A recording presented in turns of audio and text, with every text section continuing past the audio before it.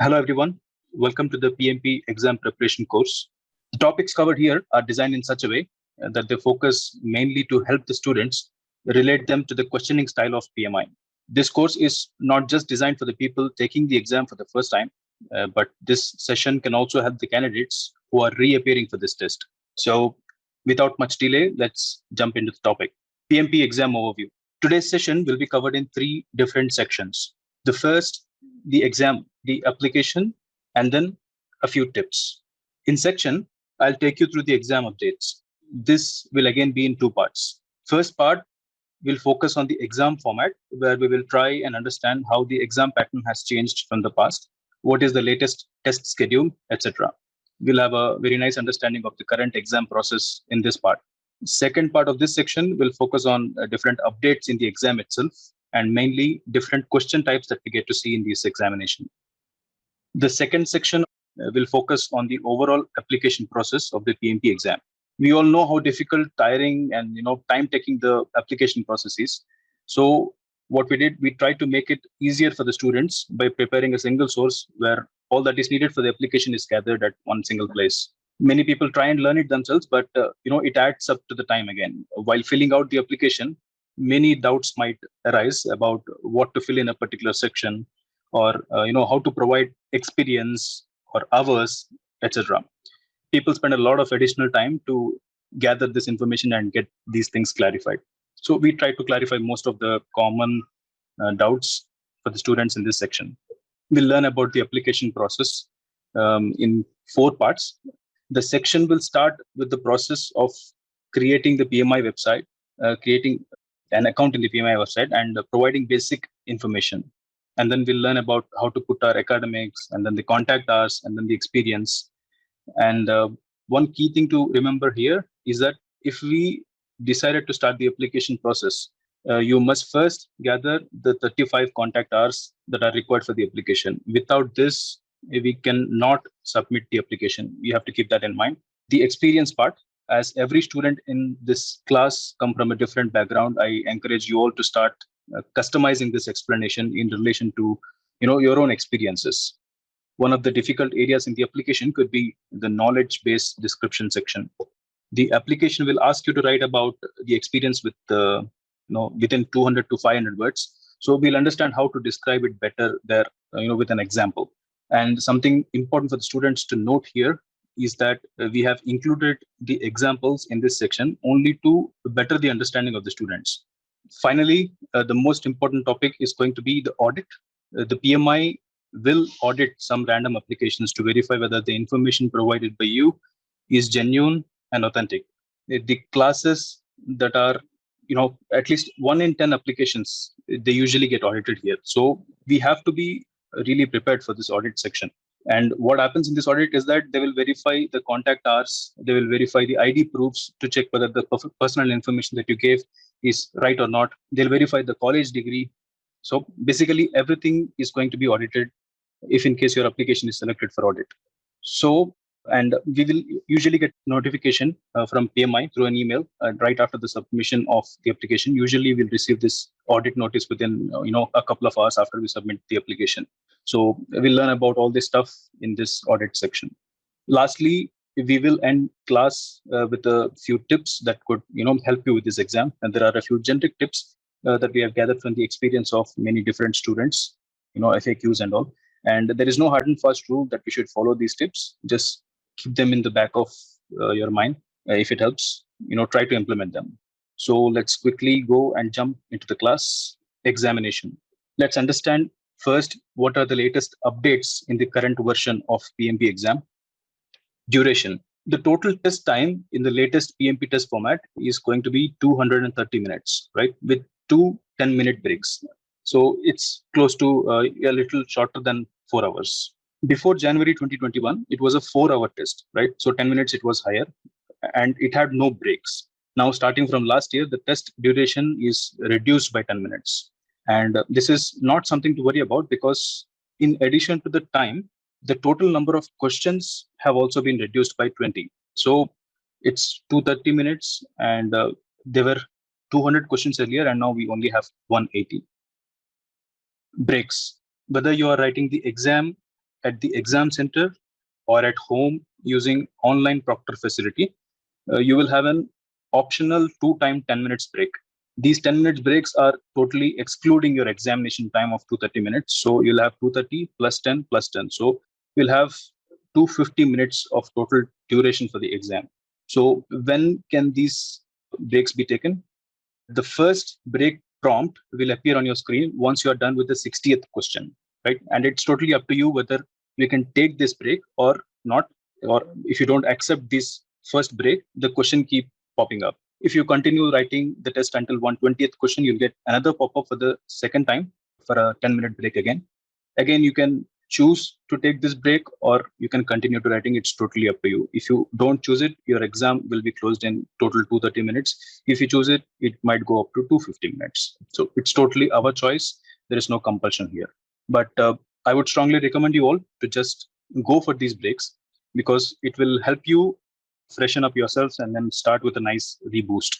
If you are taking the break at home, the process is again almost the same, but there is a slight advantage or disadvantage, if you want to call it, is that you can also take this break a little over 10 minutes, let's say 12 minutes or 13 minutes. If you are a bit late, it doesn't invalidate your test further. But the problem here is that it consumes your time from the exam allotted time. So we have to be a bit careful there. So bottom line, first break at 60, second break at number 120. Questions. There are going to be 180 questions, as I mentioned earlier. There were actually 200 in the previous version of the exam. So although 10 minutes shorter now, students have 20 questions less to answer. For the level of questions that we get at that and the time that we need to think for these answers, this time is more than sufficient. 180 questions, 230 minutes. Many people clear this off within like 3.5 hours. It's a quite decent time slot. So don't worry about it. One thing to note here, all these 180 questions are not considered for scoring. Yes, 5 questions are sprinkled all over the test, which are never considered for scoring. I know it's quite unusual thing to have, but PMI has done it to actually help the students get rid of this unfair disadvantage. Like suppose a question is very, very hard. No one who took the test has answered it. So what happens is PMI will not consider it for scoring. Similarly, consider the easier ones. If a question is so easy that everybody has answered it correctly and very quickly, like, within 5-10 seconds. So the PMI will also disregard such questions. So many such rules are there to not consider 5 such questions for scoring. We will not find these rules anywhere in written. So don't try to apply them. We cannot identify these questions in the exam also, right? So these 5 questions are, they are not found in a single sequence or they are not placed in one particular order. They are not at the beginning of the test or they are not in the end of the test. They could be anywhere in the exam. So they are basically like just any other questions. So don't worry about finding them. And I keep repeating this, do not skip writing any of the 180 questions. So we should answer all 180, but just keep in mind that we will be scored out of 175.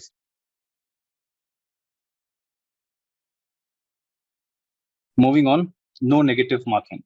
This is a very important point to note here.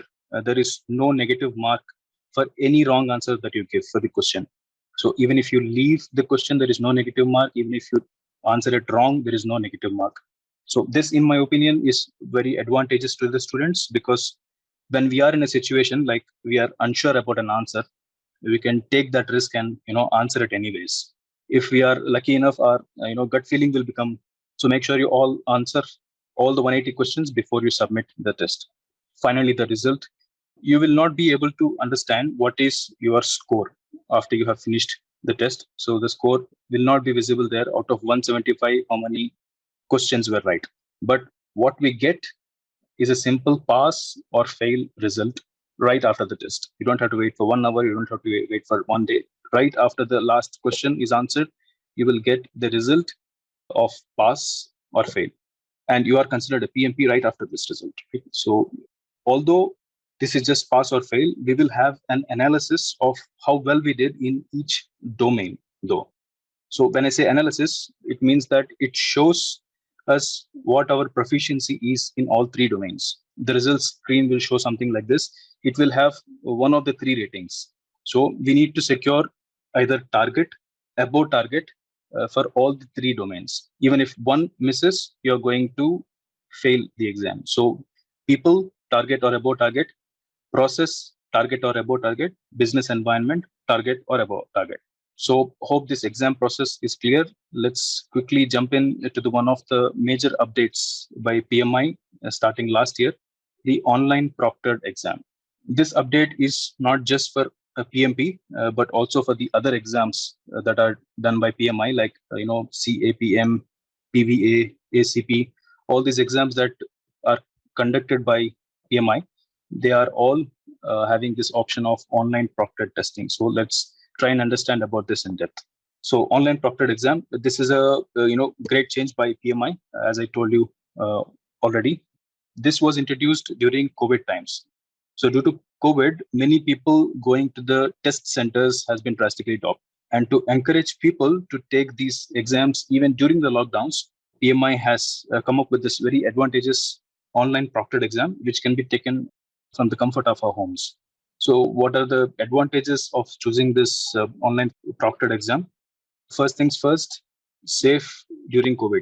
So if you are taking the test at home, we don't have to come in physical contact with anybody. You'll have a familiar environment. We can take this exam at home. So the computer equipment, the internet connections, the comfort of your chair, the table, the list goes on and on. It's quite comfortable to take this test at home. No traffic. You don't have to worry about parking. So can you believe that? Going to an exam center, like let's say 30 kilometers away from your home, beating the heavy traffic, the sun, the taxi guys, it's very, very tiring, guys. So it will add up to the exam stress which you already have. So to me, this is a unique selling point for this method of exam. So what we need to do to choose this option, we can pre-book the slots which are available usually 24/7. They will assign the proctor based on the available time slots. You can just go to the PMI website, and while scheduling the examination, you'll have options almost 24/7. You could take this exam 12 o'clock in the midnight or 12 o'clock in the afternoon, whatever time is feasible to you. So it's a quite flexible choice here. You will be needing a webcam because we will be monitoring throughout the exam by a proctor. So we sadly cannot cheat at all. There is a proctor who is going to monitor us throughout the process, right? So jokes apart, please don't cheat. Cheatings are bad. If the proctor feels that there is something wrong, right? Even if you're looking away from the screen for so many times, they reserve the right to cancel our exam.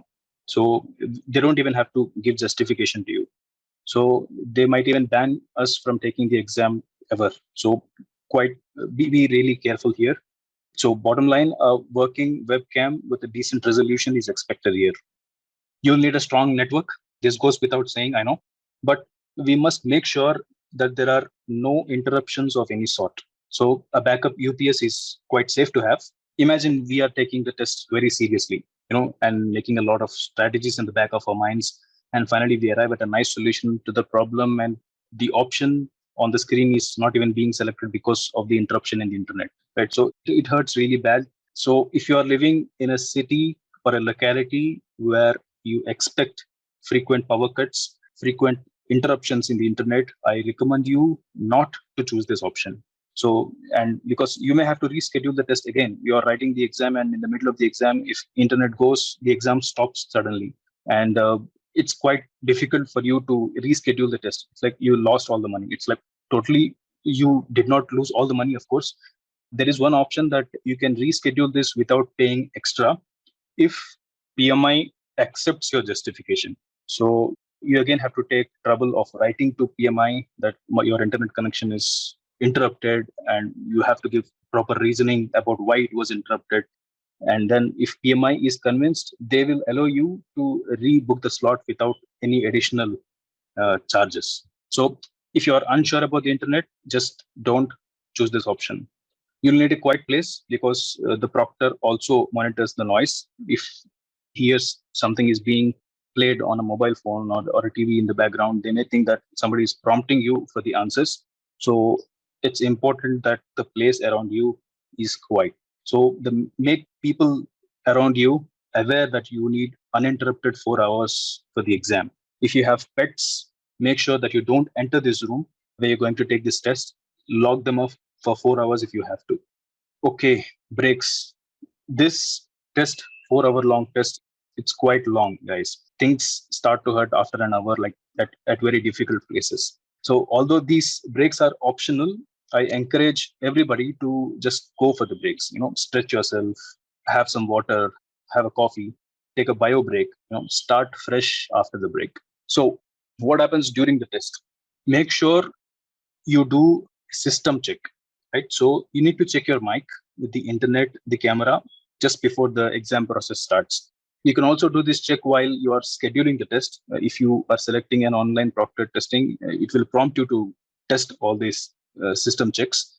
And during the test scheduling, if you feel something is not right, better try to fix it immediately, or I strongly recommend please rethink your choice about not taking this exam center option.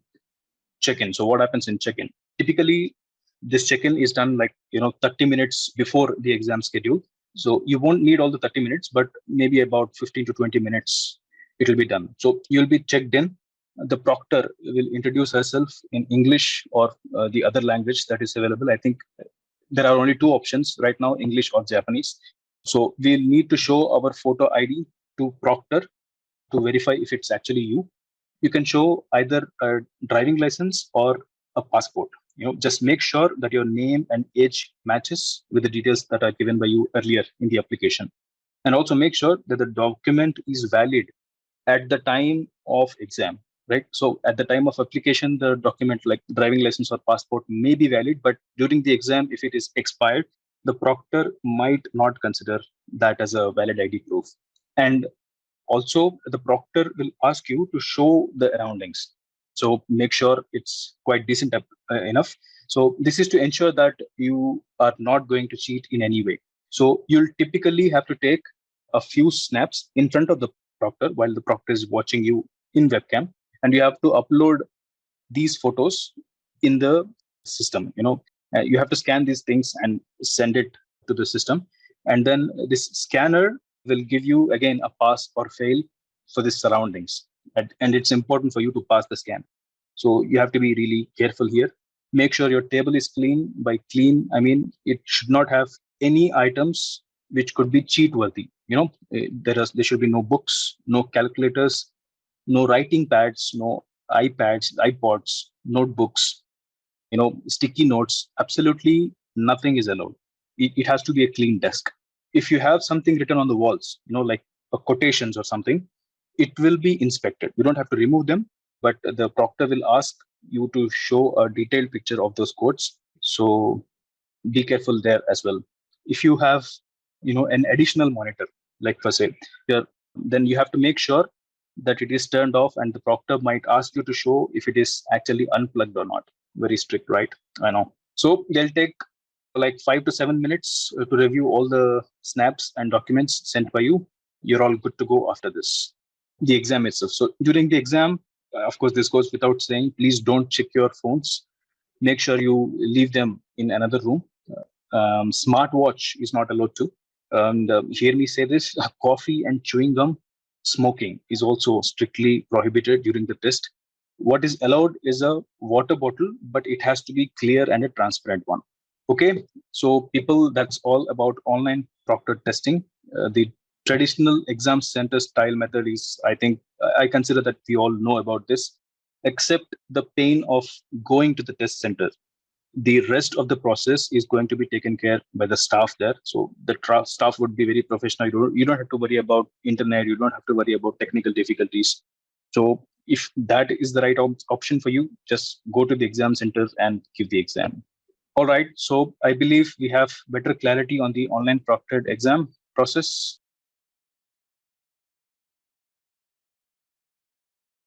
Let's quickly jump to the next important topic, exam. In this topic, let's understand about the different types of questions that we get to see during the PMP exam. The changes within the exam content. Every profession keeps changing, guys. Every profession keeps evolving itself. New technologies emerge, new working styles come up, new expectations from the customers every day. So we cannot keep on repeating the old traditional times, old traditional methods to solve today's problem. As they say it, modern problems require modern solutions. So PMI respects this approach of evolution. With this, it doesn't disregard the traditional ways, though, right? So it has both traditional ways and the new ways. We should all still have to know and beware of what those traditional ways are. That is why we should not disregard the PMBOK 6th edition. I consider that you all know that there are two latest editions, PMBOK Guide 7th edition, PMBOK Guide 6th edition. The 6th edition is more focused towards traditional ways, and the 7th edition that is required for the exam is more focused towards introducing agile ways and scrum ways and stuff like that. So we should have an understanding of both these books. We should understand and we should follow both PMBOK Guide 7 and PMBOK Guide 6 in order to pass the exam. PMI has changed its exam content. Okay, so maybe I'm a little too harsh in the statement, or I could rephrase it like PMI has regrouped its exam content. Now it makes more sense. The PMI exam will now be focusing the assessment of its students in 3 different domains now: people, process, and business environment.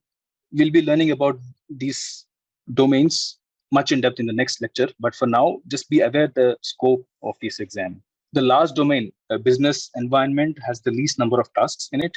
As you see, it's only 10%, so we may expect roughly 14 to 15 questions from this domain in the complete exam.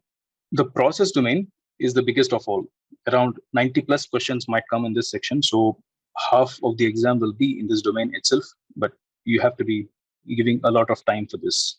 The rest 75, 76 questions are going to be from people domain, also a huge area to focus. So what I would recommend, I encourage you all to please go through the PMP exam content outline document, which is available in the PMI website. You can download it from free. So all this new stuff can be clarified much better. Question types. Now, what are the different question types that we get to see in this exam? Typically, there are 5 ways in which we could get questions. Let's try and understand each one of them. First thing is drag and drop. One of the questions could be drag and drop type of question. And what happens here? You may be asked a question about project management and to answer it in a sequence of steps that we would follow to answer it. An example would be like, what would be your next steps as a project manager? And we have to arrange these options in a particular sequence. Take the project life cycle, for example. Let's say PMI asks us to arrange the different phases of project life cycle in the correct order. So we will have to drag them, and arrange the words in the right sequence to answer this question. The image we see here on the right, it's a prototype that we could find in the PMI website. They have illustrated the drag and drop with an example of matching the correct words. So this is also one style of asking drag and drop. So here we need to match the 5 processes that we see in blue with the process groups that we see in orange. Like identifying the stakeholders will go into the initiating group in this example, planning the engagement to the planning group, etc. This could also be one of the ways to ask the drag and drop questions. So these type of questions are gaining more and more popularity in PMP these days. So we can find at least 10 to 12 such questions in this style. And just a quick tip before we move to the next step, you make sure that before the exam, you learn all the 49 processes by heart. This helps a lot during the exam. You can see this question example itself is, if you know these processes against the process groups, you will be able to answer such questions quite easily. Next question type is the hotspot. This is also a new addition to the type of questions in this exam, and we get to see at least 7 to 8 questions in this exam. As you can see here in the example from PMI, one of the ways they can ask the questions is to identify the area where the cost will spike the most. Similarly, different types of questions can be asked. Identify the area where the cost is the least, or identify the spot where the risk could be the highest. Identify the location where highest monetary benefits can be expected from the project. So typically there will be a graph like this that we see on the screen, but it is not just limited to this style. So we could also see some blocks on a chart, and we have to identify the right block, or there could be a process tree You can imagine a process tree where you have to identify the correct location of the right process to be the right answer. The next type of question is a very common multiple choice question. We typically get more than 3 options for a question, and we have to select one of the right answers from that list. This is also snip from the PMI official website for example questions. You can find such example questions in this website.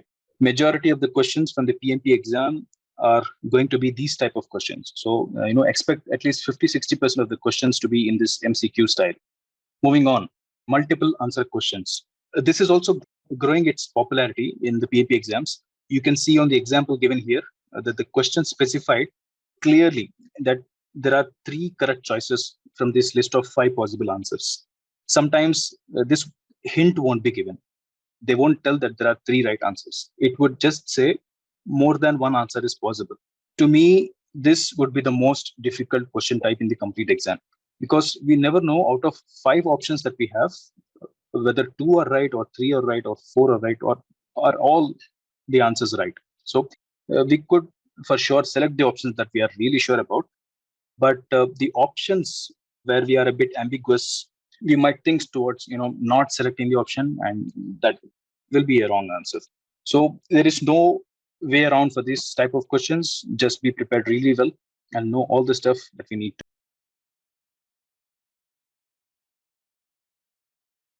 This blanks part is just like multiple choice questions, but usually these type of questions focus mainly on the definitions of project management terms. So if we all are very well versed with the definitions of the PMP lexicon, we could answer such type of questions quite easily. The example that we see here on the screen is asking us for a definition of critical path method. So if you are not sure about the definition, and if you just want to go by your gut feeling, this type of question will be very difficult to answer. So if we just learn about these 2 processes, what is a critical path method and what is a critical chain method, we might forget the actual definition that we see in the question is of critical path method, or whether it is the definition of critical chain method. So this is a tip for you guys. If you want to answer these type of questions quite better, it's better to learn these terms and the definitions by heart.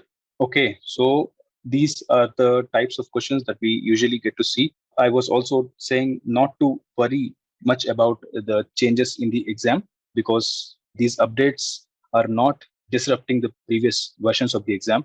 The difficulty level of this exam is still going to be that difficult. So PMP is still going to be the most difficult exams to pass in the world. So please don't worry about the change in the content. Just follow your gut, prepare well, and you will all be good. We move on to the next important section of today's presentation, that is the application. So first we will talk about the prerequisites, and then we will move on to understand the complete process of application with an example. We will fill the application and for the better understanding of the students. So consider this as an introduction section of PMP application. We'll first start by understanding what benefits we have in applying to this PMP exam. We will understand what are the things we require as to qualify the PMP exam, and then a little data gathering activity is needed for this application. So we will understand about all those things in this topic. So why does anyone apply for a PMP certification? What additional benefits or advantages we get if we have the PMP? Are there any disadvantages also to apply for PMP? What are the challenges that you may face during the complete process? So let's understand all these things in this topic. Advantages. In a comparison of 2 candidates with the same qualification, same experience, the candidate who has PMP certification has better advantage over the other. And what are those advantages? The candidate who has PMP will have a resume which is much more stronger than the other who doesn't have PMP. Right? So if you are from a particular field, let's say IT, and if you are quite knowledgeable and well experienced in a tool, and you wish to switch your job to another company, you will usually be restricted with a narrower scope of options. So the companies which are IT, or the companies which use your knowledge or expertise, will only be the doors that you can knock. So, but if you have a PMP, your scope starts to become wider. The PMP is a certification which is accepted across many fields. Like, of course, you need to have a fair understanding of the process and the products of the new company that you seek to join. But you don't really have to rely on just one skill that you have learned in the past. Like, consider the same example of this IT engineer. No matter if he learned Java or Python or artificial intelligence, he will be preferred by all of the companies which are active in this field. The PMP adds weight to your resume. Next thing is financial growth. It's a known fact that PMP certified professionals are paid 15 to 20% more than just an IT engineer with a similar background. The financial growth by switching the company is definitely an option, yes. But even within your own organization, you can demand for a higher pay after you're PMP certified. Let me explain you at depth about this. The level of knowledge that you're going to offer for your company by managing additional responsibilities is, it's priceless. If you have already worked for the company and you already know the in and out and the ways of the organization, and you will be preferred candidate for the role of PM. In fact, with the arrival of agile systems, there is a great demand for the scrum masters, for the product owners who can handle the projects in an agile way, right? If you are showing to your company that you are certified PMP, it's very much possible that you will be preferred there with, of course, a better pay. Worldwide recognition. I'm sure we have students from around the globe here in this class. The PMP certification is recognized everywhere in the world across many different fields. Even the governments are moving towards project management way of working. So if with PMP, you will be recognized wherever in the world you prefer to work. Your current professional restrictions, like let's say if you are currently in a construction field in the Middle East and you want to move to, let's say, Germany, which is known as a mecca for mechanical engineering, right? So you will be preferred by the companies in Germany because you have a PMP for the project manager's role. So not just for the job change, but also in terms of job recognition and respect. The project management is very famous field. Professional network. When you become a PMP, you will be invited to many professional meetings, such as PMI chapters. I imagine that you all know that these chapters exist.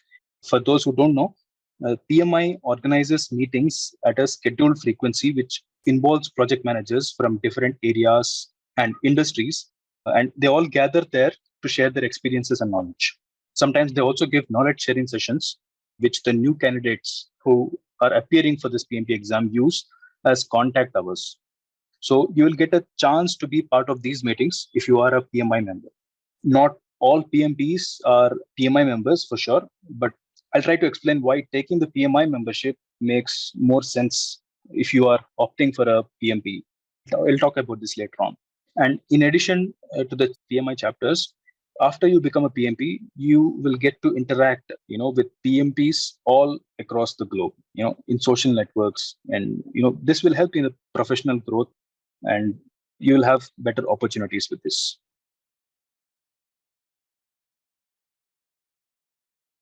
This is the most important advantage for me that we get from PMP. PMP is a very difficult exam, guys, and I keep repeating this always, that it is prestigious because to get that pass mark, to get that pass message on your screen after you've given the exam, you will have to transform yourself into a better manager. The process itself is designed so well that any candidate cannot just pass the PMP without changing his mindset to a project manager's mindset. We will also talk about how to build this project manager's mindset in one of our lectures. So with this inclusion of new ideas like agile, scrum, hybrid methods, and of course the traditional waterfall methods, PMI is always encouraging the candidates to learn new things, to become better at their job, and it keeps upgrading itself. I'm sure you will all become better managers if you are a PMP certified. Now, is everything quite rosy here in PMP? I'm afraid not. There are also disadvantages if you're talking about the PMP exam. Let's see what those disadvantages are. PMP is an expensive affair. So you will have to pay for the membership. Again, it's a personal choice, but you will understand that paying for the membership is actually cheaper than not paying the membership. I'll explain you on this in a bit. So, and you will have to pay for the training, you'll have to pay for the contact hours. These things are not cheap, guys. They come with a lot of cost. So if you, God forbid, fail in the exam, you have to pay for the re-exam too. So that is also additional cost. Right? So we all have to agree that this is an expensive exam. Time. Getting a PMP is a time-consuming process. I think you all know by this time. So we have to sacrifice a lot of personal time, switch our mindsets from our current job to this PMP training. The data gathering for the application process itself is time taking. The time that we need to put to gather those contact hours, the exam preparation, it's a lot of time from our life. The difficulty level. So we all agreed that PMP is one of the most difficult exams in the whole world. So some people are even afraid to write PMP and then they just settle for CAPM and they don't even go for the PMP exam. So it's a different topic why people choose CAPM instead of PMP. So these are the disadvantages that I see that if you want to take the PMP exam. In addition to this, there are also difficulties. We'll see what they are. The PMP is constantly evolving. I know that I've taken this as an advantage, but it can also be considered as a difficulty. And why difficulty? Because the subject of project management, that itself is so vast and ever evolving that candidates have to put a lot of efforts to get PMP certified. Sometimes there could be questions from Prince 2, so projects in controlled environment. I don't want to scare you much by involving all these things, but it is possible that you get a question from Prince 2 as well, right? So PMBOK Guide 6th edition, PMBOK Guide 7th edition, all these are just one of the sources of PMP exam. They are not all. They are not the guides for the PMP exam. So they just give us the best practices that are generally accepted across the industries. So if you get a question from Prince 2 methodology, you can't just ask, hey, I have not read it. It's also possible that in PMP you get questions from other methodologies as well. So in order to ace the exam, we may have to at least be aware of what these additional things are. So it's a difficulty in my opinion. Finally, maintaining the PMP part. The PMP exam you pass is valid only for 3 years. So to maintain your PMP certification after 3 years, you have to prove to PMI that you are still active or you were still active in those 3 years of PMP certification. To prove this, what we should do, we have to submit a total of 60 PDUs, right? These PDUs are that you have either taught for 60 hours or you have taken the classes for 60 hours. This is for a period of 3 years, of course, but this is a difficult process, right? So you have to constantly keep getting involved. You have to, you're bound to go to these PMI chapters to gather these PDUs and all. So guys, my intention is not to scare you off with the disadvantages and difficulties. I'm sure many of you already know these things and still decided to move ahead with PMP. So that is the most important part. Every exam is difficult, not just this. CAPM is also difficult. So only after we pass these difficulties, we get the real satisfaction, the real pride of passing the exam. So don't be afraid of the disadvantages and difficulties. PMP is for you. So with that said, let's move to our next topic, things we need for the application. In this topic, let's understand what education and experience we will need to apply for PMP. If you have 4-year full-time bachelor's degree or above, like master's or a doctorate from a university, you will need 35 contact hours. These are professional education on project management. Contact hours means something professional about project management that you have learned in a professional classroom. And in addition to that, you need 3 years or 36 months of work experience in any field. There is no restriction on the field. If you noticed, the professional education can be in the form of 35 contact hours or in the form of CAPM certification. So you need to submit either one of these. So this is also one of the reasons why people choose CAPM. But if you ask for my opinion, this is not necessary. You can just sit in the 35 contact hours. That's much easier because I don't want to take 2 exams to get 1 PMP certification. So, but it's totally up to your choice. If you want to go this way by writing the CAPM exam, it's totally up to you. If you have a 3-year long, full-time high school diploma, you will have to show higher experience of 60 months as against 36 months or 3 years there. So 3 years for 4-year degree and 5 years for a diploma. Now, in India, some of the degrees are 3 years, like, BSc, BCom, they're all finished in 3 years. Now, you may ask whether can we consider this as a degree? And the answer is yes. Either a 3-year degree or a 4-year degree in India, you are allowed to show it as a 4-year degree only. And you just have to show an experience of 3 years, right? You don't have to wait for 5 years if you are a 3-year degree holder. And this might not be the case in, let's say, Americas or Europe, because their degree means a 4-year course, right? So the basic thing is that you need to have a certificate which is awarded by recognized institution. The next thing is experience.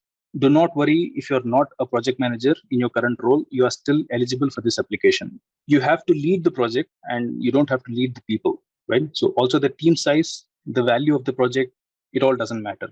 But you need to be aware of this because you have to enter these details in the application. If your project cost is less or if your team size is too small, it doesn't matter for the application. You will still be considered as a candidate. And as I told you earlier, you don't have to be PMI member to apply for the PMP exam. So all these things are written here. Next thing is cost. Let's see how much we need to pay for the exam. If you are a PMI member, your total cost of the application is going to be 34,194 Indian rupees when I checked last on 1st of May.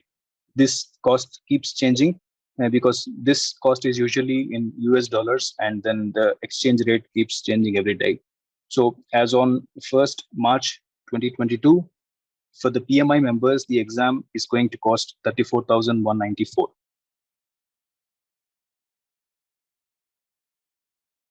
Now, this is not just the membership cost. The membership cost is 9963. And then there's a one-time registration charge that you have to pay, that is 772 rupees. And the PMP exam cost itself is just 23,459 rupees as on 1st May. So if you include all this, for the PMI members, it's going to cost 34,194. But for the PMI non-members, right? So this same application is going to cost us 42,863.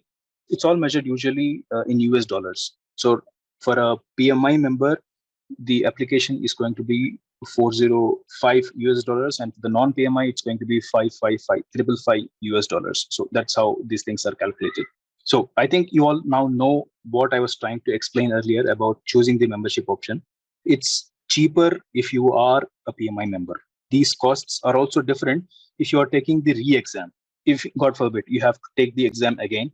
So for the re-exam, the cost is around $275 for the PMI members and $375 for the PMI members, right? So there is also a saving there if you choose to be a PMI member. In addition to the cheaper cost, you will get to be the member of PMI chapters from where you can gather the contact hours. And in addition to that, you can also download the PMBOK guide soft copies. Whenever new version is released, 6th version, 7th version, all these versions are available for free download to us. So if you ask me personally, I would choose option 1, but you have your own personal choice. How to apply? This topic is all about what we need to do first to start the registration or application for PMP. Education. Make sure you have copies of your highest degree, full-time or a high school diploma degree. You don't have to have the copies uploaded at the time of application, but it's better to keep all these things handy. You don't have to waste time if in case you are audited and you have to submit these proofs immediately. So it's better to have all these things gathered right before the application. Similarly, the application of 35 contact hours, do not start with your application if you do not have this 35 contact hours. I keep repeating this again and again because you will not be able to move ahead in the application if the contact hours are not filled. So there is no option to select a future date for the contact hours. Also, do not just put a random date, because if you are audited and they find out that your contact hours certificate date and the date of application are not matching, they might consider this as a disciplinary issue, right? And they might bar you from the exam. Moving on, the experience.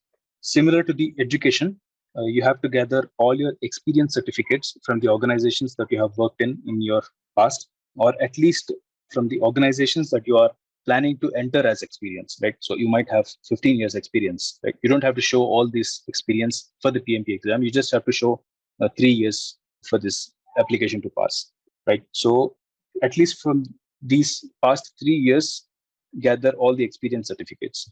It is easier if we summarize all these experiences that we have had so far in categories that PMI would expect us to enter in the application. So you'll understand what these details are in a bit. You can consider the list given here for the data collection. So to end this session, the data gathering is a prerequisite. It's nice to have before you start with the application process. So I think with that said, this is going to end our introduction to PMP. Now, in the next topic, let us understand the complete process of PMP with the help of an example. So here we are, people, to the application section. Let's understand with an example what needs to be filled and how we can do that. The first thing we need to do is that you have to register yourself in the PMI website. That's right. There is a screenshot of the official PMI website here, pmi.org. And this is the only website where you can apply for PMP, right? So don't go in the other websites. They might probably be fake. So to register yourself, you just have to enter some personal details like name, the company you work for, your experience, etc. Remember that you're registering yourself for the PMI website, and PMP application comes later. So here we are at the first page of registration. We need to enter our name, our email, and the country that we belong to. Here in this section, we need to enter some additional information like the company name and other fields. Let's quickly glance through what this information will be asked to fill these details. Here we can see that PMI is asking us for a job description. You can select one from the list. If it's not in the list, you can just select as other. Moving on, after you enter the total number of years, the PMI will ask you to link your profession with the project management field. So you don't have to worry about if you are not a project manager directly. Any selection here does not drop you from PMP application. So just be as honest as possible here. Moving on, here we need to provide the details of the current or latest organization that you're working for. Chances are that you might have worked for the organizations in the different fields or areas. You have to enter your latest industry here. Moving on, within that industry of the organization, what is your focus area? You can enter your selection here. Finally, the credentials. So you can give the password respecting the password guidelines and answer the security question just in case you forget your passport, and that's it. You are registered for PMI. And now you can go ahead and apply for the membership, which I already mentioned as an optional thing. You don't need this for PMP application. In the next slides, I will be explaining to you about how we can apply for PMP exam with this registration done. Now, as you can see in the top right corner, the name PMP candidate is what I chose while I created this application. Your actual name appears here, right? So when you are registered yourself, you'll see your actual name here. So to access to your application form for the PMP, you have to go to the certification tab that's here in this screen. And then you can find that there are so many certifications on the screen. So certifications, overview, certifications, agile certifications, micro credentials, all these are different certifications that you can apply for. And here you can find the project management professional certification. As you enter this option, you'll be getting a home page again, and then you will have to find a link there to update all the details that are needed for this application. So here we have in the screen the academic education. Depending on what you select as highest level of education, your academic education will be rated as secondary degree or diploma. So we learned about this category in the previous slides. So you will have to enter the years, either 3 or 4, based on the degree in India. For the candidates in US or Europe, as I told, it's going to be 4 years only. So you will then select the country of your origin and the name of the university. Again, something important to note here for the students in India especially, you may have studied in a college which is associated with a university. So college is different, university is different. So mention that university name and not your college name here. If they verify your candidate certificate in the audit, the certificate is going to have your university name, right? So it's much easier if you submit or mention the university name here. And finally, you get to select your fields of study, choose IT or arts or any fields that you have your degree from. When you click on Save Education button from the previous slide, you will get a screen like this, which confirms the details. So make sure you verify this at this stage itself, because later the changes might not be accepted. You can see an option here to edit if you find a mistake while proof checking.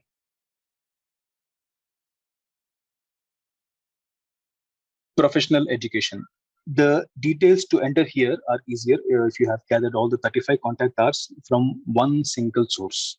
So, but if you have these contact hours from multiple sources, let's say 20 hours from one institute, 10 hours from other, and let's say 5 hours from the PMI chapters, how would you enter them? So after you enter the hours from one of the institutes, it will show you an option in the bottom left corner to add another institute. So in this case, the total contact hours are met here. You can see in the top right corner. But if they are not met, you will be getting that prompt to add more professional education. So once you have filled it, you'll get a screen something like this. And again, guys, as I keep on repeating, do not fake the dates or enter the future dates here without completing the 35 hours. It's quite risky in case of audit. You may be banned from the, taking the exam further. And then we continue to the next topic, experience. Why will PMI ask us to produce this experience? So any reputed organization would not allow an inexperienced professional who just had a bookish knowledge about what management is. The world-renowned organizations are respecting the PMP certification because this exam does not certify you if you just know some fancy terms in the management, but you must have a rich prior experience in handling the real life problems. So PMI is ensuring that you have a proper experience before you are PMP certified. So PMP certification has this credibility for this exact same reason. So with that said, let's quickly jump into the details here. You will enter the project titles and the organization details, the job title. Something to say here as well, as I mentioned earlier, even if you are not a project leader or a program manager, do not worry to mention it about it here. Just mention if you are a senior engineer, if you are a junior engineer, if you are a doctor, an IT professional, whatever your designation is, mention it directly as it is, that is mentioned in your experience letter, right? So if it is mentioned differently in the experience letter and if you are audited, it might be a problem. So it's better to mention whatever is written in your experience letter here. The functional reporting area and the organization focus, I think, is self-explanatory. The approach or methodology. So this is where many people get confused. What should I enter as a project management methodology in my previous experience, right? So if you are sure whether the previous organization has followed agile method or traditional method or hybrid method, just enter it. If you are not sure, it is very much advisable to just call back to the colleague from your previous company and get this information and then enter it. So as I mentioned before, the project method is also quite important in this application. The project team size, project budget, they do not matter even if your team size is 1 or 2 or 3, or if your project budget is less than 1 million, it does not matter. Just try to be as honest as possible with your answers here. Do not select a higher value fearing not getting the application being accepted. It actually doesn't really matter. And one of the most important points to note here is that the project dates. So the ones that are highlighted in yellow here, total of 0 of 36 months and the project dates. What happens is that in organizations where multiple projects are running at the same time, the people are involved in more than one project. So the chances are that you might be involved in 2 projects or 3 projects within the same company at the same time. And an overlapping time frame happens, right? So in project 1, project 2, you have spent like 1 year each, and during the same time period. You cannot show this as 2 years experience. So let's understand this in depth in the next slide. As you can see here, there is an Excel sheet prepared with an example profile. You can see that the candidate has worked in 3 different departments. Please shift your focus to the Excel sheet in the bottom. That's here. So you can see the candidate has worked in 3 different departments in the same company or organization A, B, C, and he has handled 3 different projects. And the data mentioned here is, I keep repeating it again, that it is quite random. This is not a real data. It's only for, bettering your understanding. So in the column I and J, here in column I and J, you can see that there is an overlap of the projects, right? So the project 2 is extended until June 2021, while the project 1 started in May 2021. So the 2 months of overlap cannot be counted as 2 months in project 1 and 2 months in project 2, total 4 months. No, it's not possible. It's possible that only 2 months in total are considered. So similarly for project 2 and 3 here, we can see that there is an overlap of 2 more months here as well. So if you enter these experiences and count the hours separately, you'll get roughly 40 months. But the PMI is going to consider this as 36 months only. So why it's important? In this example case study, we are qualifying for the 36 months or 3 years of experience, right? It's quite fine here. But consider a case where project 3 has started in February instead of January. So in this case, what happens? The total months in the project 3 will become 12 instead of 13. So due to this overlap, then the overall experience is going to count only as 35 months and not 36 months. And you will not be able to apply for this PMP certification. So this overlap is very, very important.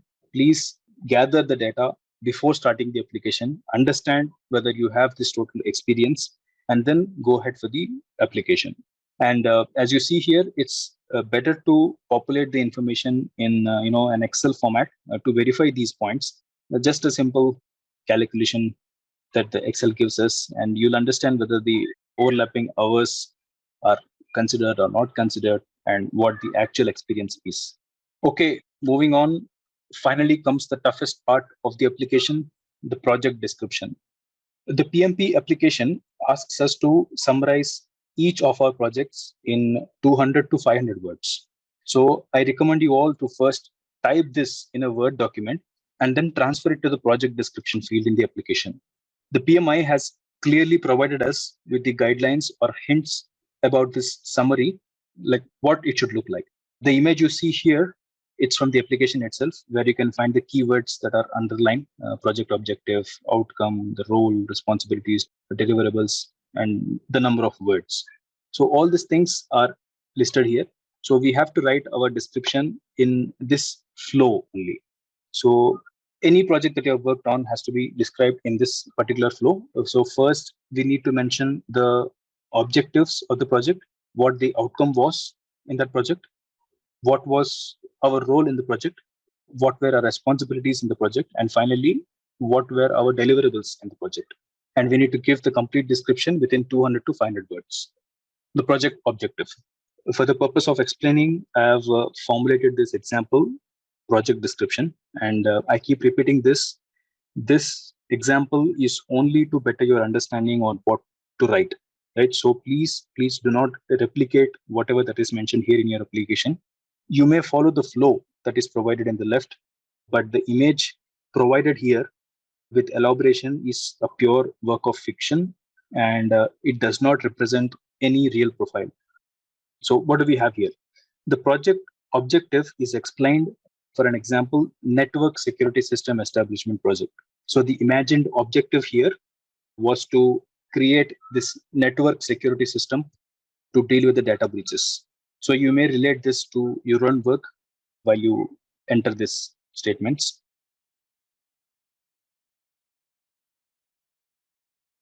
Moving on, what was the outcome of the project? Here in this example, I've mentioned that it was closed within the time frame.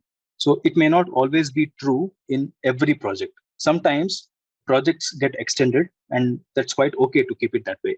And I've also mentioned that all of the deliverables are also met. Sometimes even this is not true for every project. Some of the deliverables might have been modified at the last moment, or some deviations might have been accepted by the customer. So we can mention all these things accordingly. Please try to stay as honest as possible. So even if your project was terminated, right? So that is also one case. It is allowed to mention that your project was terminated. Don't be afraid that you only have to put the successful projects here. So there are many reasons why a project could be terminated, and that does not mean that you have not worked or contributed to the project. So if you have a project where you feel the experience hours could add up, just add it and explain in what circumstances the project had to be closed. Moving on, yes, here is the catchy part. Although you have mentioned that you are an IT manager or a logistics lead or a junior engineer or a senior engineer in your application, when you describe your role in the project here in this description section, it is important that you mention that you have led the project. So do not get worried again if you have not led a team. Focus on my words. You don't have to be a project manager here. You just have to lead the project. Every individual is going to direct the project within her or his own scope of work. The work you have done in the project indeed actually means that you have led the work in particular direction, right?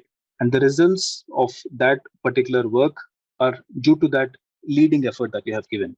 So don't be afraid to mention as you have taken the lead responsibility of that particular process or area or scope of the project. It is advisable to mention the keyword lead, in the project management terms of you can mention I have led the timeline, I have led the deliverables or quality or whatever was your experience. I guess that's clear. Moving on, responsibilities. We all know about the 49 processes that are available in the project management. So one of the ways that we can make use of this knowledge is that we could write the responsibilities using these processes. If you shift your focus on the process groups in the table, the 5 columns indicate the stages of the project. You can see here initiating, planning, executing, monitoring and controlling, closing. So this actually represents the project flow. So imagine it this way. While describing your responsibilities, my responsibilities were to, let's say, identify the stakeholder and let's say maybe collect the requirements and maybe here managing the quality and controlling the quality and then closing the project. So this is how you have to mention your responsibilities in the project. If we follow this flow, one thing is that we tell PMI that we follow the project management methodology. And secondly, we will not risk missing any task that we might have done in the project. So in this example, I have followed a similar methodology. I'll quickly read it out loud for everybody's understanding. Responsibilities in the project. I developed the project charter during the initiation phase of this project and presented it to the top management to get it approved from the project sponsor.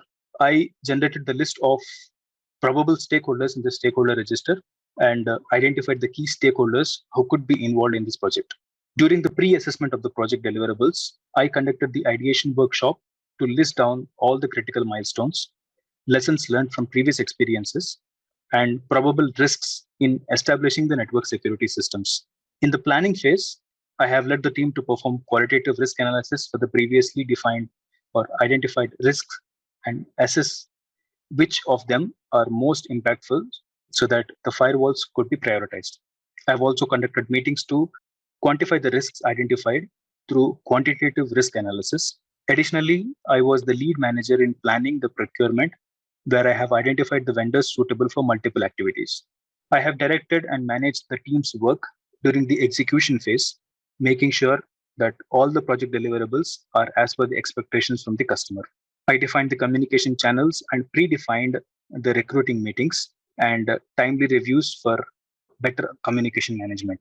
I have led the team in gathering the valuable project knowledge in common project shared drive in a systematic identification for easier tracking so that management of process knowledge is done efficiently.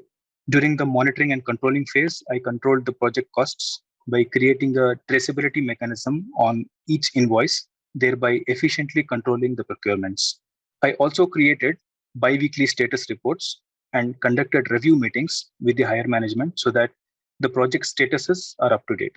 Finally, during the closing phase, I led the team in prototype testing and presenting the end customer for feedback. The product was launched successfully with all the deliverables met. I finally closed the project by documenting the project report, clearing all the vendor invoices and approval from the senior management.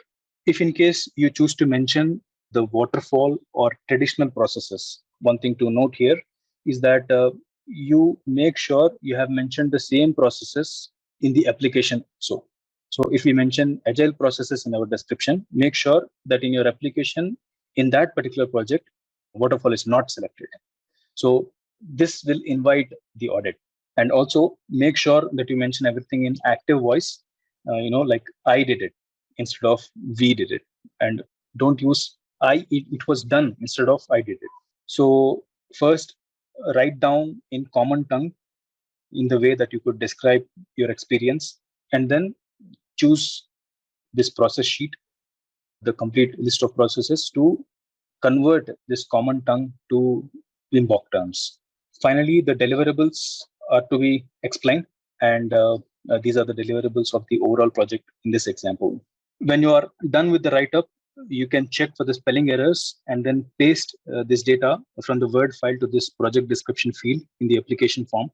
And here you will get a word count where you can make sure if you have those 200 to 500 words. You can also verify this in the Word document, of course, but it's also important because if you are writing this less than 200 words, chances are that you will not get this button of safe experience. So it's important that you cross those 200 words. Okay, so this ends the application process. Let's quickly go to the next topic where we will learn about what happens in the audit. So as soon as we submit, we get a confirmation of application receipt.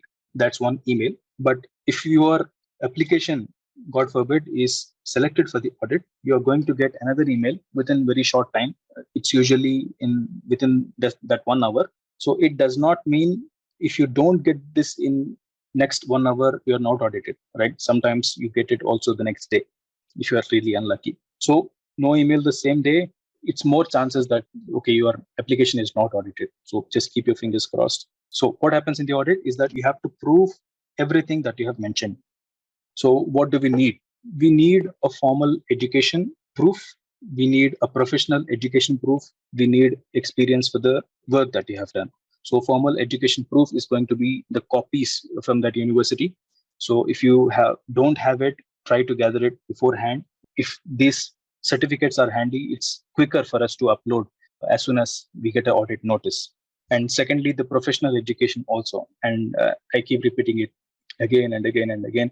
The contact hours has to be completed before you do the application. Because now, let's say you have the application or the email for the audit, and now you have not completed those 35 hours because you have planned to finish it in the next coming weeks. So in this case, it's like you are lying to the project management, to the PMI. So they will consider this as a disciplinary action, this disciplinary issue, and they might ban you from taking the exam. So you have to be really careful here. And the experience part, right? So here also try to gather all the certificates from your previous company. If your all experience is from the same company, it's much easier because you can get these certificates from your HR very easily.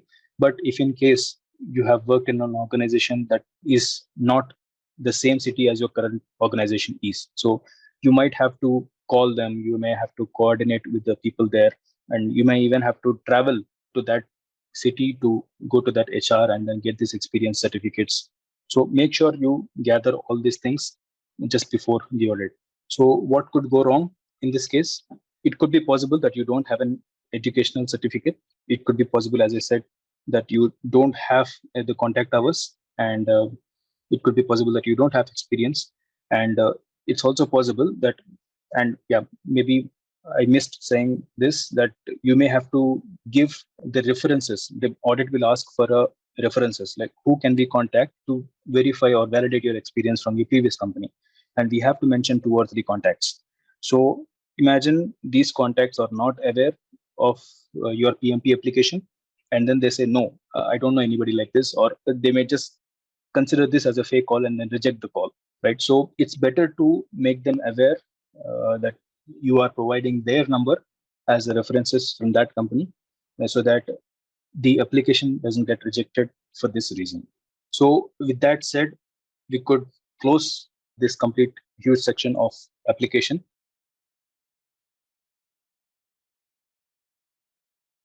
We can move on to the next section of tips, exam tips. As I told before, guys, these are very quite generic suggestions to you, as you all are going to take this journey of PMP exam. I thought it's good to have few handy tips to you. Remember that you're going to achieve the PMP certification to be better manager, right? So we have seen in our own organizations that there are many people who are designated as project managers and program managers by chance, right? So they're just given that job and they do not actually do justice to their job. But you, on the other hand, have taken this good decision to learn the PMP and also to be a better manager. So do not let the exam itself move you away from that thought. When you keep in mind that you have chosen this path to become a better manager, things will start getting easier to you. Yeah, I know this is a hard thing to be realized, but as much as possible, stop relating the things that happen to you in your organization with the lessons that you are going to learn here. So the PMBOK guide and any other PMP exam material will explain you the things which are generally accepted best practices and they are accepted worldwide. So I'm not saying here that your organizations do not follow the best practices, but every time it may not be the case. So sometimes you may feel this is something that I have not experienced in my company, so this might be wrong. So please don't have that mindset. Try to learn these things with open mind. I think I've mentioned this before. You have to be proud of the decision you have chosen to take one of the toughest exams in the world. And also, once you clear it, the level of responsibility that you're going to handle is not a small one. Your decisions could directly impact huge changes within the organization. So be proud of who you will be after this exam. There are many free and paid mock tests available out there on the internet. So before the exam, try to answer at least 5 mock exams. It gives you the confidence while you prepare. Also, plan these mock tests not at the end of your preparation timeline, but sometime in between. This allows you time to correct your preparation strategies. I think I've mentioned this also before. You have to learn all the 49 processes by heart. There is no way around, right? So you should be able to identify from which process group or from which knowledge area this process belongs to. There could be direct questions about these processes in the exam. So I keep repeating this over and over. You have to learn all the 49 processes by heart. You have to cover the PMBOK guide, guys. So I know it's a huge thing. It's a huge book. The 6th edition itself is like roughly 950 pages, 960 pages. And in addition to that, we have 7th edition also. So you don't have to learn this complete book by heart. There are some things which you cannot avoid, but you don't have to learn by heart all the 6th edition and 7th edition. But consider this as a good read and hover through all these pages in 6th edition and 7th edition at least once before the exam. The training classes that you take, the contact hours that you gather, they are actually good enough to cover all your syllabus that you require for the exam. But you will find one or two helpful words when you hover through this 6th and 7th edition of PMBOK guide, and they'll help you in the exam in one way or the other. Everyone who take the PMP exam is quite busy, right? So we all know everybody is a working professional. It is very difficult to take out the time slot every day. So what happens here is that people will either gather everything and push it to the weekends, or they make study plans such as once in a week time slots. It will overload you with a lot of data at once. So I strongly recommend that you have to study consistently. Do not overload on a single day. And remember that you can eat only so much in a day, right? Be well prepared with the check-in documents like ID proofs or cleaning of the room that I mentioned.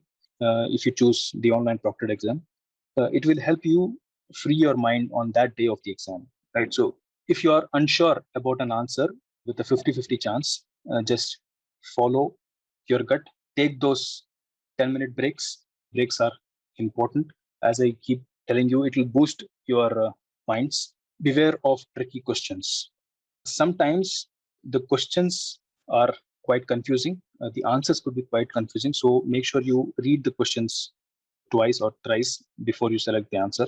And as there is no negative marking, as I already told you, do not forget to answer all the questions before you submit the exam. So make sure you have not missed anything. We have 230 minutes for 180 questions. So if we target a minute for each questions, we will have time to recheck the answers at the end of the exam, right? So you have to target like 1 minute, one question to answer.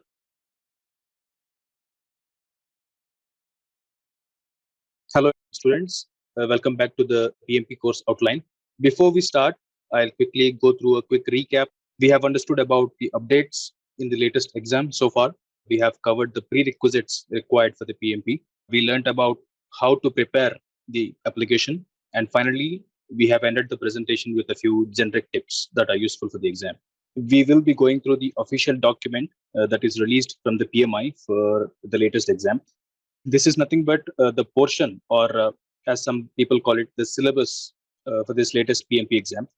So for those who are hearing about the PMP exam content outline for the first time, this is nothing but a document which is released by the PMI in its official website for each of its exam. So for CAPM, there is a separate exam content outline. So for PMP also, there is a separate document, and it is released every year.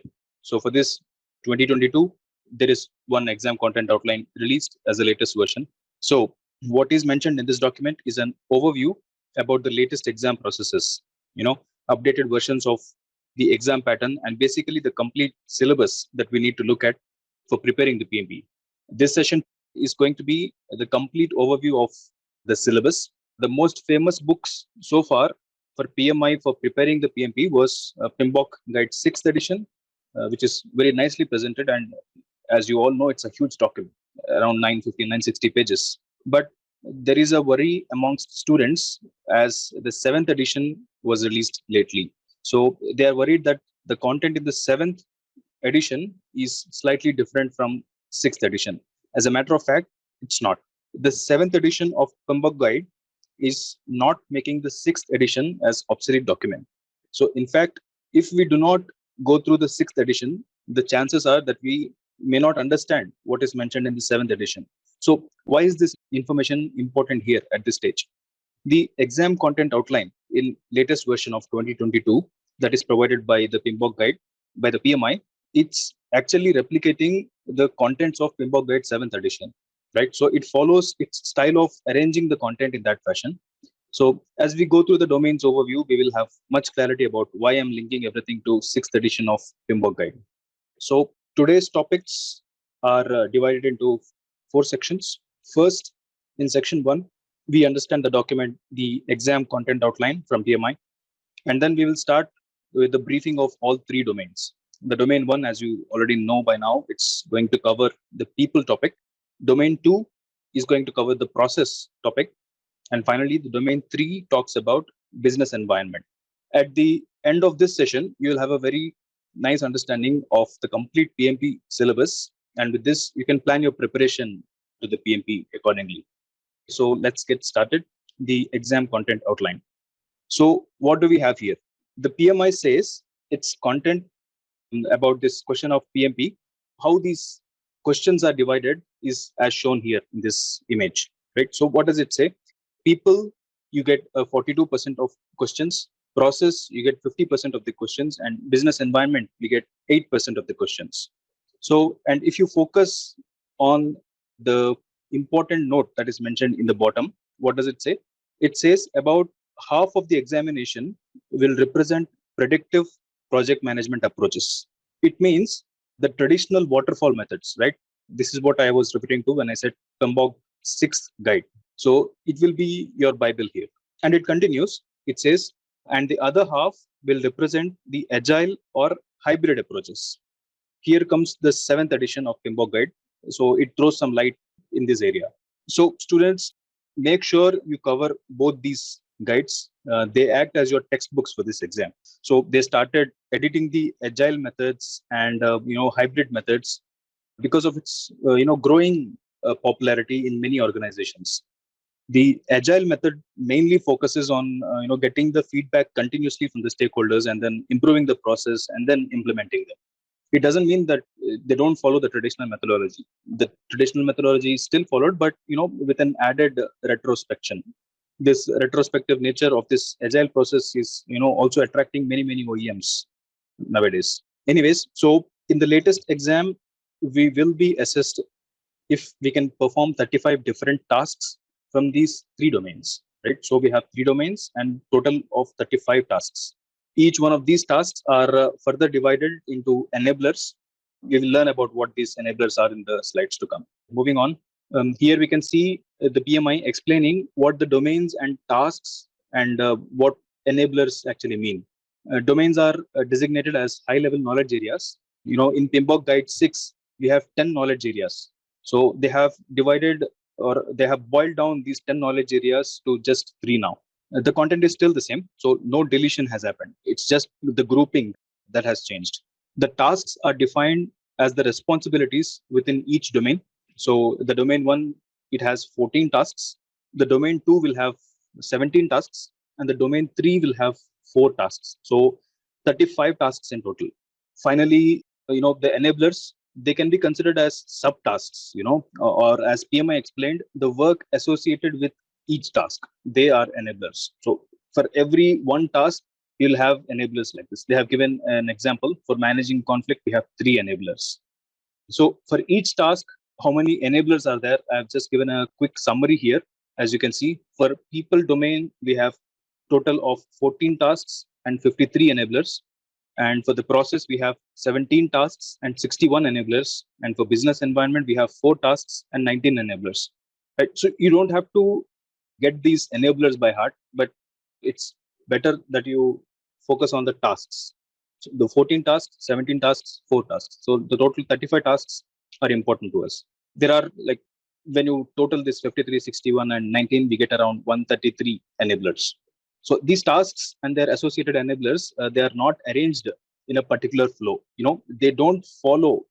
If you recollect the process table from the PMBOK Guide 6th edition, they are all arranged in an orderly action in PMBOK Guide 6th edition. But here, it's not the case. In 6th guide, we can just identify by looking at the process what stage of the project that it could belong to. But in this latest edition, it's not like that. I found a few videos on the internet which arranges this task in order to follow the project lifecycle as per 6th edition. Like what phase of the stage or what phase of the project has which task, something like this. But if you ask me, I feel that it's really not important. I feel PMI has intentionally provided the tasks in a random fashion, to strengthen this idea about being agile. I'll be taking you through each domain in the same order that PMI wants us to learn. So stick with the course. Moving on is the exam content outline. What we have here is the little note about retaking the exam. The PMI says here that you can take the exam for up to 3 times. It means the first attempt plus 2 retake exams. So God forbid, if you do not secure the pass tag even after the 3rd attempt, so you will have to make sure that you have a gap of 1 year to apply for the 4th time. So, and the exam fee for the retake is going to be as shown on the screen here. Again, these values are taken on 1st of May 2022. They are subject to change due to some factors that are unimportant for this. So I hope the exam content outline is very clear to us. Let us quickly jump into the domains.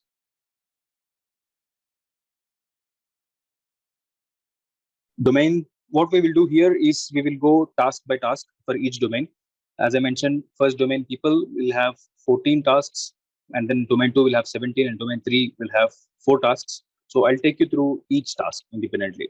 Domain 1, task 1, managing conflict. Within any organization, to move things ahead and to get the projects flowing, you will have to make 2 or more teams working together.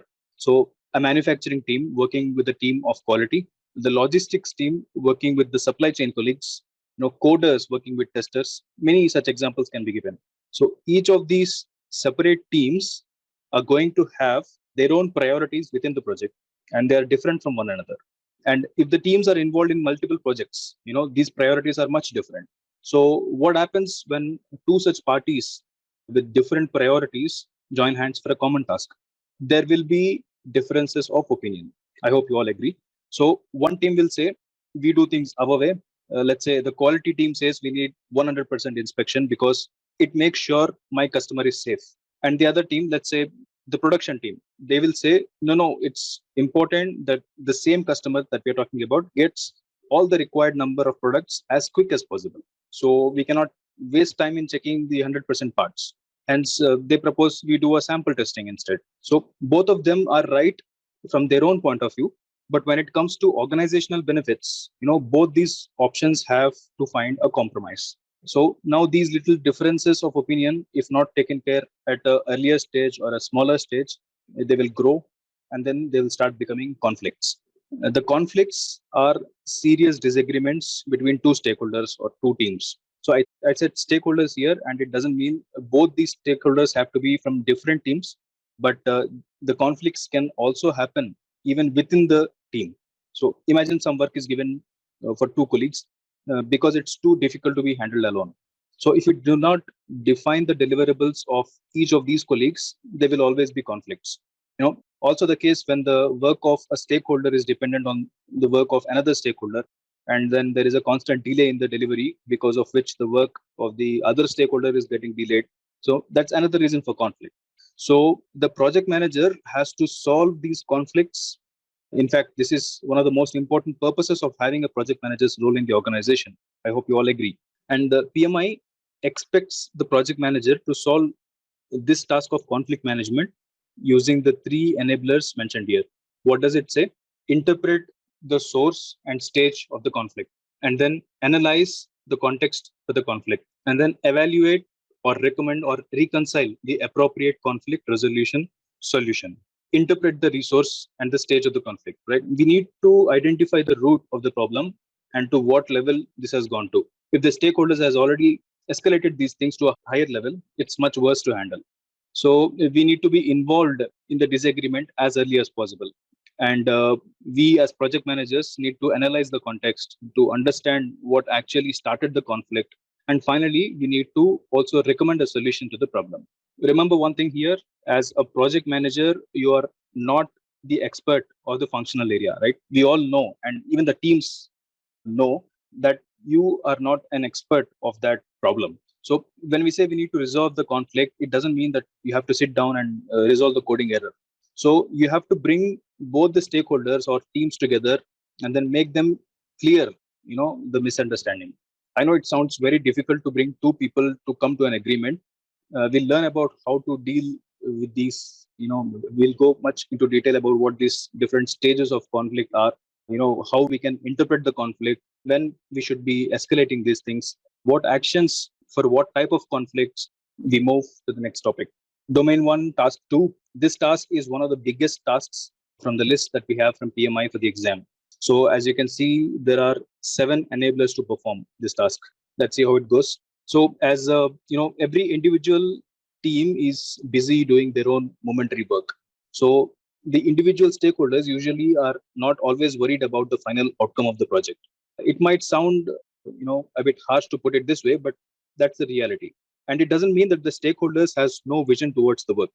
It is clear for the stakeholder about what work she needs to do by the end of the day or by the end of the week, or maybe work that she needs to do to pass that review with the boss.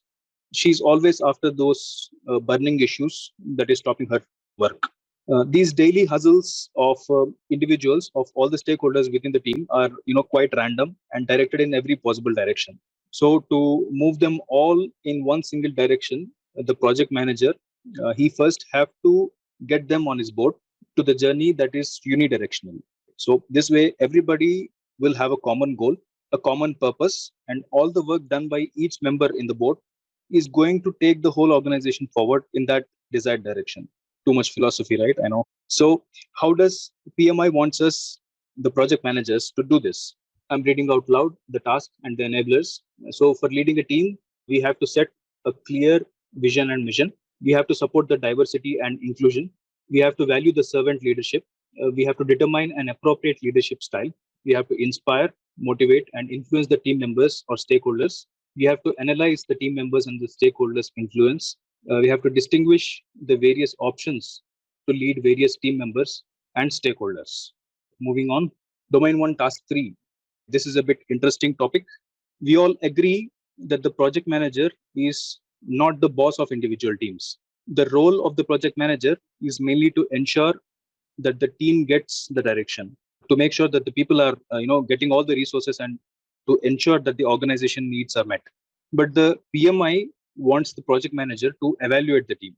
So that's the interesting part, because as a project manager, you need to manage the individual against her deliverables towards the project, and then help her understand where she is in terms of her goals and targets against that particular project.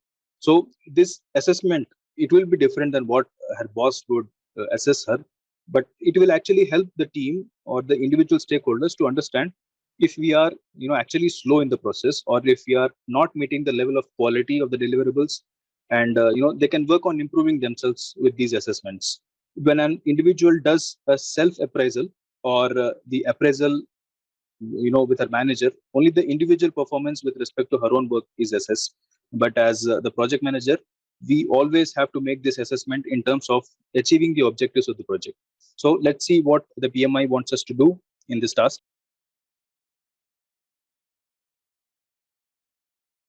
Support team performance. Appraise the team member performance against the key performance indicators. Support and recognize team member growth and development. Determine appropriate feedback approach, and verify the performance improvements.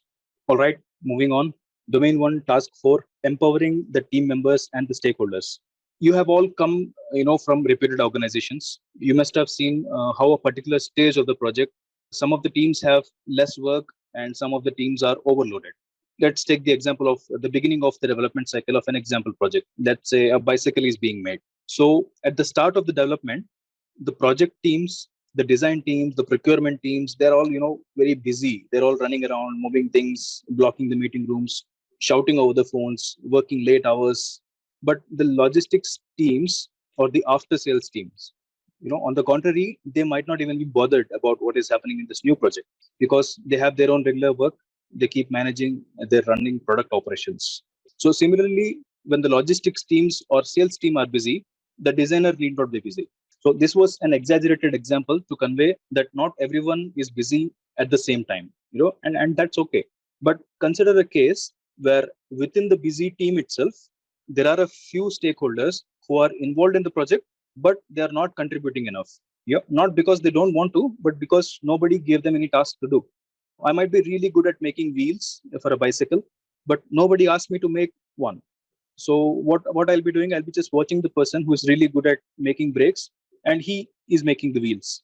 So this is where the project manager's help comes handy.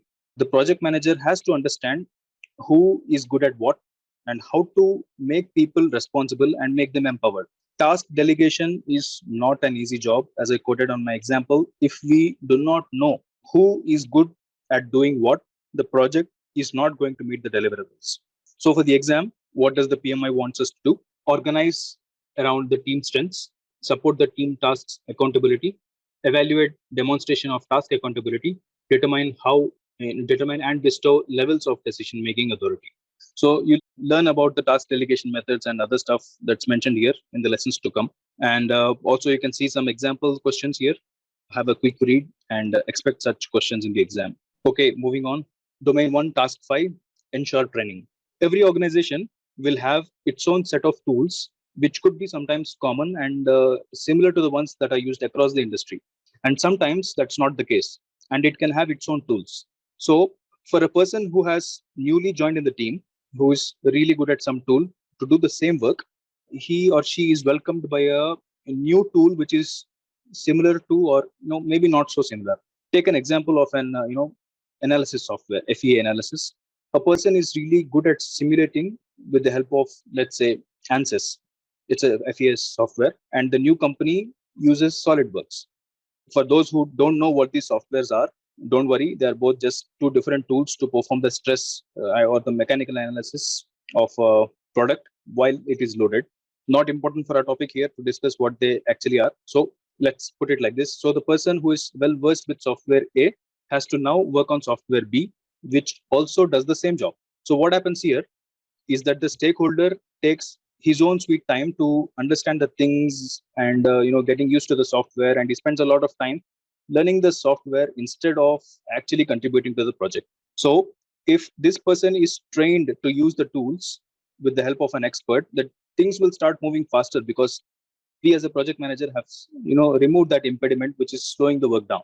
Get it? So the project manager has to know how to understand these levels of competence, and must be able to understand which of the stakeholders need which type of training that could that could in turn help the project. There are a few competency analysis methods that project manager should know. Using these, he can understand the level of the training that the team needs. So let's have a look at what PMI actually wants us to do in this task. Ensure the team members or stakeholders that are adequately trained, and we have to determine required competencies and elements of training. We have to determine training options based on the training needs. We have to allocate resources for the training, and then we have to measure the training outcomes. Also, again, please take a look at the examples. Just try to get a feel of how and in what direction the questions can arrive. Moving on, domain 1, task 6, building a team. Here, there are two situations. In situation 1, you are developing a team from the scratch. And in situation 2, you have to use the team that is just given to you to use them for the project needs. I feel situation 1 is more easier to handle, because as you get a chance to assess the team's skill set, like how we discussed in the previous topic, and then to train them to use them to our project. Also, if you are the project manager in that organization for a really long time, you don't even have to spend a lot of time understanding who that guy or lady is for the job. So, and you can build your dream team as per your requirements. In the situation 2, where you are just given the team, the things will get a bit difficult, because we have to accept the level of expertise each person has, and then make them a training plan. And before even we make the training plan, we have to make them agree that they need training. So to me, that's a really tough job in this situation. As a project manager, you have to always be aware that not all the team members are suitable for the task. It's nothing wrong. It's just the way any organization works. There will not be tailored solution makers ready for us. We have to get them to that point. So similarly, some teams together may not be suitable for the task. The whole team is not suitable for the task. So as a project manager, we need to assess the knowledge requirements of the team, and we have to know what trainings we have to give. Sometimes a project will be handed over from one team to another, right? So in this case, what knowledge transfer we need to give to the team that has handed over the project, that is also important. So we will be needed to start the knowledge transfer sessions, arrange them for the team to be ready with all the information that is necessary. We'll have to create a team building meeting, and follow the team building methods also that would create the sense of team within the stakeholders. Okay, that's about it. Let's quickly go through what PMI wants us to take care of in this task.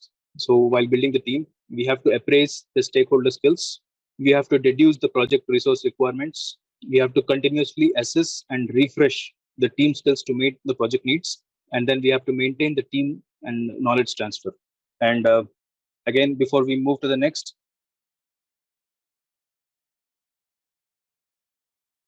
what does PMI mean by impediments?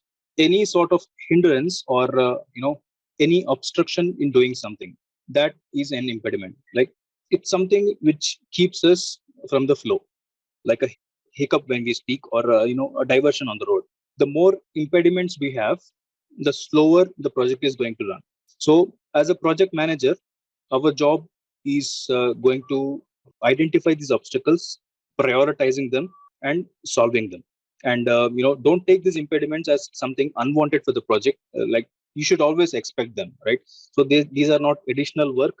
The project management is all about solving these impediments, right? It is one of our main responsibilities if we are the project manager.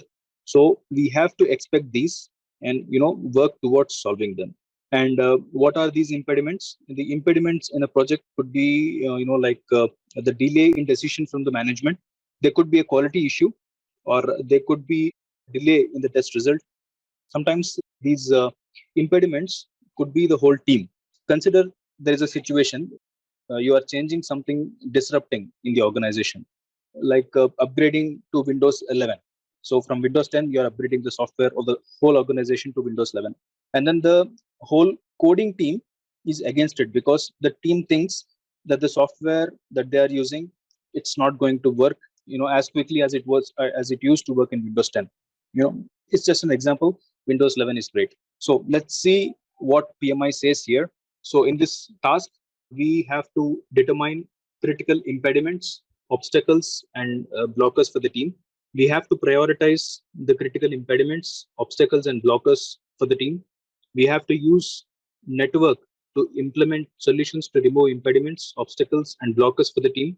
And we have to reassess continually to ensure impediments, obstacles, and blockers for the team are being addressed. So that's about it. You can have a look at the example questions, and then we can move on to the next topic as you're done. Moving on, domain 1, task 8, negotiating project agreements. PMI has given this as a task, but if you ask me, this has to be the basic necessity of being a project manager. So with the overview of tasks that I've given to you so far, you must be already aware about how many different teams a project manager has to deal with. So starting from the very first stage of the project of initiation to the very last stage of the project, the closing stage, every activity of a project manager will face criticism. So this criticism is quite healthy. It should not be taken in a negative sense. A project manager has to be able to debate with these critics and then make them understand why you are proposing a task that needs to be done. Why have you set the targets in that way? Why should we do these additional testings for the product? Everything is going to be discussed at different stages with different people, and the project manager has to negotiate these agreements, right? There is no way around. Sometimes you also have to negotiate with the higher management to accept a change, and in this case you have to be acting as a supporting member of the team, and sometimes it's the other way around, right? So you have to negotiate with the team supporting the decision from the higher management. So you have to negotiate with the suppliers and the customers both. So you name them, you have to negotiate them. Okay, so considering the task, what is expected of us from PMI, we have to negotiate the project agreements with the help of these 5 enablers that we see here. First, we have to analyze the bounds of the negotiations for the agreement.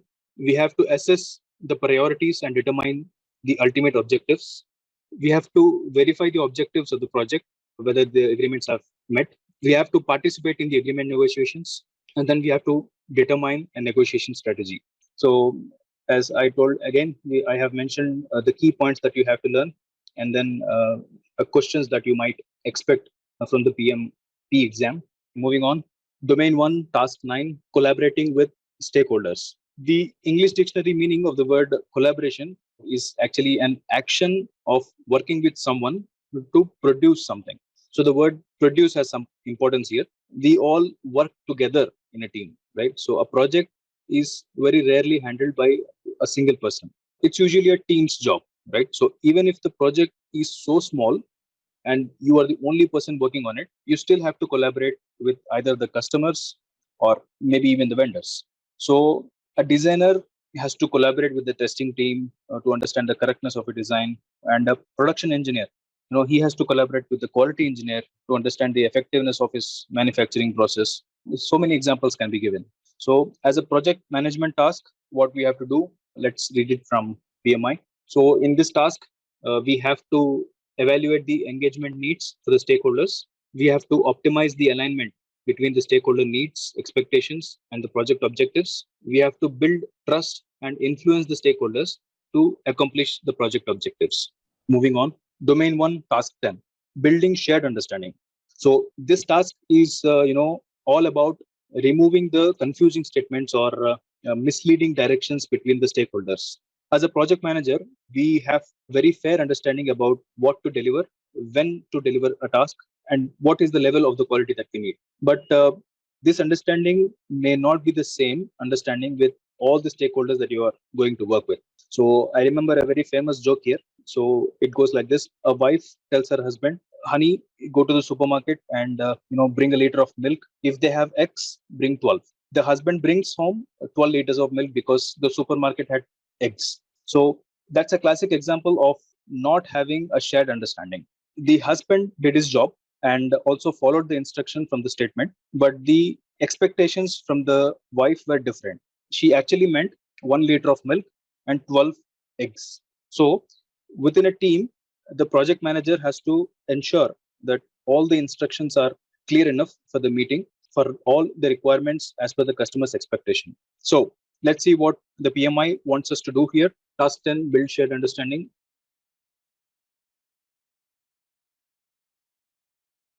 We have to break down the situation to identify the root cause of the misunderstanding.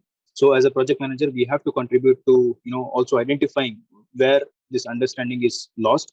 So because we have to stop it from getting repeated again. We have to survey all the necessary parties to reach the consensus. If there is a miscommunication or misunderstanding, we have to bring both the parties together and then make them understand. We have to support the outcomes of the parties' agreement. Once the both parties come into an agreement, we have to support them. It might, when we say support, it might also involve some relaxation in the budget or getting a new timeline. All these things we have to agree again based on the project needs. And finally, we have to investigate the potential misunderstanding. Potential misunderstandings is the misunderstandings that could happen, right? So we also have to contribute there. Again, on the left, we have some hints or bullet points where you can focus while you're learning this task. And on the right, you have some example questions, right? In this task, how a question might come. All right, moving on. Domain 1, task 11, engage and support virtual teams. So since last 2 years, we have seen a phenomenal growth in the virtual working style. So the COVID outbreak has taught the companies and the employees how the very complex task can also be handled working from our homes. Nowadays, the offices are reopened, yes, but the employees and the companies both, they are actually in favor of hybrid working styles, where some days the employees get to work from home even after the COVID. The virtual teams can be bigger than the office, right? So if you have an office space for 100 people, let's say, the virtual team could be 150. So more work can be done in less time and less office management costs. Okay, there are so many pros and cons to the virtual way of working, but that's not something to be discussed here in this topic. So the working nature of this virtual style has its own special needs and requirements, be it in terms of facilities that they need, or be it in terms of the meeting times and even monitoring what the virtual team is doing. It's quite challenging.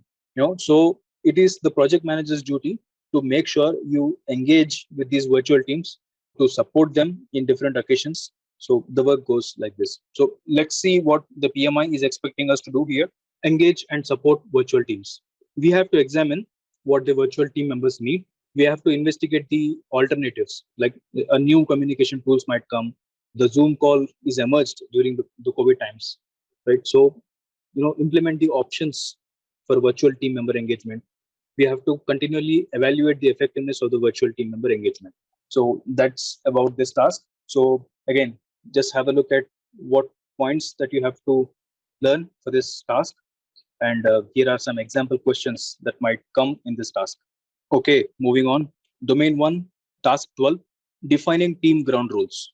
So this task is all about setting and maintaining the etiquette within the organization. So not just about being polite to the fellow stakeholders, but also to define when to be formal and when can one be casual. Let's take an example here. Imagine a customer has invited an engineer who is working on the after sales team to present on his product and the customer premises. You can think of like 50 people are going to listen to this presentation. In such a prestigious opportunity, the engineer who was selected, the after sales person, he has to take this presentation in the company designed presentation format only, right? So he cannot just casually open a random Microsoft PPT slide and then he cannot just give the presentation because he's going to represent the whole company when he's giving that presentation, right? So some rules has to be followed. Similarly, when we get an email from a colleague, within the same team, we sometimes tend to answer it the casual way, or we may not even reply to her, right? So we'll just ping them on the chat box, or maybe we will just walk to the table and then answer her. But imagine when a email comes from a functional leader, let's say the chief technology officer or from the top management has asked you for a status of a project, right? So you cannot just simply ping him in the chat, say, hey, what's up? The job is still not done. So we cannot do that. We have to follow some ground rules in the company. So these are very simple examples that I've given here to bring the understanding of the task. But what is expected us with the project manager in terms of PMI is as shown here. Task world defined team ground rules. We have to communicate organizational principles within the team and the external stakeholders. So we have to establish an environment that fosters the adherence to the ground rules. So everybody has to follow whatever these ground rules are for that particular company. You don't have to be really strict, but because everybody knows, once you say that there are ground rules, 99.99% of everybody, except the ones who are really notorious, they will follow all the ground rules. We have to help in managing and rectifying the ground rule violations also. Right? Somebody is reluctant to follow the one, as I said a little while ago. So we have to define what could be the consequences of not following these rules. Okay, so this sounds quite generic, but I have formulated what things that you have to learn to answer the questions from this task. And also a few examples are given here. Okay, moving on. Domain 1, task 13, mentor relevant stakeholders. Mentorship is all about helping and guiding the other stakeholders about work. If there is a new team member who joined the team, she may have enough knowledge to handle the complex to complex tasks. But when she joined in your company, she still needs some time to understand the product that your organization is working on. The ways of the company are new to her. The documentation processes are new to her. The general meeting frequencies are new to her. She may not know when is the next meeting. So there are many new things that the new colleague may not know. So it is important for the project manager to take care of such people who needs this mentoring. This is quite different from training. Training only teaches how to work on a tool or a process, but this mentoring is more about being quite empathetic towards that person with lesser awareness, and grow his or her understanding about the process.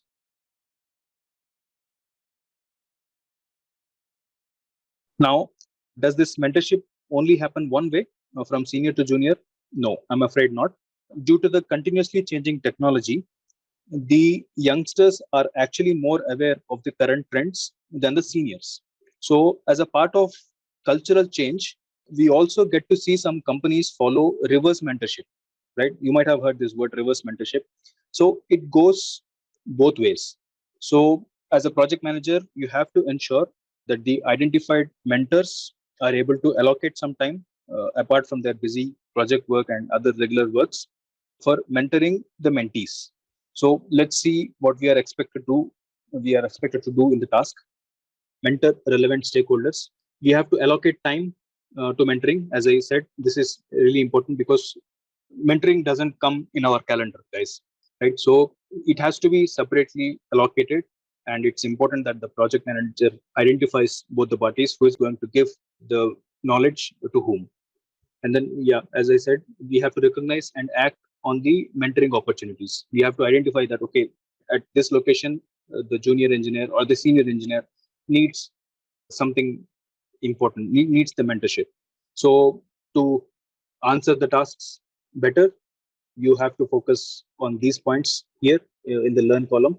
And then you can also see some examples that might come as questions in your PMP exam. Moving on, the last task of domain 1 people, promoting emotional intelligence. This, in my opinion, is a soft skill that is needed by the project manager. So every stakeholder comes from a distinct and a different personal background, right? So they have different personal background, they have different cultural background. In fact, today the earth is it's going at a really faster pace to become a global village. A few decades down the line, with so much of migration happening in and around the growing metropolitan cities, every city, every organization is going to have people with multiple cultures and backgrounds. So even the virtual teams, as you can see, many companies are multinational now. So it's even today, you don't have to wait for many decades. Even today, it's quite rare to find a team where everyone in the team are coming from the same city or from the same geographical territory. So with such diverse, rich cultures and rich teams, there is definitely going to be a difference in the emotional intelligence. So one person might react very quickly to a joke and someone else from the same team might take it very lightly. So there are going to be a lot of misunderstandings, even when the original intentions are not to hurt anyone. So if someone is emotionally hurt or somebody feels not connected with the team, the project work is not going to move on a collaborative way. So there will always be a barrier on communication between the two parties who are not emotionally connected. So there could be some really angry people in the team also. There is somebody who keeps on shouting at others for no reason, right? So you have to deal with such parties also. In this case, the one who shouts and the one who is getting shouted at. Now imagine somebody shouting at the project manager himself.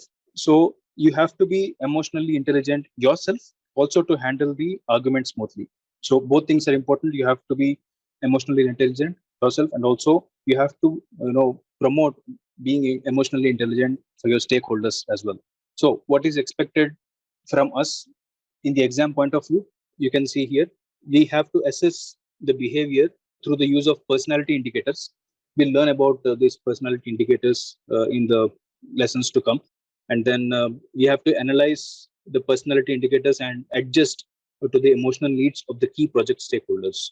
So to answer the questions better, we have to learn about emotional intelligent attitude. We have to assess the feedback from the stakeholders' behavior. All these things I have formulated. Please take a look. Moving on. Until now, in domain one, we have spoken about people, everything that is related to the people activities. In domain two, the tasks will be more focused on the process. So now the focus will shift from people activities to process activities. Let's see how it goes. So domain two, task one, execute project with the urgency required to deliver business value. So here we have to focus on the project execution. As we all know, execution comes after the planning. So while the project is being executed, there are many ways in which deliverables can be given to the customers. So they could be given in bits and pieces, or they can be given as a single final product. Right? Sometimes they can be given as updates. So imagine you are a mobile phone manufacturer. You update the phone with a particular version of a software and then deliver it to the customer. So a few months later, you work on an update like 2.0 and then send the new version of the software to the customer for the update again. So the actual phone that you sold, it's still the same, but the value of the product is increased after the software update. So this example is not possible in every case. So imagine a car manufacturer asking the customer to just take the wheels first and then we'll send the parts later, right? So it doesn't work that way. So again, all these examples that I'm giving are quite exaggerated. You can actually use these strategies within the project. So what happens in the agile kind of working is that the stakeholders come up with a set of tasks they need to perform before the set target date, and these target dates are again in recurrence.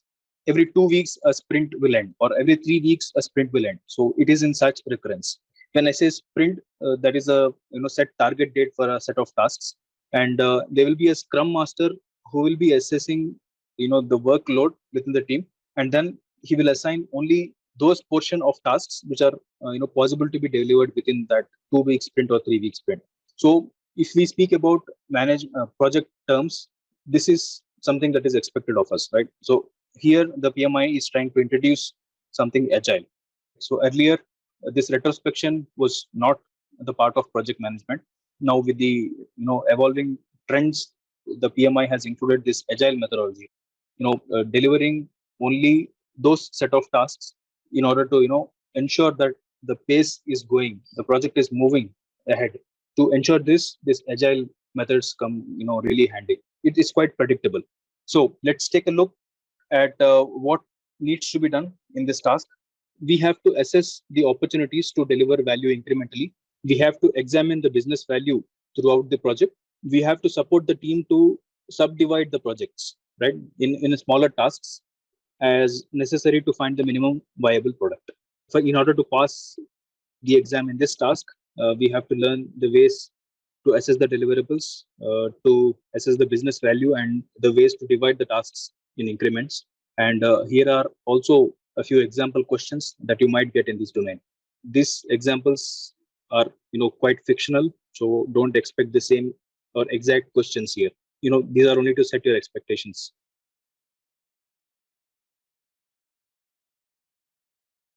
Moving on, domain 2, task 2, managing the communications. If you are well versed, or at least if you have gone through the PMBOK Guide 6th edition before, you'll understand clearly that this task that you see here in the top left corner, this is nothing but the knowledge area called project communications management. It's directly linked to that knowledge area. So during our classes, we will cover this topic much in depth. So this task is basically focused towards creating some communication channels, creating frequencies for the communication, at what recurrence the communication should happen, and even the flow of communications is worked here, right? So from the manager to the higher manager, or from the senior management to the lowermost stakeholder, how this communication should happen, and what medium that we should use, right? So if you are talking with a colleague, you can use the chat box, or if you are going to a customer end, we have to be informal and you have to have a face-to-face meeting with them. All these communications channel we have to support in setting. So let's see what the PMI is expecting us to do. Manage communications. We have to analyze the communication needs of all the stakeholders. We have to determine the communication methods, channels, and frequency, and the level of detail for all the stakeholders. We have to communicate the project information and updates effectively. Yeah, so this is also something important. We also have to keep updating the stakeholders about the overall status of the project, right? So there are individual teams working separately. What is happening in the other team might not be, clear to the other team, which is maybe sitting in a totally different building. So these communications, even within the team, within different teams, and to the cross-functional teams, they all have to be arranged much effectively. And then we have to confirm the communication is understood and feedback is received. We also have to get a feedback from the customer, not just the customer, but also from the teams within, that the communication is understood, that there is no misunderstanding. We still have to bring milk and eggs separately. Okay, so please go through the bullet points here. This will help you for your preparation in this task. And here are some examples where you can see the example questions. Moving on, domain 2, task 3, assess and manage risks. So here we need to understand the difference between risk and an issue. Risk is something that is going to happen, and issue is an ongoing problem. So again, similar to the previous task, this task is also directly linked to the project risk management from PMBOK Guide 6. So we have to study the complete processes that are involved in the project risk management. There are multiple processes there. How we have to plan the risk management, how we will identify the risks, the tasks like qualitative analysis and quantitative analysis, how these analyses are done, what are the different methods. Many examples of risks can be given. Like, for example, consider there is a risk of failure of performance of the product. So, or maybe we have a risk of delivery status from one of the vendors. So all these risks, how do we manage it? How do we assess it? How do we take care of them? We have to, be well versed with these. Again, we'll learn about what PMI is expecting from us in this task. We have to determine the risk management options, and we have to iteratively assess and prioritize the risks. Not just once. This is not just done at the start of the project or end of the project. We have to, iteratively assess it. Like, we have to set a frequency about what these risks are, whether these risks have actually turned into issues. So it is a project manager's duty. So again, to pass the questions from this task, you have some bullet points or hints to prepare. And here we have some example questions. So please take a look at it while I give you some seconds before we move ahead. Okay, moving on. Domain 2, task 4, engaging the stakeholders. This task, it's slightly different from the collaboration task that we discussed before, and it is directly related to the project stakeholder management. So what we do here is that we have to identify the stakeholders, we have to plan the engagement of these stakeholders, we have to see the status of this engagement, we have to manage the engagement in the PMBOK words, and finally we have to even monitor these engagement levels. This task is more focused on bringing the people forward to contribute to the task. So earlier it was about training them and making them feel motivated or mentoring them, but here it's more towards making the people come forward to contribute for the work. Also, we have to focus here that this involvement of the people, it's not just at the level of the stakeholders or the ground level people who are actually doing the job, but it also talks about involvement of powerful people. When I say powerful people, the functional leaders, the people who has the power of decision of moving the project into one particular direction. These people who are impactful, they help a lot in the project. So we have to find ways also to engage them, right? They are also the stakeholders. So to know this, we have some tools like power interest grid. Such tools we will learn in the lessons to come. So what happens here in the task, what is expected of us from PMI is that we have to analyze the stakeholders with the help of the examples that are given here. As I mentioned, power interest grid, the influence and impact. We have to categorize the stakeholders, how we have to categorize and all we will learn. And then we have to engage the stakeholders by that category that we have identified. We have to develop, execute, and validate a strategy for the stakeholder engagement. So I hope all these statements are understood well, and they are all self-explanatory.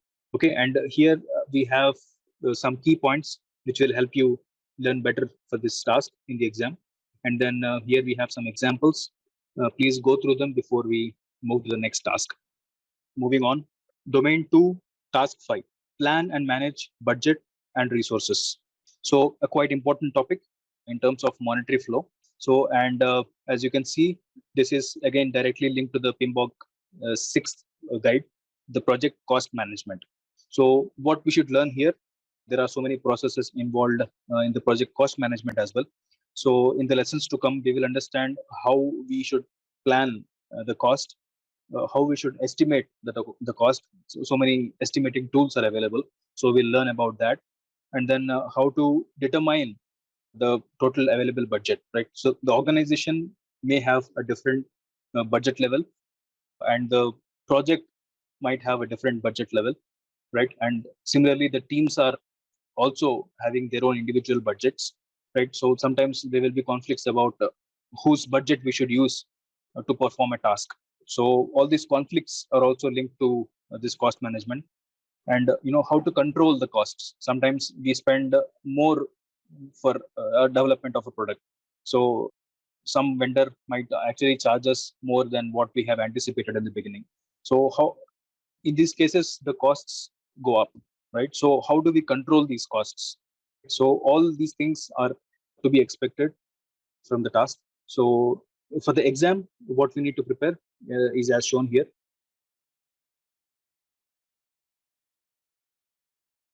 We have to estimate the budgetary needs based on the scope of the project and lessons learned from the past projects. We have to anticipate the future budget challenges. We have to monitor the budget variations and the work governance process to adjust as necessary. And we have to plan and manage the resources. So it sounds too bookish here, but don't worry. You can just follow the hints that are given here. It more or less covers whatever we need for the task to perform. So also here we have some examples. Moving on, domain 2, task 6, plan and manage schedule. So again, this is directly linked to the project schedule management. The PMBOK Guide 6, guys, you are seeing how the questions in the latest exam are directly linked to the PMBOK Guide 6, right? So if you read the 6th guide, you can easily pass the exam. So I'm not exaggerating. I'm taking or telling this seriously. You don't have to even learn everything that is mentioned in the 7th guide. The 6th guide will help you pass the exam easily. So please take the 6th guide quite seriously. It will help you a lot in the examination. So what happens here is that we have to perform a lot of activities in this project schedule management. We will learn about much in depth in the classes to come. Just to give you a glimpse, what we do here is that we as a project manager, we support in planning the schedules.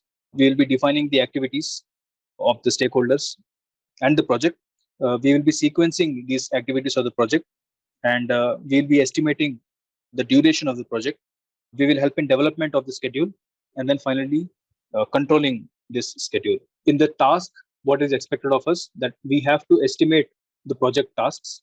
So by estimate, they mean we have to define the milestones, dependencies, and then story points. What the story points are, we will learn much in depth.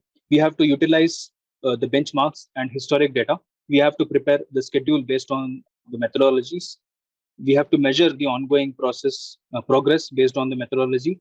When we keep repeating methodology here, it could be waterfall methodology, it could be agile. So we will learn about all these methods in the classes to come. We have to coordinate with other projects and other operations. So again, I have summarized what we have to look at while you are preparing for the exam. So just go through these points and then look at a few examples of the questions, right? All right, moving on. Domain 2, task 7, plan and manage quality.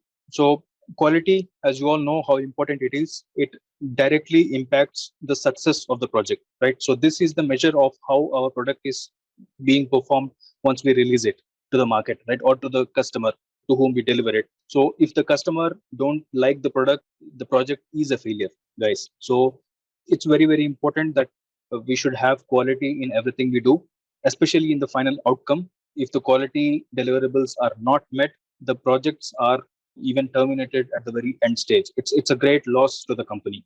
The company's reputation gets lost.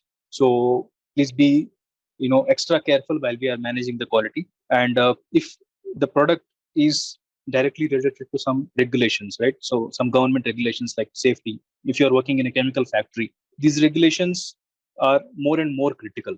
So if the quality is not at par with these regulations, the company might even have to face some lawsuits. So it is that serious. So please be extra careful while you manage this. And as you can see here, this task is again directly linked to the project quality management from the PMBOK Guide 6th edition. So everything that is done in that project quality management knowledge area, we have to learn in order to pass this task. So what happens in that project quality management is that we will learn how we have to plan the quality, how people manage the quality, what tools are available, and then how we control the quality.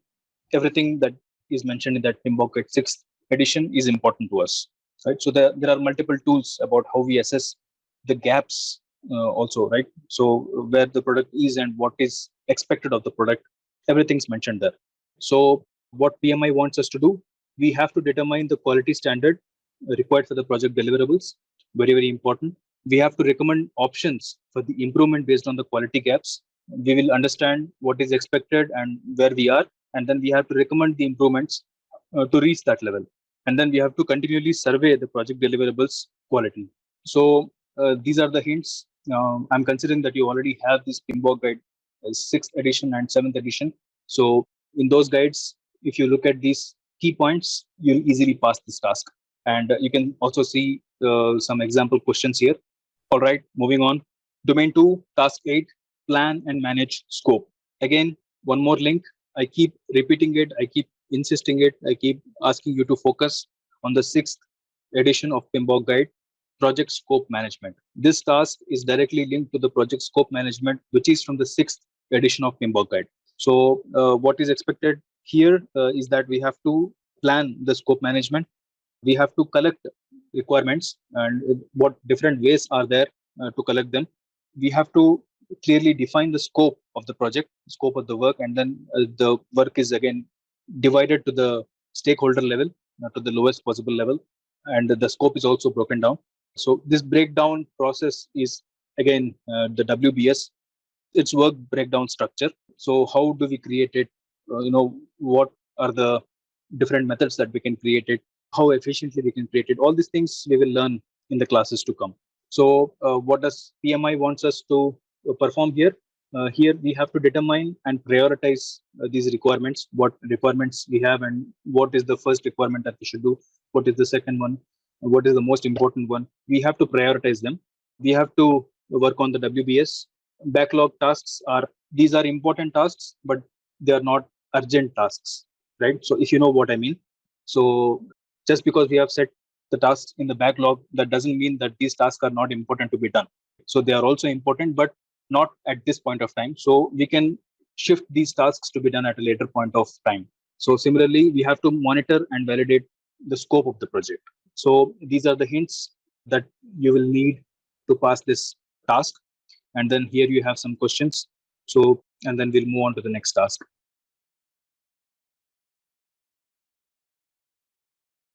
Moving on, domain 2, task 9, integrate project planning activities. This is all about bringing together multiple processes and activities that are directly linked to the planning process groups. So this task, guys, this is the biggest task of all the other tasks that we have seen. Let it be in domain 1, domain 2, domain 3. Of all the tasks, this activity is biggest in my opinion, because as you see, this is directly linked to the project planning phase. So if you look at the PMBOK Guide 6th edition, in which processes do you think the planning is involved? So it's involved in every knowledge area. All 10 knowledge areas have something to plan. So if you want to be precise, there are like 24 different tasks that are just related to planning. So this planning is important for the other tasks to happen, right? So without a plan, if we are doing something, that just goes into waste. So there are 24 different planning tasks that we have to do before we actually start with the project. Cost planning, delivery planning, risk planning.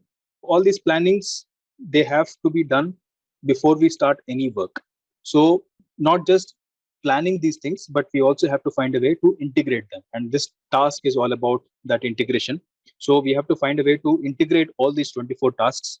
As I said, every knowledge area is going to have a planning process. So it's a huge subject to cover. So starting from the first knowledge area, from developing the project management plan, that is the first task that you will see in the PMBOK guide, to the very last task, that is the planning, the stakeholder management, right? So starting from the first to the last 24th task, this integration comes quite handy. So we have to consolidate all these planning, which is very, very important, because only after this planning, all the other tasks will actually start. So as I said, biggest work in the project manager's role, in my opinion. So let's see what PMI is expecting us to do here. So in the task 9, we have to consolidate the project or phase plans, the plans that are done at the project stage and the phase stage. We have to assess consolidated project plans for the dependencies. When we have consolidated or integrated all these plans, we have to assess them, and then we have to analyze the data collected, and then we have to collect and analyze the data to make informed decisions. We have to determine the critical information requirements. So as I mentioned here, you have to read all the planning processes from the PMBOK Guide 6, and then the other things that you have to learn is mentioned here. You have a look at it. Please make use of this. And then here there are some example questions. Just read them, to get a feel about how the questions might come in this task. All right, moving on. Domain 2, task 10, manage project changes. As we all know, changes are inevitable. We cannot stop the change. Some changes can be, just temporary changes, right? Like deviations from our original plan, and some changes are quite permanent changes. So when you have a drawing of a mechanical product, and then the manufacturer says the product cannot be manufactured in this way, so they will change the drawing permanently, right? So such permanent changes are also there. Temporary changes are there. So take the example of changes on a budget. So at the start of the project to end of the project, there are many changes that happen in the budget. The budget might increase, the budget might decrease, right? So the scope of the project might be decreased. The customer may call at the future point of time, and then he can say that the scope of the project deliverables have reduced. So all these changes we have to be managing. So, and also we have to understand why a change is going to happen and how we have to handle it. So, what is expected of us from the PMI is that we have to anticipate and embrace the need for a change. Like, for example, we have to follow the change management practices. So, all these changes that I mentioned, we have to record it in a systematic way. We have to get the approval from different stakeholders that a change has happened and do you consent with this or not, and then only after the approval we have to implement this change. So this is also a change management practice that is followed in all the reputed organizations, and we have to determine the strategy to handle this change. We have to execute the change management strategy according to the method, and then we have to determine a change response to move the project forward. So again, we have key areas that you should focus while you're learning this task, and here we have some example questions. Moving on, domain 2, task 11, plan and manage procurement. This is something quite interesting to me, at least. This is actually directly linked to the project procurement management. Again, before we move to the explanation, as you can see here, the project procurement management is a knowledge area in PMBOK Guide 6th edition. So this task is all about that knowledge area. So you must follow everything that's mentioned here in the 6th edition. So what happens here is that as a project manager, you have to support in planning the procurement process. You actually have to also conduct the procurement process, and you have to control, give some suggestions to control the project procurement. So multiple strategies are there. Like for example, sometimes the project has to import some raw materials from out of the country that the organization is operating because it's cheaper outside of that country. So sometimes the manufacturer within that home country might be charging more than some other country. So in this case, the procurement is also done abroad, right? So such interesting strategies are available. So for this to be happening effectively, we as project managers, we have to deal very closely with the procurement team who actually manages the overall activities of procurement. So what happens here in expectations from PMI is that we have to define the resource requirements and needs. We have to communicate the resource requirements to all the stakeholders. When I say stakeholders, it also involves the vendors here. We have to manage the suppliers or the supply contracts. So the suppliers have specific contracts, right? So they have the contracts are like, we have an agreement that the vendor has to supply the products for a stipulated time, right? So they are not forever. They are usually for 1 year contract or 2 year contract, something like this. We have to plan and manage the procurement strategy. As I said, whether we have to import it, whether we have to get it locally, or whether we have to follow an alternate process for this product. All these strategies come in this strategy part. And then we have to develop a delivery solution also. So how, if in case we are importing the parts, how these parts are delivered. So if they are shipped on a sea route, right? So the packaging has to be special. So all these things we have to support in this task. Here we have again some key points that you can notice to learn this task, and then some example questions that you see on the screen. Okay, moving on. What do we have here? Domain 2, task 12, manage project artifacts.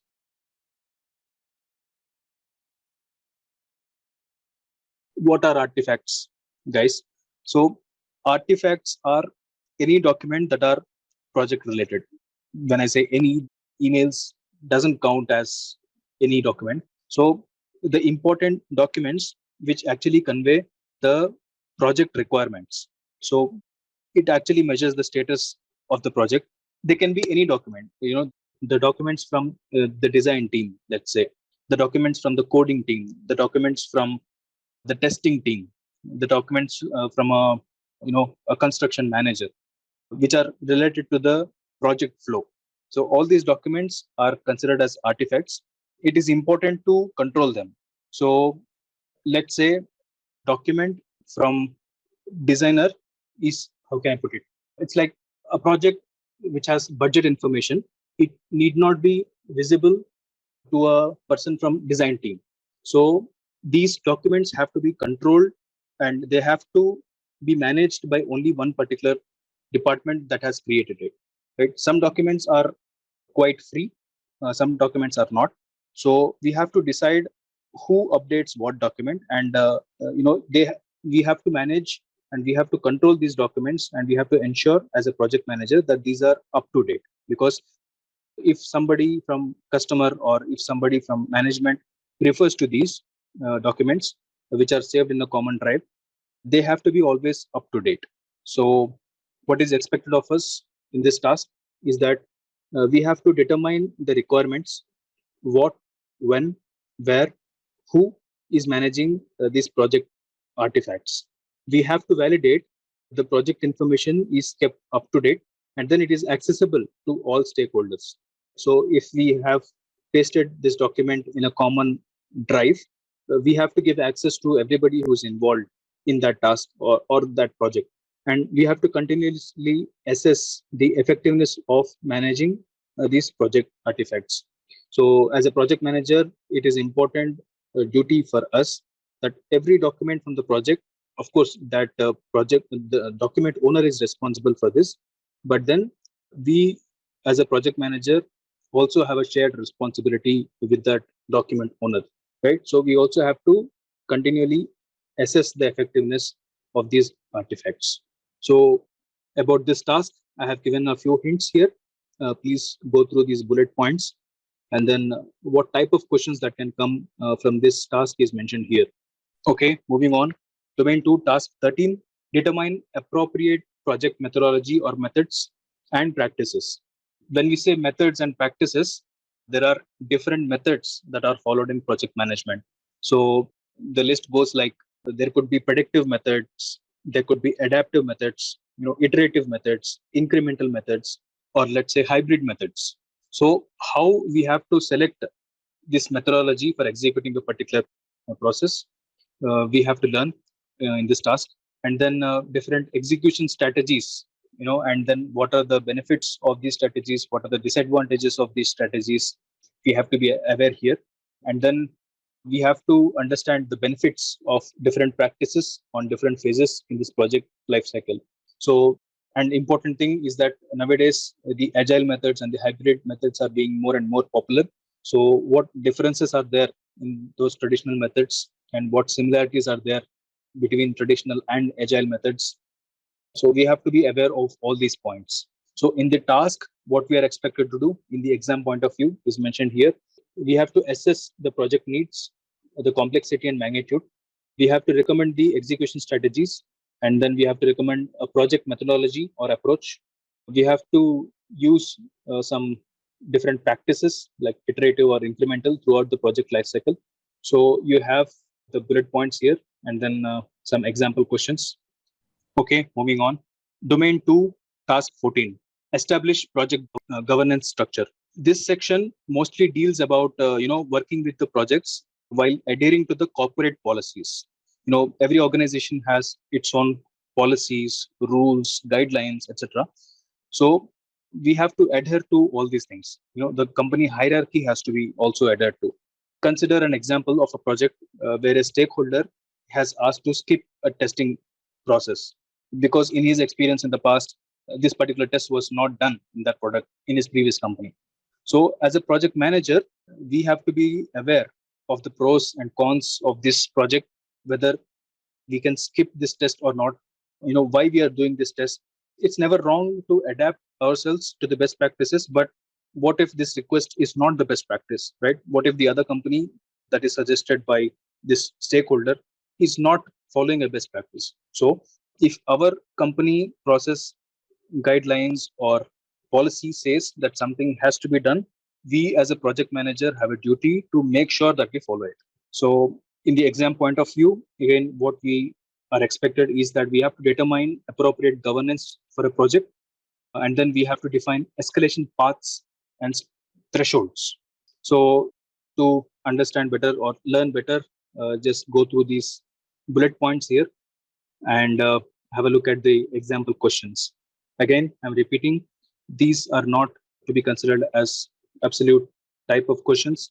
These are just to set your thinking or expectations about in which direction the questions might arrive. All right, moving on. Domain 2, task 15, manage project issues. So we have discussed in the past in the risk management slide, the difference between what a risk is and what an issue is. So here we are speaking about issues, and there we spoke about the risks. So this risk management, it's actually, partly linked to the project risk management, and then it is partly linked to the task of conflict management, and then it is also linked to the impediments task that we discussed before, right? So it's basically linked to every task that mentions issues with it. So we discussed before what the difference is. Just for the sake of understanding, I'm repeating it again. Risk is something that is going to happen, that we have anticipated, and issue is something that is already there, right? So an ongoing problem. So in the task, what we are expected is that we have to recognize when a risk is going to become an issue. The risk that we have anticipated, whether it has become an issue or not, we have to understand. We have to attack the issue with the optimal action to achieve the project successes. There are many methods. We have some intermediate corrective actions. We have permanent corrective actions. So many strategies are there in which we can attack this issue. We have to be aware of all these processes. We have to collaborate with the relevant stakeholders on the approach to resolve these issues, right? So the hints that you need to follow to pass this task is mentioned here, and also some example questions. Please have a look at it before we move to the next task.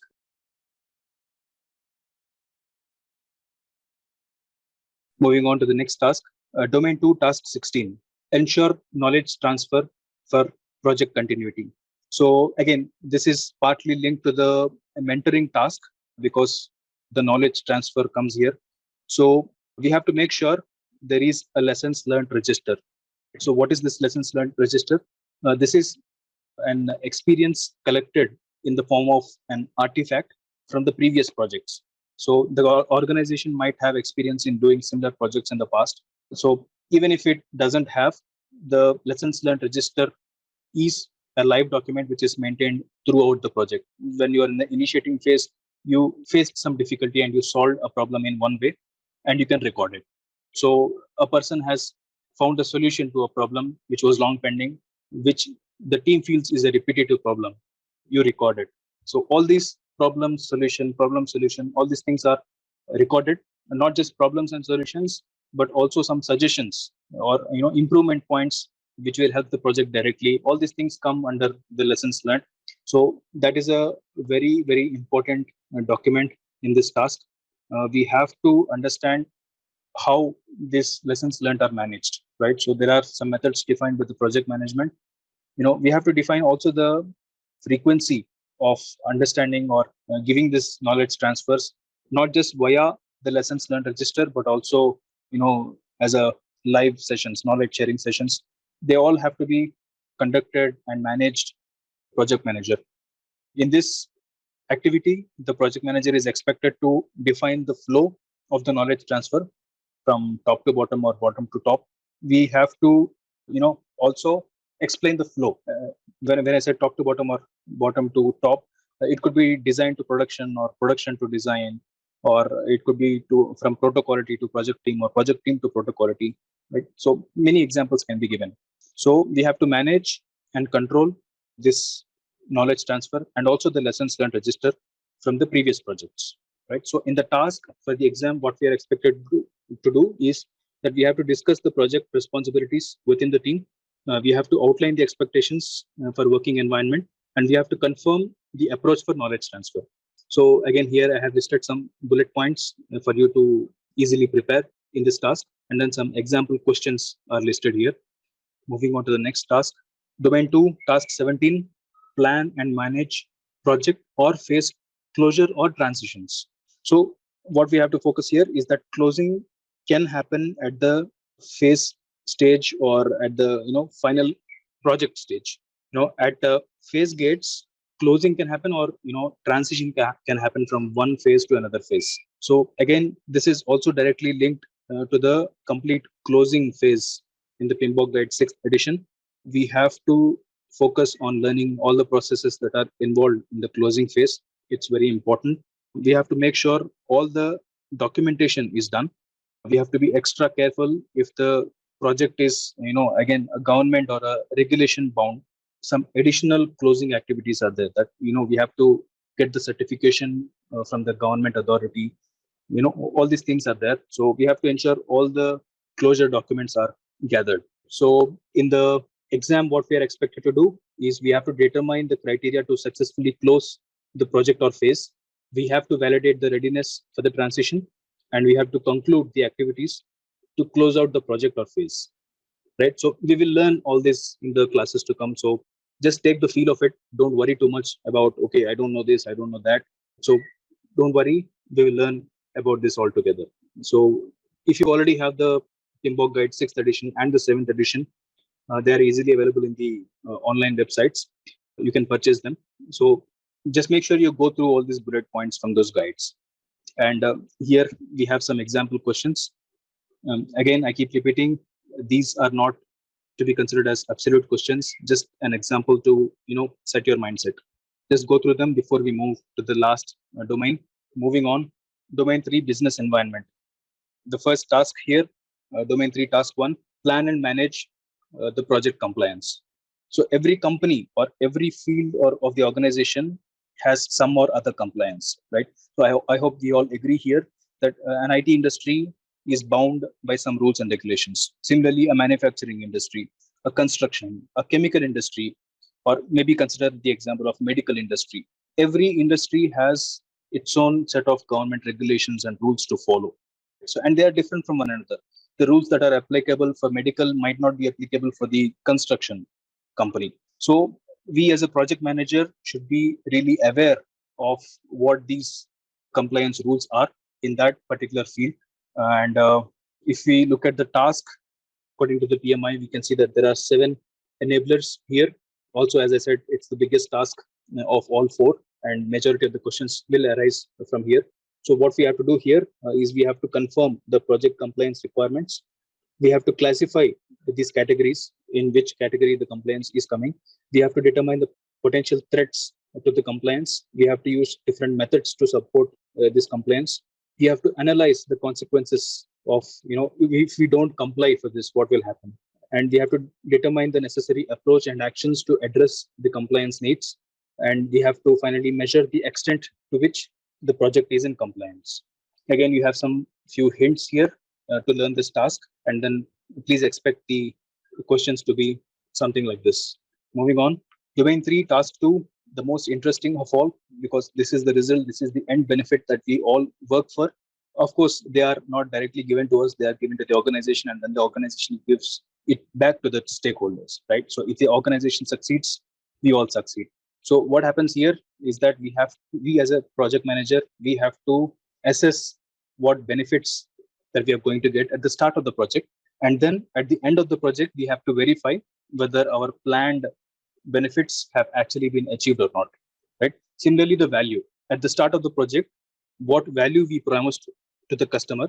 And then at the end of the project, we have to verify whether that value is actually given to the customer or not. Both these responsibilities are with us. So when I say us as a project manager, so planned versus actual, right? For the benefits and also for the values.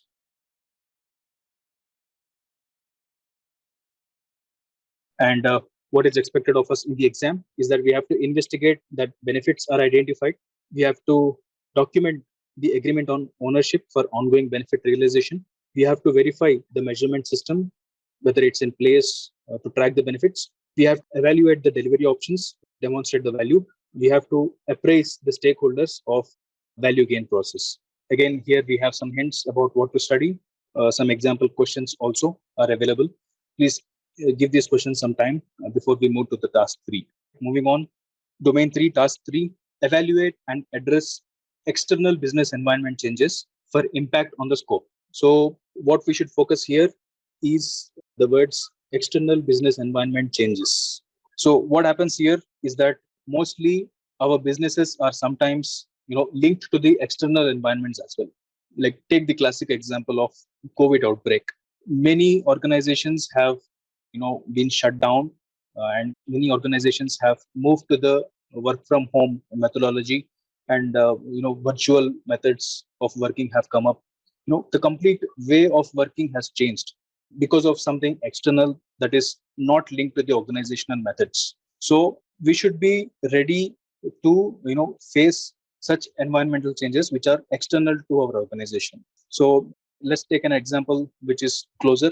Like, imagine you have a new regulation started which bans one of the chemicals, and this chemical is a raw material for our product, so we cannot use it from the next day. So all these regulations we should be really aware of. All these external factors that are going to affect us, we have to anticipate. We actually have to be aware that these things can happen, and we have to be ready with the anticipation of these threats. Another classic example could be the government says the emission levels from a car has to be only to so much level, right? So what happens here? The companies will change their product. They design the cars in such a way that the emission that is given out from the car is only to that level. So this change in the organization or the drive for that project is because of these external changes that are happening outside our organization. So as a project manager, we have to be able to learn them. We have to be aware of them. We have to manage if these changes happen to our company. So in the exam point of view, how it goes is that we have to survey changes to external business environment. As I said, it could be regulations or technology changes or geopolitical changes or market changes. We have to assess and prioritize the impact on the project scope or backlog based on the changes in the external business environment. We have to recommend the options for scope or backlog changes. We have to continuously review the external business environment for impacts that could happen on the project. So again, here we have some hints and some example questions. Moving on. Domain 3, task 4, support organizational change. So this thing is all about the project management. Starting, imagine we have project management from starting back from when we started building pyramids to right now sending those rockets to the Mars. So everywhere project management was there.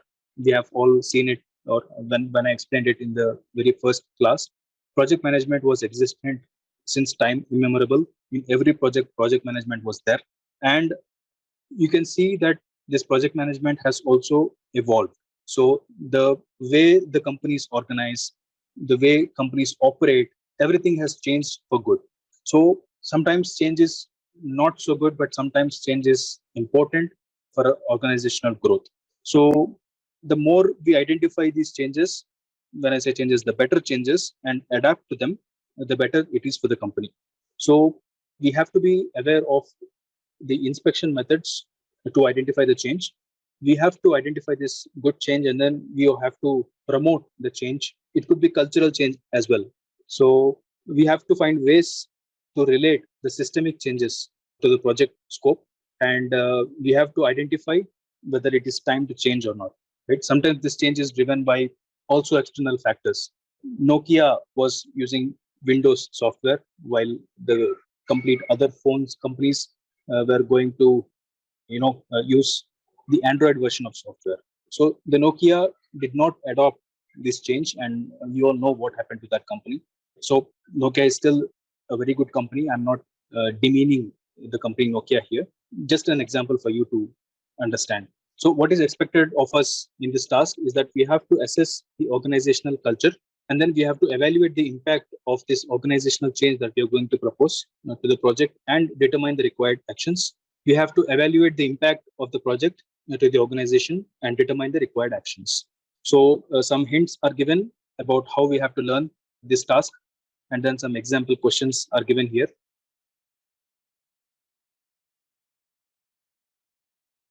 Hi and hello everyone. Welcome back.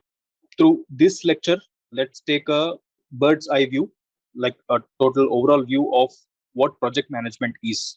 Project management is a very huge, vast process, and if we start digging into each topic, we can go on and on. So firstly, we'll go through all the important project management terms that will help us better our understanding of the subject. We will keep on using these lexicon of terms over and over through our lectures. We will have to use them because they are relevant in our examination. projects, deliverables, requirements, services, results. The list goes on and on. It's very vast. So what we can do to broaden this, at first we define the important key terms, right? So which are important for the exam, because this complete lecture is focused towards the exam. Let us focus the terms which are important for the exam, like life cycle, what are phases, what are phase gates, what are processes, process groups, knowledge areas, everything that is important for the exam. Let us first touch upon. So basically, all the important terms from PMBOK guide, let us touch upon, so that first we will be easy with the exam. So when we get to each of the topics, as we keep on learning, instead of defining each and every term, we will have a deeper understanding of what those terms are, what those areas are. So, for example, business value is a very important term, which we will also learn in this section, right? So we don't have to separately define what a business value is, right? So defining project management. This is a very, very broad statement again, but I'll try to make justice to it in this very section. I keep telling this over and over. Project management is a subject that cannot be grouped or gathered in a single document or a single book. It's a huge process and it keeps on evolving with time. So if you all can see, I have omitted the word project from the second statement here, the defining project management. And here I have mentioned that defining management. I have written here defining management instead of defining project management, because the project management is just one of the branches of the management. So instead of just project management, we have program management, we have operational management, we have portfolio management, right? So many things are available. So the list doesn't just end there. We have benefits management, we have organizational project management. So many types of managements are there. So we will learn about all these umbrella terms in this of the lecture, right? And then we will move on to project life cycle, one of the most important section in the course. We all know by now that there are 49 processes. If you don't know, I have already been repeating this over and over. 49 processes. We have to learn all these by heart to pass our PMP exam. The 6th edition of PMBOK guide presents this in a very beautiful manner. All these 49 processes are divided in a very orderly manner. They are categorized within this project life cycle. How a set of processes must be followed in each phase of the project. What a phase actually looks like. What are the review mechanisms at the end of each project, or each project phase, right? So they're actually called phase gates, by the way. So product life cycle is different from project life cycle. All these things we will learn, and then we will talk about the processes themselves. Some nice overview of the processes will be given. So again, all the 49 processes cannot be covered in this particular class today, but don't worry, they will all be covered in this course. These 49 processes, as I already mentioned, are divided into process groups and also are divided into knowledge areas. So in this section, we'll learn about what these groups are, how they are defined, how the processes are actually allocated there, and a brief overview of the knowledge areas versus the process groups, something like that, right? So, and then finally, we will end today's session by defining the role of a project manager. To put things very, very bluntly, the main role of a project manager is to get the things done, to get things moving. So in this section, let us understand about what skills and competence one should have to move the work ahead. So in today's work environment, even the CEOs have open cabins, right? So everybody is open and everybody is approachable. But does that mean that everybody on the office floor is capable to take all the decisions about the project? No, right? So, the power is an important advantage that the project manager has. So we will understand, how to acquire this power, how to build those strategies, and how to develop these leadership skills and all. So we will learn all these points, and then finally we'll call it a day. All right. Hope we are clear. Let's move. Project management terms. So let's first of all try and understand what the term project refers to. So we have used this term project enough in our presentation so far, and we are going to use this a lot of times again, later. So what is a project? So a project could be anything that is creating a value. We have learned in the PMBOK terms earlier that project is a temporary endeavor. So which has a fixed start date and fixed end date. So here is another definition that a project could be anything that is creating a value. We have all been working on projects since the beginning. Again, I keep on repeating this, starting from the invention of the wheel and to the launching of the rocket to the Mars. We have a lot of projects. The Taj Mahal is a project. Writing a book is a project. Creating a mobile phone app is a project. But everything around us was a project once. So I used the word was because it has a project start date and it has a project end date. After the end date, the product or the result or the service that is coming out of this result is going to the result of that project, a temporary endeavor. As I said, Taj Mahal was a project while it was being built. But once the building is erect, it is known as a product. It's not a project anymore. So what do we learn here? We call an activity a project only if it has a definite start and a definite end result to it. So the life of that end result could be longer than the project itself. So if we quote another example here, a bridge that we build could last for let's say 100 years, 150 years. But we cannot say that the project duration is going to be 150 years.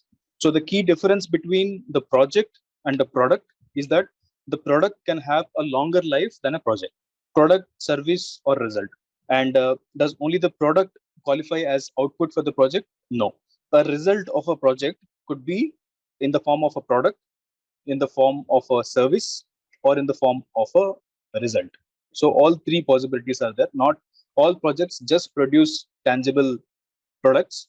The service industry is also a project, and then some result. When we say result, it's like a certification. So a mobile phone is a product, right? And Amazon delivery system, if you call it, that is a service. And getting the PMP certification while you are taking this endeavor, you will be getting a certification at the end of a project. So even this can be called as a project. Sometimes there is just one of the product, service, or a result as an outcome. And sometimes it could be a mixture of two or more of these things. So for example, the software you use to code or to model something has customer maintenance service also. Right? Whenever we have a problem with the software, there is also a customer service that we rely upon. So it has both tangible product and also a service associated with the project. Moving on, initiating factors of a project. What happens here? So we understood so far that a project could be product, service, or a result. So now, why would anyone undertake a project? So what is the driving reason? What impetus is behind project? So of course, the main important motive is always going to be to earn money with the value that the project generates. But given the benefits, what else drives an organization to start a new product or a service or a result? So the PMI explains that there are four key driving factors to start a project. So first thing is going to be regulatory guidelines. Second thing is going to be a request from a customer. Thirdly, to improve the current state of a product or a process, or also the result. And finally, to create or generate a new product, the organization takes a project. Business value. What happens during a project? During a project, the state of the organization changes, right? So it moves from the current state to a future state. For example, the current state is here and then it moves to a future state with added business value. So let me explain much in depth here. When a project is being handled by an organization, what happens is that it keeps on adding a lot of resources to itself. So currently the organization has, let's say, one building. At the end of the project, the organization will have a second building to accommodate all the machinery that it has procured, the additional resources that it has hired, right? So after the project is ending, there are two buildings for this office, right? So the total business value has increased after the project is executed. So to put it in project management terms, the knowledge level of the resource is also going to get increased, right? So the colleagues or the stakeholders who are working for the project, before the project and after the project, they will learn something through this project in one or other way. So even the intellectual property is also going to increase its value for the total project organization. So again, as I said, some fixed capital expenditure is also invested, which will add up like a machinery, a new set of tools, new software might be installed, an upgraded software. Maybe even, as I told you, a new building can also be constructed for the project. So in this process, the organization is adding a lot of values to itself. So from the beginning of the project to end of the project, the value of the business is increased, and hence it is called a future state of the project, right? So current state of the project, future state of the project. These are all the terms, right? When I keep stressing them out, you have to grasp them, grab them. It is very difficult to just paste them all over the screen. It is also not so important for you to learn it by heart, but just keep them in the back of the mind. The terminology that I use, I always try to stick back to the PMBOK terms. So now the PMBOK guide says that the projects enable business value creation. What does it mean?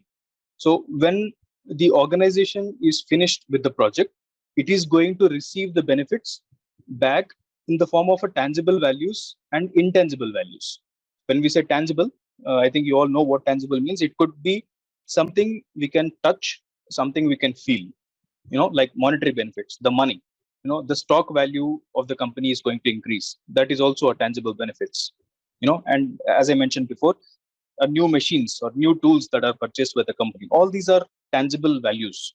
And intangible benefits could be something like a brand value. Mercedes-Benz is a brand. Facebook is a brand. All this reputation of the company will also be increased. With that said, I think we can end this section and then we can move to defining what is a project management.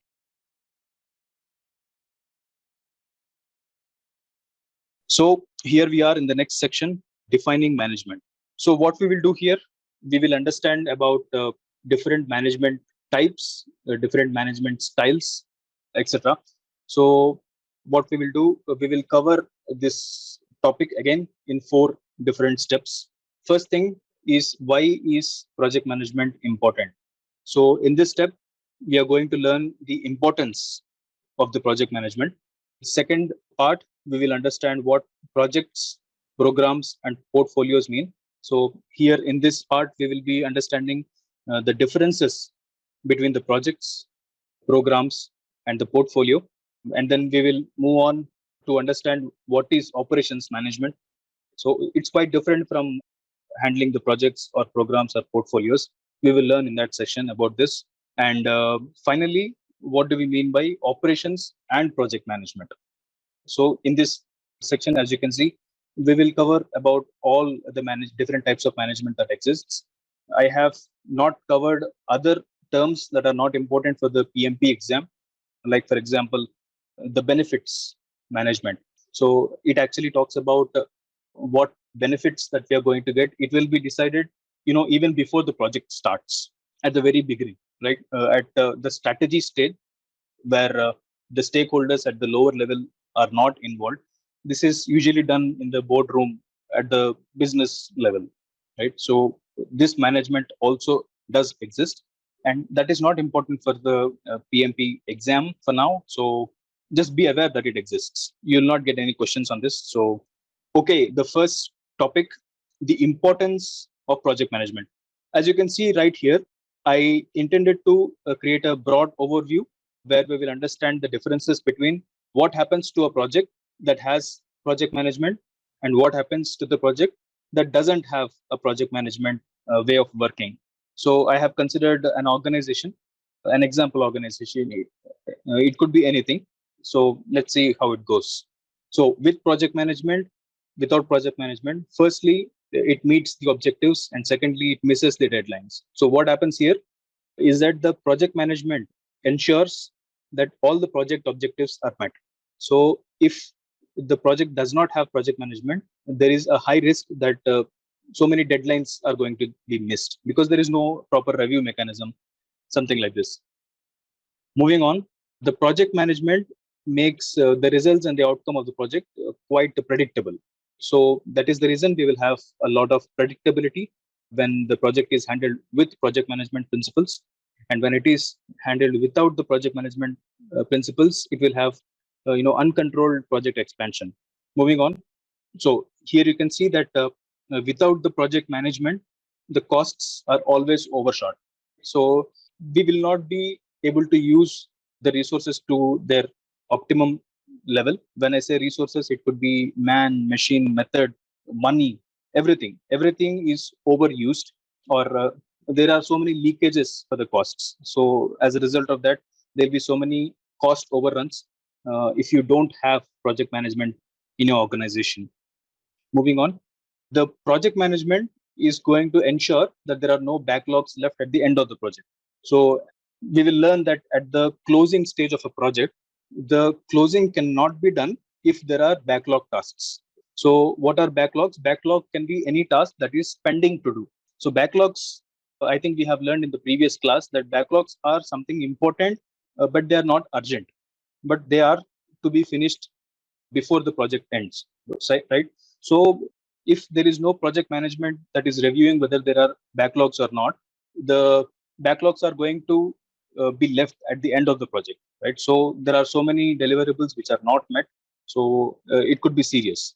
So when we have project management, what happens is we resolve all the problems within the time. Effective change management, right? So any change that is going to pop up during the process are very well managed with the project management. So if we don't have project management, we all know what is going to happen. Moving on, identifying the terminal projects. Yeah, this is a very important point, that if in case the project is not performing well, so or let's say the project is not giving out the values as per our expectations, so such projects are terminated, because it is better to terminate such projects at the beginning of the project. So instead of wasting a lot of time, lots of energy, so many resources, and then closing the project, it is better that we identify that the project is not going to succeed at the end of the project. We will understand it better with the help of the project management, right? So without project management, there is no such vision, or such scope cannot be identified at the beginning of the project. So we will be running in losses if we don't have project management in place. Also, a very important value, that the brand value of the company might not be as good if you don't have the project management, because with the so many quality issues coming up after the project, with so many issues not managed well within time, the reputation of the project or the organization, not just the project, but the organization also goes down if the project is not handled in a effective way. So brand recognition is one of the benefits that we get when we apply the project management to the project. Finally, the customer and the stakeholders. I think this goes without saying that all the stakeholders and the customers are very satisfied if we do the process in a systematic way, and that systematic way is easily achieved with the help of the project management.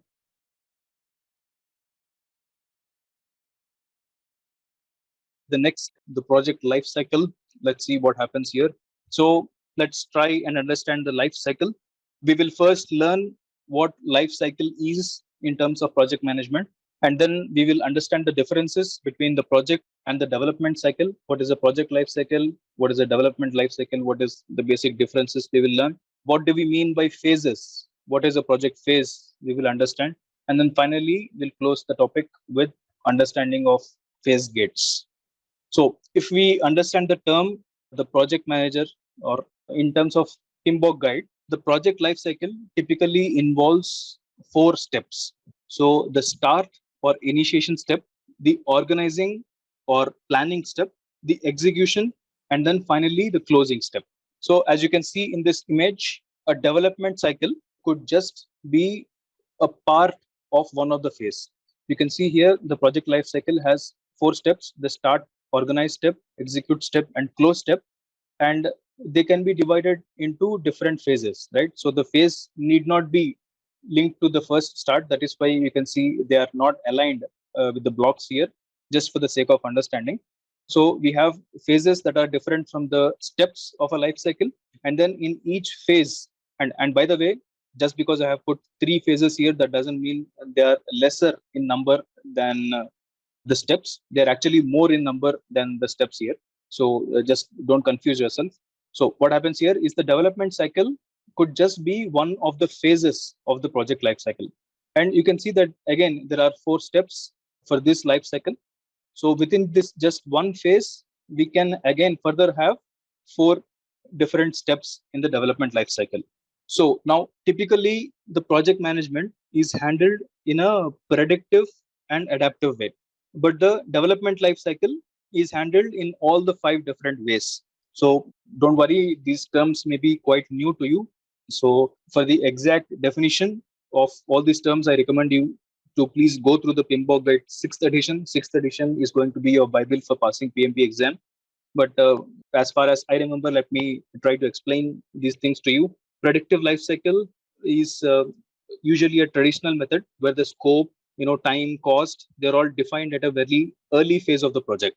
And when we talk about iterative cycle is a agile method. So the time and the cost, they are changed as the project moves forward. But the scope is predefined, right? So when we say scope, time, cost, scope is predefined, but the time and cost part are changed as the project moves forward. When we say incremental can be both agile and traditional, and this can be called as a progressive iteration, right? So as the functions keep getting added at every iteration, the project moves forward. Adaptive life cycle. What is an adaptive life cycle? This is also an agile process, and they are usually change driven. The term itself, you can learn that adaptive, it's driven by change. Whenever a change comes, the project adapts itself. So finally, the hybrid life cycle, as the name itself indicates, it could be combination of any 2 processes or 3 processes or all the 4 processes. So hybrid type of life cycle. Okay, moving on. The project phases can be named, right? So what name can be given? It can be named as phase 1, phase 2, or phase 3, as you can see here. This is just an example. They can also be named as phase A, phase B, phase C, or some cool names are also given. All this naming is not important. These are not standard as per the PMBOK guide. They're all given as per the organization's rules, or sometimes even linked to the project. So what they actually mean is how the work is divided. So as you can see here, it can be called as development life cycle phase also. For now, I have mentioned it as phase 1, but in some organization, they may choose to call it as development life cycle phase. Okay, so here I have shown the list of tasks that could be targeted. If we choose the development cycle, you can just have a look at it. So in phase 1, what could be happening? Phase 2, what could be happening? Moving on, phase gates. Phase gates are nothing but the review mechanism, right? So that we are putting some review mechanisms to validate whether a phase is actually achieved or not. So phase gates, this is usually a typical symbol of a phase gate. So for phase 1, we have gate 1. For phase 2, we have gate 2. And then phase 3, we have a gate 3. So to validate or to say the phase 1 is cleared, what type of review is done, that is understood here in gate 1, and so on and so forth. Here we are on the overview of the processes. Let's quickly see what we have here. I think I have already briefed you a lot about this, so I'll try to go through it very quickly. We have a total 49 processes in total. I keep repeating it. And then they are divided into process groups and different knowledge areas. Let's quickly have a look at the table. Again, here we have the table. As you can see, the knowledge areas, we have 10 knowledge areas in the first column. And then we have 5 different process groups in this row, or 5 different columns. And all the 49 processes are linked here. So I keep repeating it because it's very, very important in terms of the exam. You have to learn all these processes by heart. When somebody asks you in sleep which process group the plan schedule management belongs to, you have to tell that it belongs to the planning process group and that it belongs to the project schedule management. Just an example. So it is very important in the exam point of view that all these processes to be remembered by heart. I repeated that. Okay, moving on, role of a project manager.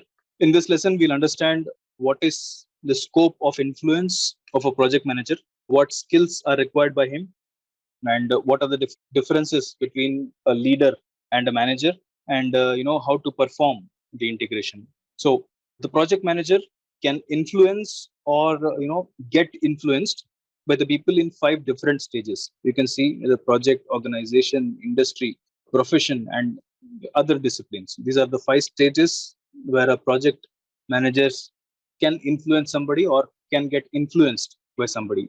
This drawing is a typical representation from the PMBOK guide, 6th edition again. So you can see how important the 6th edition is for our exam. So let's quickly go one by one. First thing, obviously, within the project manager, where he has the maximum power, he can influence and get influenced. Second thing is within the organization, where using the responsibilities he has, he can request or even demand the resources at the company level. At the industry level, influence, right? So where he can interact with the other organizations other than just our own organization, like customers or vendors, maybe even the competitors sometimes, during inter-organizational meetings. So he can also influence people within that industry, and he can interact with the people and influence across his profession, because he's a PMP, or even if he's not a PMP, all the project managers meet in groups and then share their ideas. So he can also influence there as a project management professional, and also get influenced.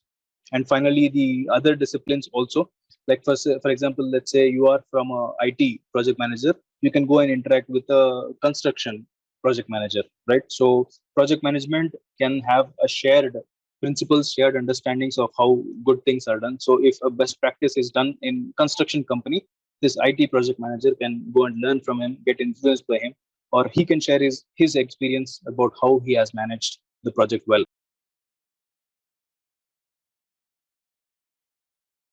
Here we can see the required skills by a project manager, right? So what skills that we need? The project manager should be able to study the people's behavior and motivations. So the quality of a leader could be being optimistic, being building the trust, good communication skills, being empathetic, being visionary. All these terms are from PMBOK grade, but they are not important for the exam. So all the qualities we have learned, and then finally the politics, power, and getting things done. The politics here exactly means what you're thinking. Politics is bad, I know, but you are in such a role that if you are not playing the office politics, you will be dragged by somebody else to play the politics. So you cannot avoid it. So PMBOK guide and PMI itself tells that you are to play politics, and politics doesn't have to be taken as quite negative. The PMI has defined politics as the ability to influence, ability to negotiate, and have autonomy and power over others. It sounds like a don, right? I know. Okay, moving on. Technical project management skills. So what does it mean? The technical project management skills, they require you to demonstrate on the topics like success of the project, the scheduling, the financial reports, creating the issue log. All these things come under technical project management skills. So as a project manager, we need to make time for planning and prioritizing the tasks. Moving on. Okay, what do we have here? We have the strategic and business management skills. Having the strategic and business management skills means having the ability to explain the business aspects of the project, and maximizing the business value using multiple strategies, right? So you have to use a lot of strategies and then maximize the value that the business that is going to get. Moving on, we have, what do we have here? We can find the key differences between leadership and management. So these two words are not the same. Leader cannot be the manager, and manager cannot be the leader. The main distinction is in the working style. So what happens is, and also before we go to the details of what a manager and a leader is, one is not above the other. So leader is not bigger than manager, or manager is not bigger than the leader. These terms here actually talk about the behavior of a person who is in that role. So managerial activities or leadership activities, they can both be performed by a single person, right? So a person cannot be bigger than himself. So the word management is more about giving directions to a person to get the things moving. And the word leadership here involves working with others, guiding them to get the work done. These are the typical terms. Moving on, let us see what are different types of leadership styles we have. So first style is laissez-faire. It actually means somebody who allows the team to take their own decisions, right? So that is one of the leadership style. Next is the transactional leader. He's somebody who is always rewarding for the work done. Give me something and take the appreciation. That kind of leadership is a transactional leader. Servant leader, the most important leadership style, which always comes into an example. I cannot stress enough about this. Please learn about servant leader before you sit in the PMP exam. Very important leadership style. And what does it mean? This type of leadership demonstrates commitment to serve and put other people first. So he is somebody who is always focused to make other people work easier by providing them with all the resources, and he maintains always good relationships with everybody on the team. So when a question comes, what type of leadership skill this is, you have to be able to identify that it is a servant leadership style. Okay, so it's very rare that you do not get a question without this type of leadership style. So bottom line, very, very important leadership style. Please have a look at it before you go into the exam. Moving on, the next kind is somebody who is always encouraging, transformational, somebody who is quite motivating and inspiring type. The next style is one who is always energetic. He's always energetic. He's very self-confident. People always look at him. He's always holding, like stronger convictions. That type. And finally, the type who's, kind of combination of transactional. He's some part transactional and some part transformational and some part charismatic. So he has the qualities which are mixed. So he's considered as a interactive type of leader. So these are some personality attributes of the leader. Again, you don't have to memorize them. Just take a feel of them. What personalities does a leader has? We are focusing on the leadership and not the management, because the PMBOK guide stresses so much on the leadership, right? So it wants everybody to move from management style to leadership style of leading a team. So give a quick read. What do we have here? The leadership should have authentic personality. He should be courteous. He should be creative, cultural, emotional. He should be intellectual. Managerial is also one of the quality at some times, because we cannot completely disregard this. And as I told, he must be political. Don't take this in a negative sense. A leader must be political. He has to be service oriented, social, and of course systemic. The reason I had to include these textbook terms here is just so that you don't miss the attributes that are given. They might come in handy in the exam. They might not ask you directly whether your leader is creative or not, right? So just keep these things in the back of your mind. Integration is all about linking the processes, right? So knowledge and people integrated to achieve the organizational strategic objectives with the help of the project objectives. So the process level, as we all know, we have 49 processes, again and again repeated. These processes, are sometimes done independent to one another, and sometimes they are clubbed together, like 2 processes are clubbed, 3 processes are clubbed. So this kind of integration is talked about, and that is called the project or process level integration. What do we have next? Cognitive level integration. We all know cognitive means the knowledge. So it's all about integration of knowledge areas, right? So the project manager applies his experience, all his insights, and the business management skills, to combine the common activities across the knowledge areas. We have 10 knowledge areas. So he uses his skills to combine and integrate them, and finally to achieve the final results. Moving on, context level.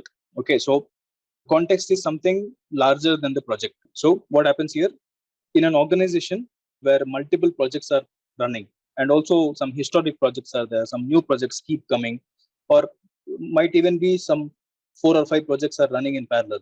So the problems that are faced within a single project, they could also have occurred in other project, which the stakeholders from this first project are not aware of.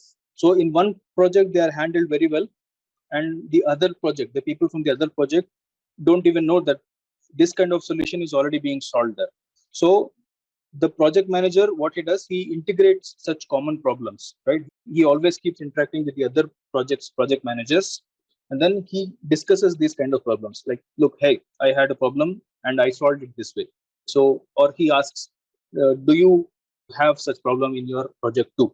Right. So if they already have a solution, we can implement it easily, right? So we don't have to reinvent the wheel every time. So it's all about that. So at the context level, integration actually benefits a lot at the organization level. Okay, integration and complexity. Complexity, the definition itself means complexity is something which is difficult to manage. So the project manager is going to identify the complexities of the project, and he tries to integrate them by identifying those key areas which could make them easier to manage.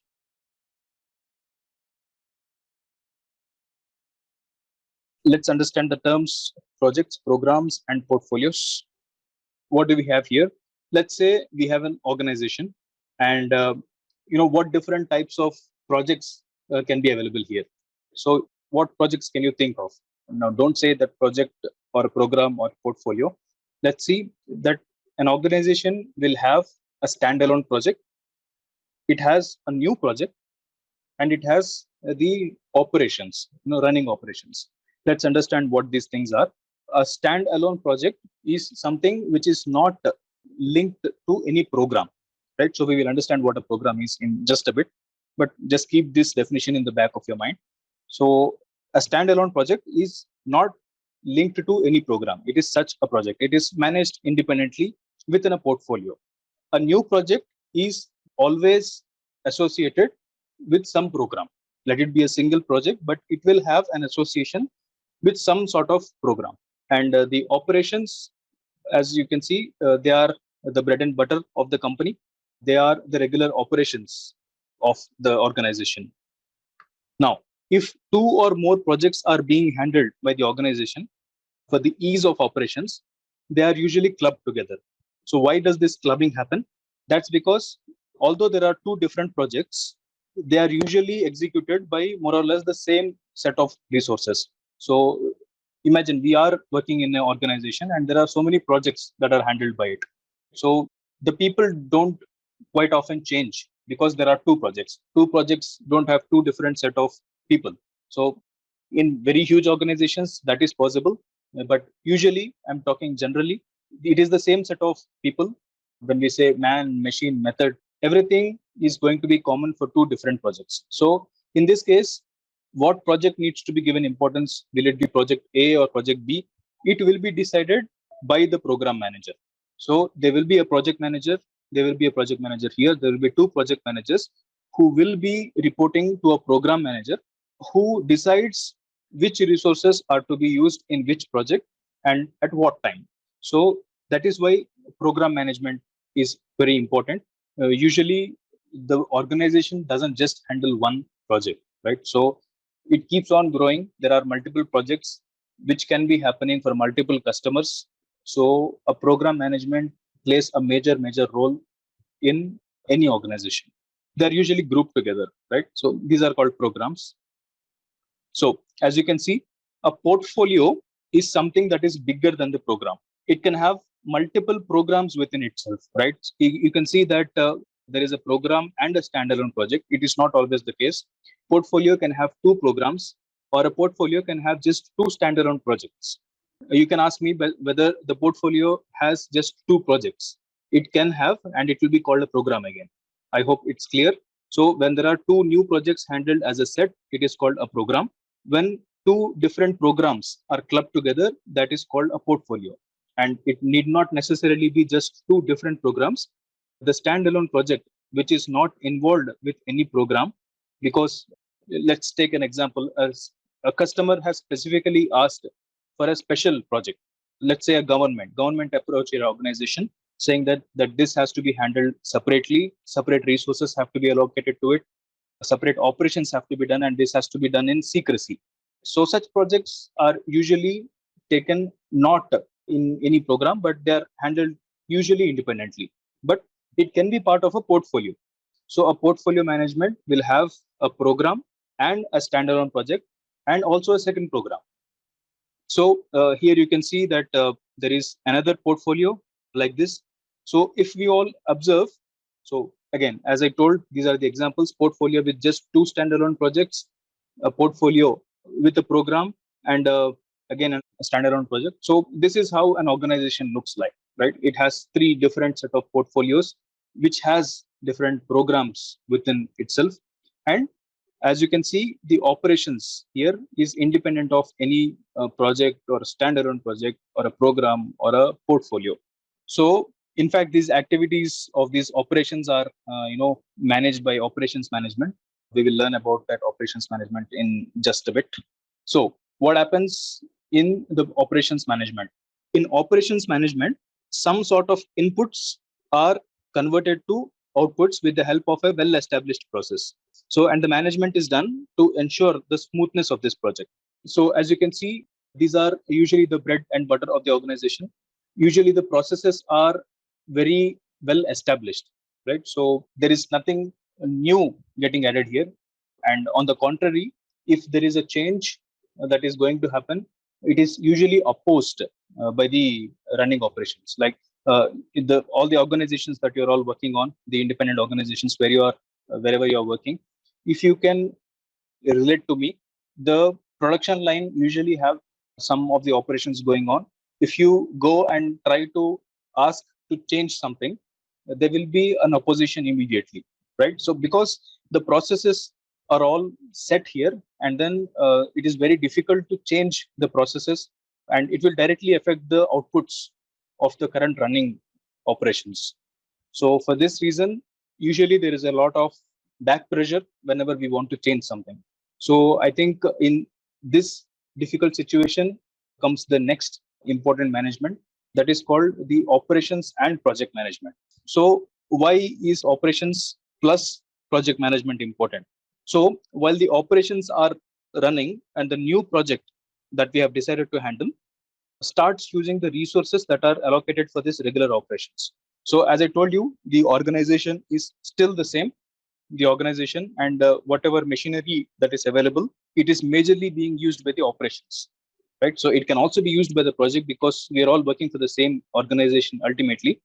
The operation stakeholders do not own this machinery, right? So everybody understands this, but there will be a lot of disturbance, right? Whenever a new project is handled, there will be disturbances in the current or ongoing operations.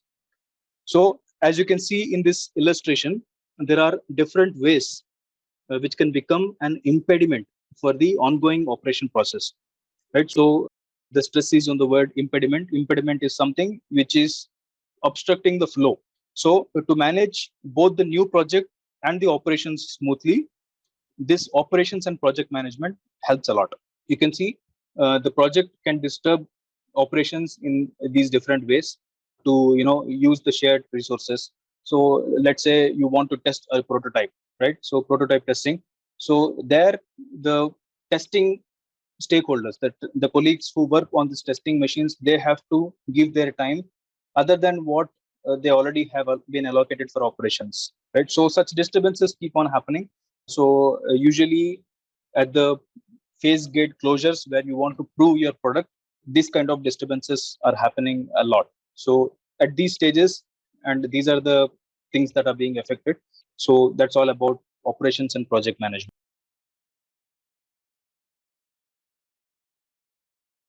Hi and hello everyone.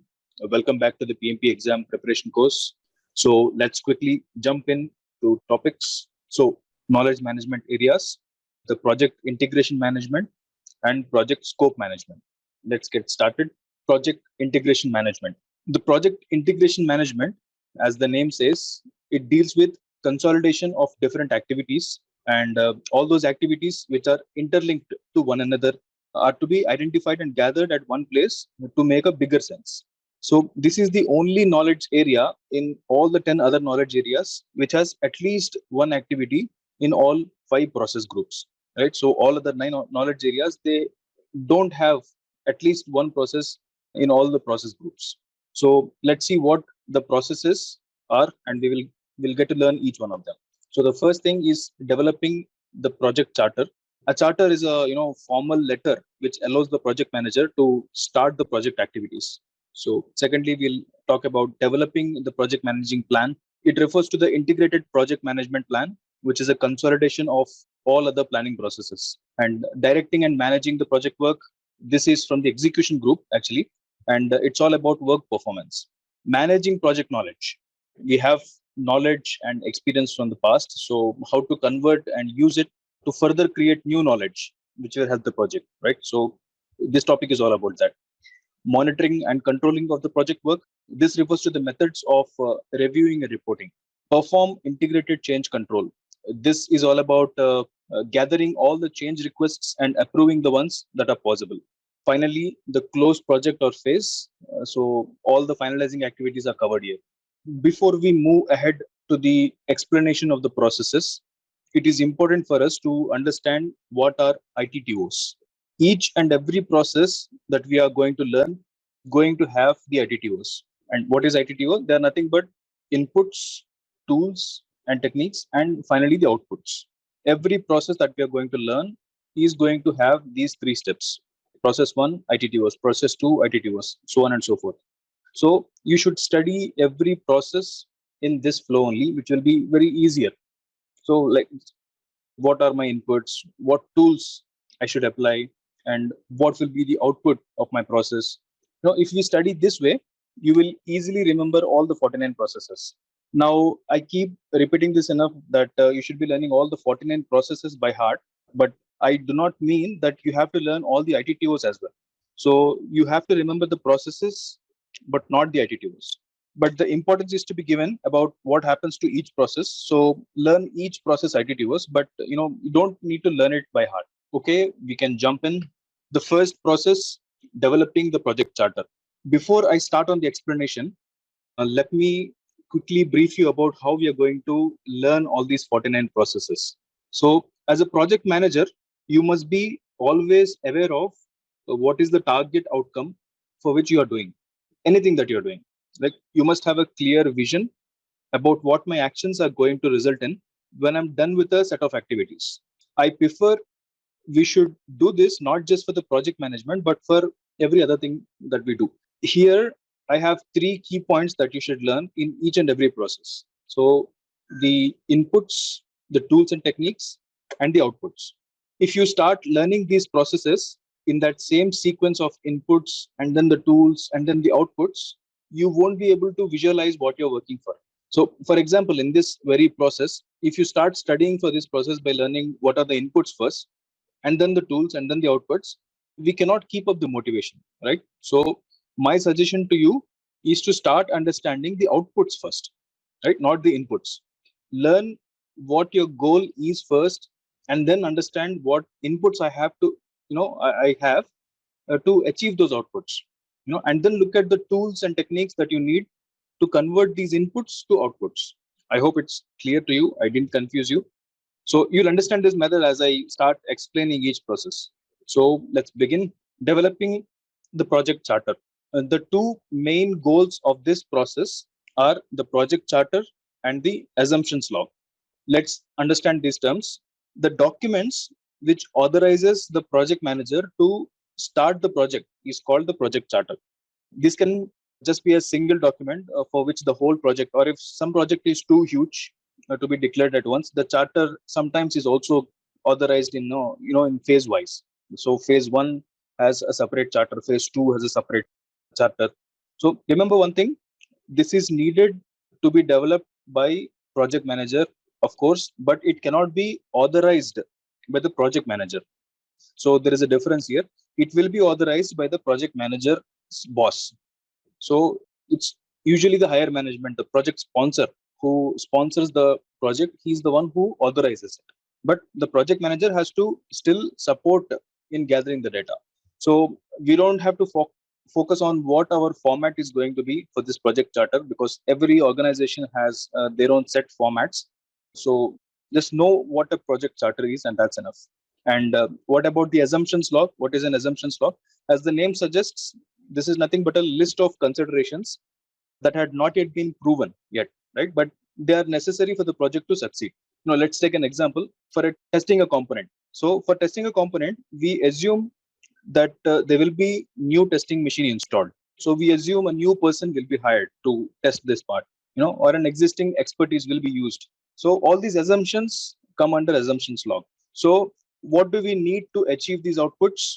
The project manager has to support these documents by providing a business case information to the approving committee. So like what is the demand, the organizational needs, social needs, so on and so forth. This business case is one such business document. That is an input.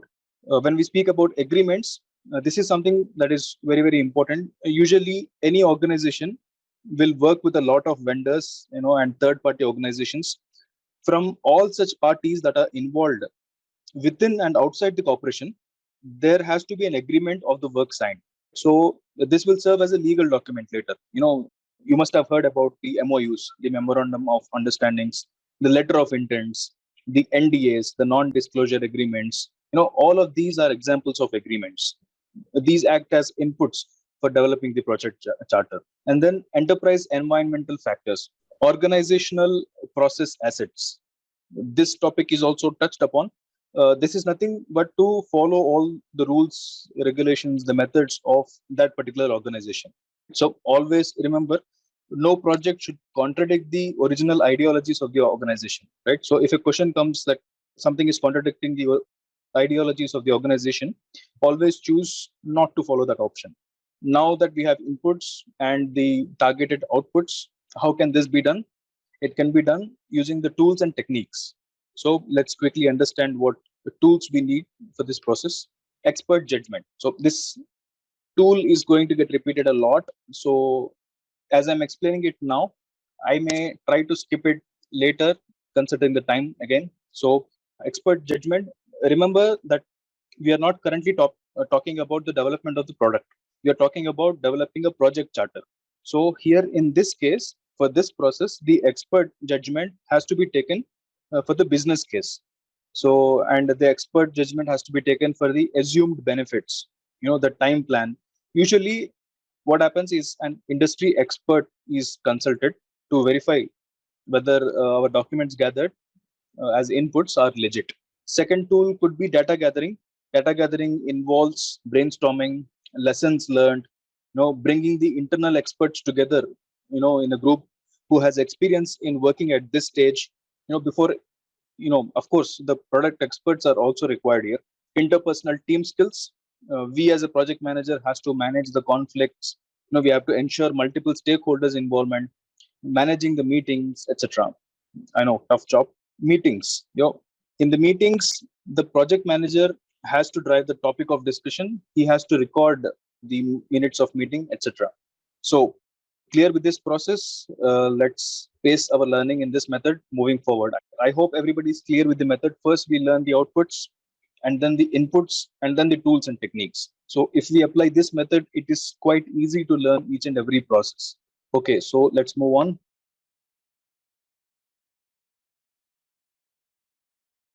Developing project management plan. We have only one output to focus here, the project management plan. What does it mean? This is a consolidated document of all the partial management plans and all the partial important informations. So this basically describes how the project is going to be executed, monitored, controlled, and closed. So let's move to the inputs. Okay, the project charter.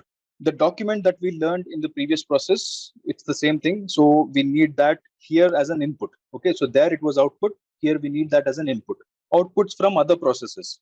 From the process table, the process group planning, you can recollect that there are 10 different knowledge-wise management plans.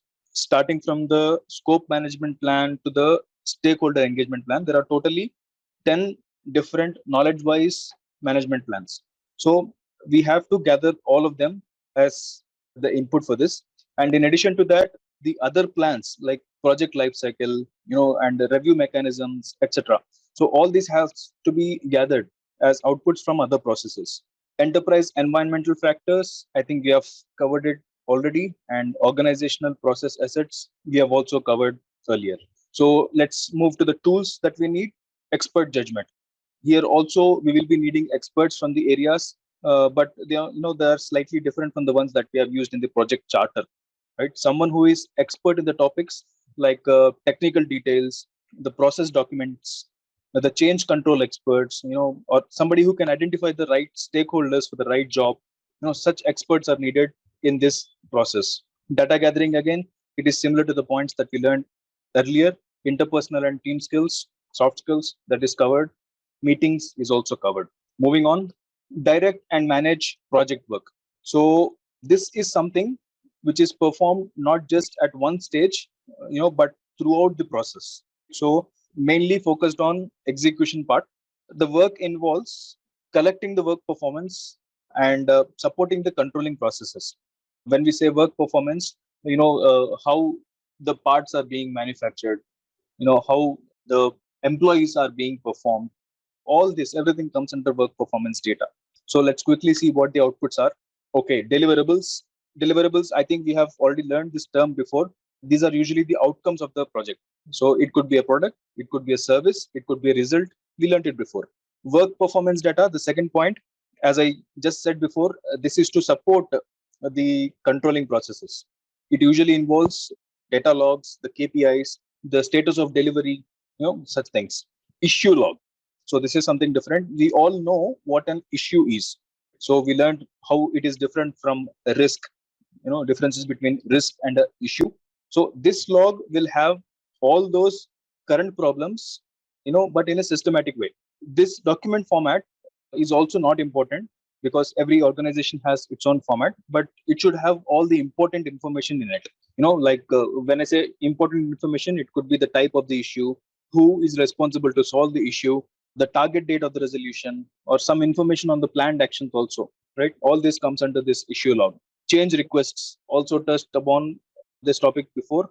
In this document also, all the relevant data, like what is the change, what are the repairs done, since when it is effective, all such details must be there. Next thing is project management plan updates. The plan we made at the beginning is not the absolute plan, right? So chances are that there are changes happening to it. So they have to be recorded as we go on learning the processes. So every process may or may not have updates to these project managing plans. Similarly, project documents update. Again, what documents are we talking about here? The lessons learned register, the risk register, the assumptions log. So all these documents we have to update after the project or this process is executed. And finally, the organizational process asset updates if we are changing the methods of the company after this process. So we have to update that document also. Long list, right? Okay, quickly the inputs, the project management plan that acts as an input here, the project documents. Okay, here the set of documents, this can differ from the previous processes, right? All the project documents may not be required here. We can gather the data just by the use of lessons learned or risk register, etc. Approved change requests by the change control board, that is also important. Enterprise environmental factors, I think we have already covered this topic, and also the organizational process assets. All these act as inputs for this process. Let's have a look at the tools and techniques that we need. Again, the relevant experts' judgment is needed. So a special expert is consulted also to manage this project work. So that process is important for us. And PMIS, Project Management Information System. This is nothing but getting access to all those softwares and applications needed for the project. In your organization, you must have seen that some softwares have access to some people, and some softwares are not accessible to some people, right? So usually what happens is that these softwares and applications, they are licensed and they are for only limited users. So we as project manager has to control who is using them so that the cost will be within the limit. So it also talks about how we record the information in software. Next thing will be the meetings. I think meetings is quite self-explanatory.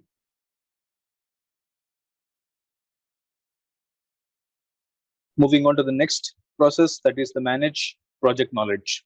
PMBOK guide talks about managing the knowledge in two ways. It divides the knowledge into two types. First type is the explicit knowledge, and second type is the tactic knowledge. Explicit knowledge is the knowledge that we have discussed so far about, that is any knowledge that can be recorded, right? Lessons learned, documentation, images, photographs, all these things are explicit knowledge. We can see it, we can learn it from a book, from a downloaded page, something like this. But tactic tactic knowledge is something which can only be understood when you are personally involved and personally experienced it. It's kind of within the minds of those experts or in the experience, right? How can we explain this better? It's more like, if we ask a question, same question, to two different persons from two different experiences, both of them will give the answer in their own point of view. So a designer and a tester, they will give two similar answers but not the same, because they have their own experiences which are linked to it. So, right, so this type of knowledge is called the tactic knowledge. So let's quickly look at what we should achieve here. The lessons learned register, I think we have lightly touched upon this before. This is nothing but the collection of outputs from the previous project. So everybody who's working on a project can contribute to this document, and they usually do. So it could be a common data collection or an independent one. So when I say common, it's like everybody is contributing to this data. They entering the lessons learned in one single document, everybody from different teams. When I said everybody, or every team will have its own lessons learned, and then it is integrated finally by the project manager. So this is a document which is usually reviewed also at phase gates, right? So this could be an important point for your exam. Where is it reviewed? So it is reviewed at a phase gate. Project management plan updates. So if the project plan changes during the activity, it has to be updated accordingly. So similarly, organizational process asset updates, updated likewise. Let's see the inputs. The project management plan as an input, of course. Project documents. So here, what could the documents be? The lessons learned act as an input. Project team assignments act as an input. The stakeholder register act as an input. And the resource breakdown structure. What does resource breakdown structure mean? It talks about categorizing the available resources based on the knowledge. Deliverables, the product, service, or a result. So what are the deliverables? They act as the input to the managed project knowledge. The enterprise environmental factors, I think we have covered. Organizational process assets, also a repeated input. The tools and techniques, expert judgment. Again, the relevant expert consultancy is needed. Managing the knowledge, how to manage. The project manager can be as creative as possible here in gathering the explicit knowledge, the tactical knowledge, as we have learned it. The information management, how is it different from the knowledge management? We have learned about knowledge management. So information management, it focuses on the how-to part, right? So how to record the lessons learned, what format to use, how to generate the common directory, how to share this information, should this be encrypted or not encrypted? All such things comes under information management. Interpersonal and team skills, soft skills, I would say. Remember the politics. Okay, the fifth process, monitor and control project work. Also done throughout the project. So it's not just at one particular stage. So let's see what is expected to bring out. So we have 4 outputs to be performed. Work performance reports. These things are updated accordingly. Change requests, I think we have covered what change requests actually mean. So they will become the outputs of this process. Project management plan updates, I consider understood. Also the project documents update.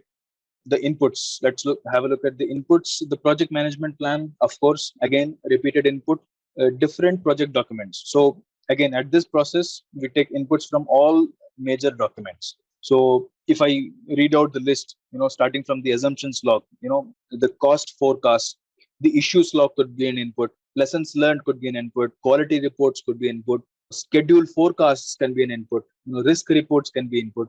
So I did not show this on the screen because you don't have to memorize this.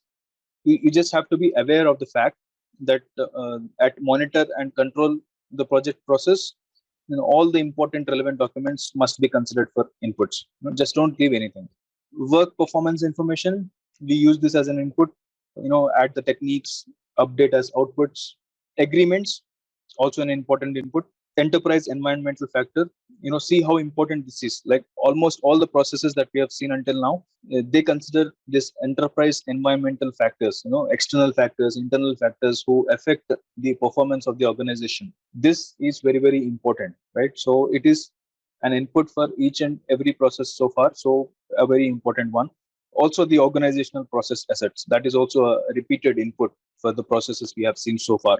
All right, the tools, of course, the expert consultancy again. Second part is the data analysis. Okay, we need to know that there are 6 types of data analysis. So again, due to the time constraint that we have here, we cannot learn each analysis one by one, because that itself will form the lecture for 1 hour.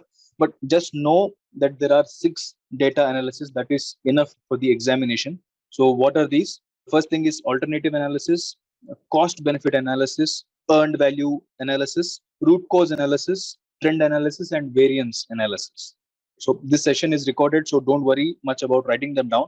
What I'll do is that I'll describe these as detailed as possible in the lessons to come whenever they are needed. So because they're better explained when I explain it with those examples. The decision making is also something very interesting. The project manager uses voting, right? Voting as an option to understand the opinion of the group. So after the voting, the decisions are made based on the unanimity or majority or plurality, again, based on that organization's methods. Meetings also a tool, and I consider that is understood. We have covered 5 processes.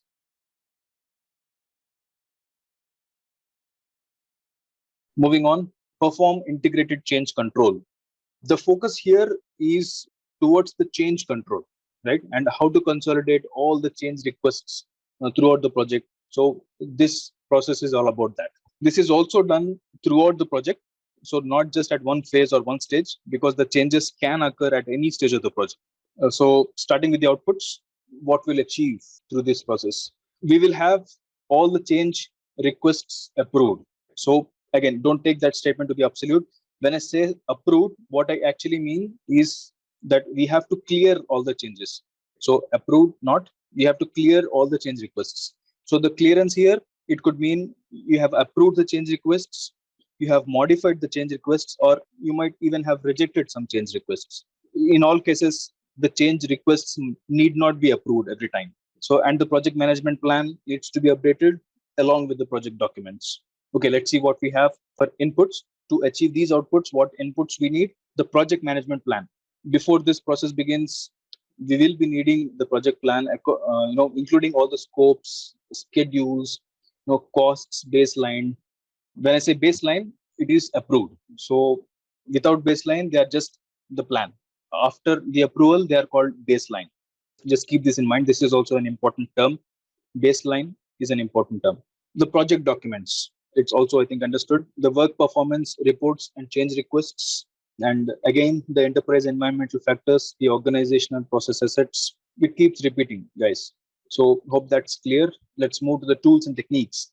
We will have to, again, consult the experts. And at this stage, what experts can help us? Legal experts, technical experts, risk management experts. So all those experts can help us perform integrated change control tools. Okay, again, something important here. These tools, they're not physical tools, but they could be manual or automated tools. The tools applied are going to be in both the deliverables, the tools for deliverables, and process tools. Data analysis. There are typically 2 types of analysis that we should know here. First thing is alternatives analysis. Something important here. So wherever I need I feel that there is a need for explanation, I'm slowing down. Alternative analysis focuses on what choices that we should choose, in case of a solution to the problem. A problem might have 2 or 3 solutions, and we have to consider these as alternatives, and we have to analyze which one is the right one for us. So that's called the alternatives analysis. So that is one of the data analysis methods. And second one could be the cost benefit analysis. This focuses on whether the solution itself that we have selected, whether it is cost friendly or not, cost effective or not. Next thing is decision making. I think we have learned this, voting option and all. And finally, the meetings is also covered too. Moving on. Okay, the last process in this knowledge area, closing project or phase. Basically, the project manager has to ensure all the activities mentioned in the project management plan are achieved, right? So there will be direct questions from PMBOK guide in the PMP exam mentioned in the inputs and outputs from this process, right? So it's an important process, close project or phase. So please learn it with care. And let's see what we have here to achieve as outputs. Project document updates. Every other document from the project has to be closed except the lessons learned. Why except the lessons learned? The lessons learned register will continue to be live because it acts as an input to the benefits management plan. Benefits management plan is not important for the PMP, but just know that lessons learned register need not be closed in the closing project phase because it's a live document. It acts as a input for something else. Final product, service or result transition. I think this is also self-explanatory. Final report. Yeah, this is important. What does it contain? Final report contains firstly a description of summary of the project, right? So it has objectives versus deliverables. What objectives are we talking about? The scope objectives versus scope deliverables, the cost objectives versus cost deliverables, quality objects versus quality deliverables. So the final report again could have validation results. So it can have scheduled plan versus actual plan. So description of final product is also available here, right? And also the summary of risks that are associated with the product, right? When you are using a product, what risks are involved with it? That is also involved in the final product. Organizational process assets that has to be updated. And as mentioned before, just for the sake of repetition, they could include the project documents, support documents. They could include the phase closure documents. They could be lessons learned. So to achieve this, we have 8 inputs. I think most of them are already covered. I'll, however, go by the list. The project charter acts as an input. The project managing plan, the management plan acts as an input. The project documents, all of them are important here because we are at the closing stage. Remember, acceptance of deliverables from all the stakeholders, right? When we say stakeholders, they could be internal customers, external customers, acceptance from the sponsor, the one who is sponsoring the project, right? Business documentations act as an input. Agreements, we learned what agreements are between vendors and the customers, NDAs, right? So those agreements act as an input. The procurement documents, I think this is something we have not covered or talked about. We will talk about this in depth in the project procurement management. So for now, just know that we need to close or we need to use the procurement documentation in the closing phase. And finally, the organizational process assets. Right. What tools and techniques do we need? The expert judgment. We are at the closing stage, remember. So at this stage, what expert should we consult? So we should consult the audit experts. We should consult the legal experts. So these 2 experts we have to consult at this closing phase. Data analysis. Here, a different set of analysis techniques are used. First thing is document analysis. Document analysis is something which validates the documents. The next analysis could be regression analysis. Regression analysis, what does it mean? This is kind of a retrospection about what causes the variation, right? What causes the change, so that in the later or the future projects, we don't have to repeat the same mistake. Change is something which is unplanned, right? That means it was not planned well, it was not envisioned well. So in regression analysis, we will understand that better. Trend analysis. Trend is something which links everything to the timeline, right? So next thing is variance analysis. So data analysis is a big step. So variance analysis is to improve the metrics, right? So plan versus actual. Finally, the meetings also can be used as a tool for closing the phase or project. Okay, so I think with that said, we have finished the first knowledge area by closing the project or phase. So let's quickly jump into the next knowledge area, project scope management. Okay, the word scope here can refer to both the product scope and the project scope. So our focus should be on both areas, not just the project scope. The product scope is also important here. So just know that we have 6 of these processes in this knowledge area. So let's jump right in. Plan scope management. So this process is a component of project management plan. You remember project management plan? Yeah. So let's see what will be our outputs after this activity. 2 outputs: scope management plan, requirements management plan. What is a scope management plan? Keep in mind that this is a planning document. So this document tells about what needs to be done, right? The actual work is not recorded here. This is just a plan of the scope. So it includes the process for preparing a project scope statement. So, and also it enables the WBS. WBS means the work breakdown structure. When we talk about requirements management plan, for the requirements we received from the customer, how to proceed with achieving and all, right? So that plan is created as a result of this plan scope management. So the requirements are not already done. The plan for the requirement management is created here. The stress is on the plan. So let's take the inputs. What do we have here? First, we have the project charter. We all know what it is. The project management plan, the overall complete plan of the project, that is the project management plan. The enterprise environmental factors, internal factors, external factors, and then also the organizational process assets. You can see the enterprise environmental factors and organizational process assets being repeated over and over. What tools do we need to convert these inputs to outputs? The expert judgment again. See, expert judgment is also an important thing or important tool in each and every project or each and every process. So here we are going to consult the industry experts because we are planning the scope, and then the application area experts are also quite often consulted at this stage. And data analysis, again, different ways of collecting the requirements. What that analysis is done. Elaborating the product scope, the project scope elaboration. How to control the scope. These are the data analysis that we need at this stage. And also finally the meetings.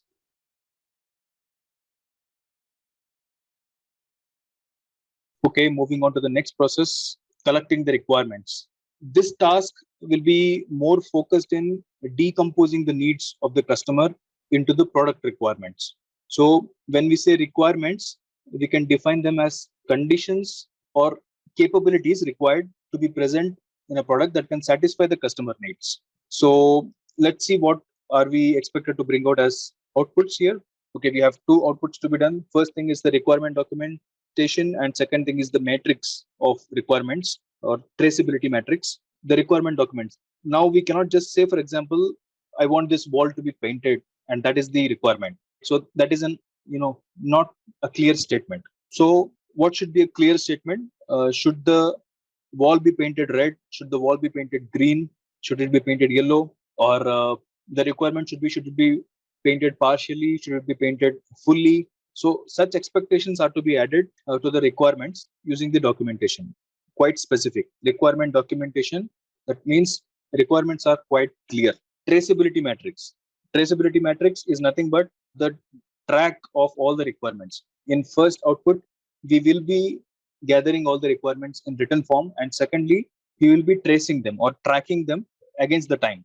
So we have all the requirements pasted in an Excel sheet, and then a timeline is given, and the statuses are also given, whether the requirements have achieved or how much time do we still need, what resources we should put to achieve these requirements. So that is the requirements traceability matrix. Inputs, I think all of them are here already discussed in the previous requirements. So I'll just read out the list. We have project charter as input. We have project management plan as input. We have project documents, business documents as input. We have agreements from all the parties as inputs. And also, finally, it goes without saying, enterprise environmental factors, organizational process assets also act as inputs for collecting our requirements. Tools. Again, the expert consultation. The expert here could be for doing the requirement analysis. The experts could be from the conflict management, and the requirements could be the experts to collect the requirements. Second thing is data gathering. We have learned how it is done. Data analysis. What kind of data analysis can be used here? Business plan analysis or issue logs can be one data analysis. Policies, process flows, all this kind of data analysis is used as tools here. For decision making, we have already learned how the decisions are made using voting. There are other kinds of voting also here, like autocratic decision making. This is also, I think, something important in the exam point of view. Just keep it in the back of your mind that the decision making types, right? So first type would be autocratic decision making. What does autocratic decision making mean? It means that one person takes all the decisions. Such decision making type is called autocratic decision making. It might be an important point to note for the exam. And second type of decision making could be multi-criteria decision making. So what happens here is we establish the criteria, we understand the risk level, we estimate the total uncertainty, we evaluate the ideas, So that's all about decision making. Data representation, again, also a big topic. It can be represented as, affinity diagrams. Large number of ideas can be grouped based on the categories. Mind mapping can be done. When we say mind mapping, all the ideas collected from the brainstorming meetings, they are again categorized or mapped, based on some commonalities, some differences, some unique ideas are also taken out. So all these things happen in data representation. I think interpersonal and team skills are understood.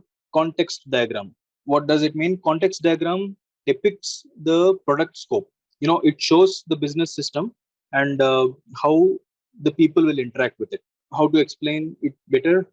Do I have the pen? The context diagram is nothing but we have a business system, and with this business system, the people keep interacting with it. When I say interacting, let's take an example of a HR system. So HR management system, what happens when the HR needs a person to be hired? What they do, they have an internal job posting mechanism and also external job posting mechanism. So what happens in the internal job mechanism? The internal colleagues get notified first via emails and all. And in case of external hiring, the external recruitment agencies are hired, or sometimes even the HR directly hires the people. Right. So what is happening here is recruiting a person is the context here. So that is the company, and that is the main important activity that needs to be done. And it can be done in two ways, internal and external. So is represented in the form of a diagram. So you can imagine a circle in between, and then on the left we have the internal systems, on the right we have the external system. So how the people are interacting, how internal colleagues are interacting to get this internal job rotation, and how external agencies are interacting with the same circle for the external joining, like lateral entry and all. So last thing here, prototypes. We all know what prototypes is. For those who don't know, prototyping is a method to obtain the early feedback by manufacturing it in a non-conventional method. So that will act as a tool to collect the requirements. Because why is it important here? We are gathering the requirements of the product. So whether the requirements are actually achievable or not, we will only understand when we have a product in hand. So, and we cannot manufacture this product by using a full-on production line. So to understand whether these requirements are real or not, a prototype is made. So that is also a very important tool at this stage. Okay, I think it's clear for now. Moving on, defining scope. Defining scope is actually a repeated task. Why am I saying this as a repeated task? Because the collect requirements is, when we are at collect requirements process, it's too early to get the real number of requirements. So at this stage also, we already have final requirements. When this process is taken place, we already have final requirements. So this is kind of a repeated task. Let's see the inputs. When we are done with defining scope process, we will have two outputs, that is the project scope statement and the project document updates.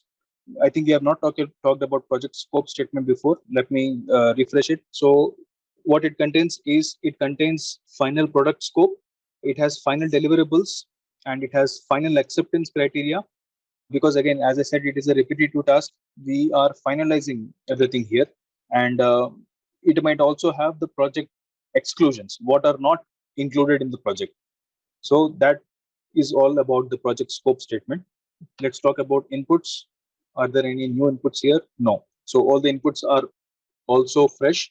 We have project charter, we have project management plan, we have project documents, all are understood. And of course, we have enterprise environmental factors and organizational process assets. Let's see what tools we need to use in this process. Expert consultation, of course, expert judgment, data analysis needs to be done at this stage. Decision making is also done, by voting. Interpersonal and team skills is also done. Product analysis. We talked about data analysis until now, but what is product analysis? Product analysis is nothing but defining the products or results or services. It's all about examining techniques, right? So how do we test it, right? So it can involve like breaking down the product into smaller sub products, sub assemblies. The requirements analysis could be one technique. Systems engineering. right? So India lacks in system engineering, sadly, but in Europe and US, system engineers are more prominent. So the one who understands the performance of the complete system, not at a individual component level, but at a system level, how a product should perform. So this is the reason why India quite often consults with the Europeans or the Americans or the consultancy agencies for this system engineering technique, right? So that is done in the product analysis. The value analysis can be part of the product analysis. Value engineering, I think we know what value engineering is. Value engineering is nothing but understanding or again retrospecting whether we have an over design. Imagine a product is designed more than what it should work for, right? So in that case, we actually reduce the performance of this product. So that is called the value engineering. So all this comes under product analysis. So that is an important tool for defining the scope.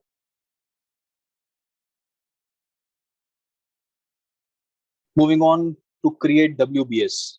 I think I already mentioned you what WBS means. WBS is work breakdown structure. So this is also an important point for your exam. This is nothing but the process of subdividing the tasks and make it easier to manage. Expected outputs, scope baseline, and project document update. Project document update, I think it is all well known to us. Scope baseline. What is scope baseline? This is an approved version of scope statement. I think I already mentioned baseline means approval. So we have a scope plan, we have a scope baseline. That means approved scope plan. So in the scope baseline, we have an approved version of scope statement. And the components of this scope baseline could be the project scope statement, unapproved stage. We have the WBS, the work breakdown structure. The final work breakdown structure will be the result of this. The work package or the planning package. And also when I said WBS, we also have WBS dictionary. The dictionary contains description of work, assumptions, or acceptance criteria, all those things. Okay, moving on to the inputs. What do we have for inputs? I think all these inputs are already known. We have project management plan, of course, project documents, and again the repeated enterprise environmental factors and organizational process assets. So I think by now you are already aware that how important these input number 3 and input number 4 are. Moving on to the tools. Again, we have expert judgment and decomposition. Okay, this is something new. What is decomposition? Decomposition is actually, I think, the definition of work breakdown structure. So there are some simple techniques to divide the tasks. When I keep saying techniques, don't worry about all these things because you don't know what these techniques are. It's nothing but you have a bigger work. You have divided into 3 parts. And then these 3 parts you have divided into 3 subparts again. So how do we divide it? It can be done phase wise. So that is one method, or it can be divided on work wise, right? Major deliverables, like example, testing. We have a huge testing task. We divide it into 2 small testings or 3 small testing works, right? So these are the decomposition techniques. You just remember that there are 2 of them: phase wise decomposition or major work wise or major deliverable wise decomposition. Moving on, validate the scope. Validating scope is nothing but we have to make sure that the deliverables are met. We have an acceptance from the customer and the other stakeholder, and that's important, right? You have to get an approval from sponsor also. Outputs is, of course, the accepted deliverables from the sponsor, from the customer, from all the relevant stakeholders. We need work performance information. I think we learned this before. We have change requests closure. All the change requests have to be closed, not approved. We have the project documents to be updated at the end of this process. What do we have for inputs? The project management plan, of course, the project documents, of course. What project documents could be acting as input here? You could use quality reports, you could use lessons learned, you could use requirements documentation. You can use all this as inputs in the project documents part. Of course, the verified deliverables act as an input here, and work performance data. I think we have covered all these inputs in the previous talks. Validating the scope, we have to inspect all these inputs, and inspection methods are to be learned. And the decision making, because to validate whether the deliverables have actually been met or not, the decision has to be done. and who has to take this decision, at what time this decision should be taken. Can this be taken at the beginning of the project? It cannot be, right? Because we have to actually validate these things. So first inspection and then the decision making, who has to done it, when we have to do it, what is the frequency of these reviews. All these things come under the techniques of validating the scope. Control scope. Okay, so here it's nothing but making sure all the change requests or the actions that we have taken. When I say actions, it could be corrective actions, it could be preventive actions, whether all these things are processed or not, that we will understand. What do we have here for outputs? We have work performance information. We have learned that before. We have change requests as outputs. We have learned that before. We have project management plan updates. What project management plan diagrams or what documents can be updated here? You can imagine scope plan. You can imagine the scope baseline being updated after the process, the schedule baseline. Basically, all the baselines are updated after this task. And then moving on, we have project document updates. Again, what documents? If we speak, go to the specific, we have lessons learned to be updated. We have requirements documents to be updated. We have requirements traceability metrics to be updated. At this stage, we'll understand what is the status of each requirement. So the traceability matrix of the requirement also is updated at this stage. What do we have as inputs? Project management plan, of course. Again, when we keep on repeating project management plan, it is again a conglomeration, or it is a gathering of all the small management plans. Let's say scope management plan, requirement management plan. All these smaller management plans together, they act as inputs. The project documents, again, if you go to the specifics, we have lessons learned, requirements documentation, all these act as inputs to us. We have work performance data and organizational process assets.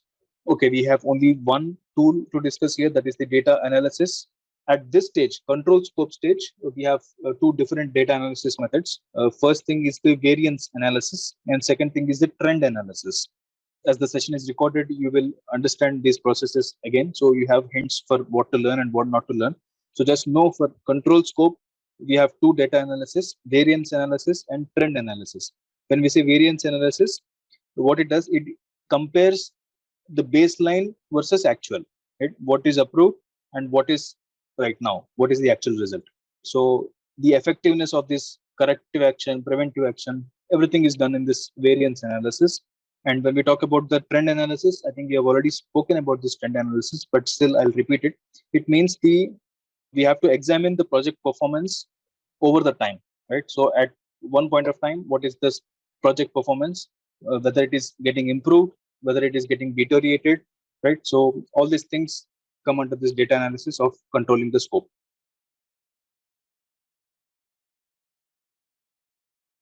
Hi and hello everyone. Welcome back to the PMP exam. So far we have covered the exam overview, the latest updates in the exam, introduction to the project management, and we have covered two of major knowledge areas, and their associated processes. So let us focus on one of the major and very important knowledge areas, the project schedule management. So let's quickly jump right into it. Project schedule management. So this knowledge area is all about the processes that are required to manage the on-time completion of the project. So if we start linking the processes that are within this knowledge area to the process groups, they are grouped only in 2 of 5 process groups. These processes, they are present only in process groups called planning and monitoring and controlling. So why is this information important here? Whenever we work on any knowledge area or a process of the knowledge area, when we have clarity on what is happening in that process, we will spend our energy working only towards that goal. So now we know that this process that I'm learning now or I'm going to learn, they are not related to execution and are majorly focused on planning.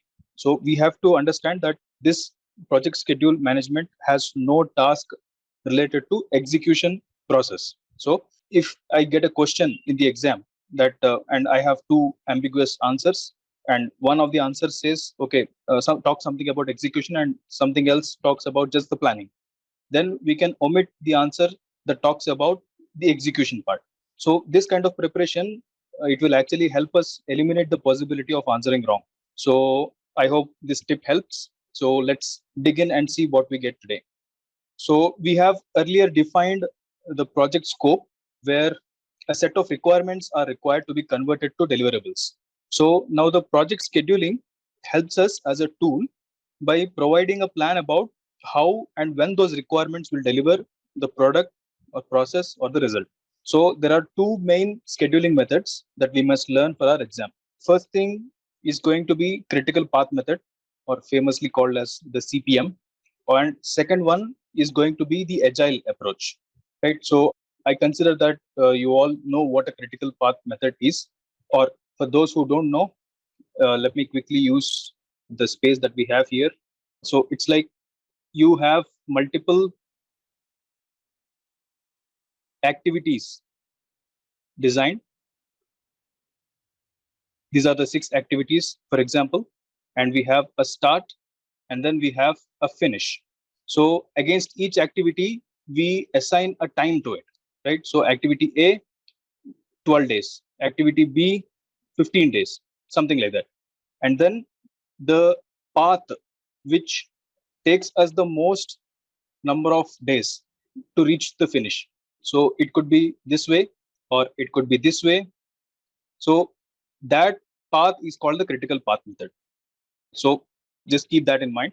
So, and for those who don't know what a bar chart is, that is also quite important. Actually, the schedule itself is quite often represented as a bar chart. Again, I'll make use of this space that we have here. This is a huge chart that you might have seen in your organizations. On the left, we will be having the list of activities. And then in the vertical column, you have all the months. And then for each activity, we will have the timelines decided, right? So whoever has worked in at least one of the project, you might be easily able to relate this chart.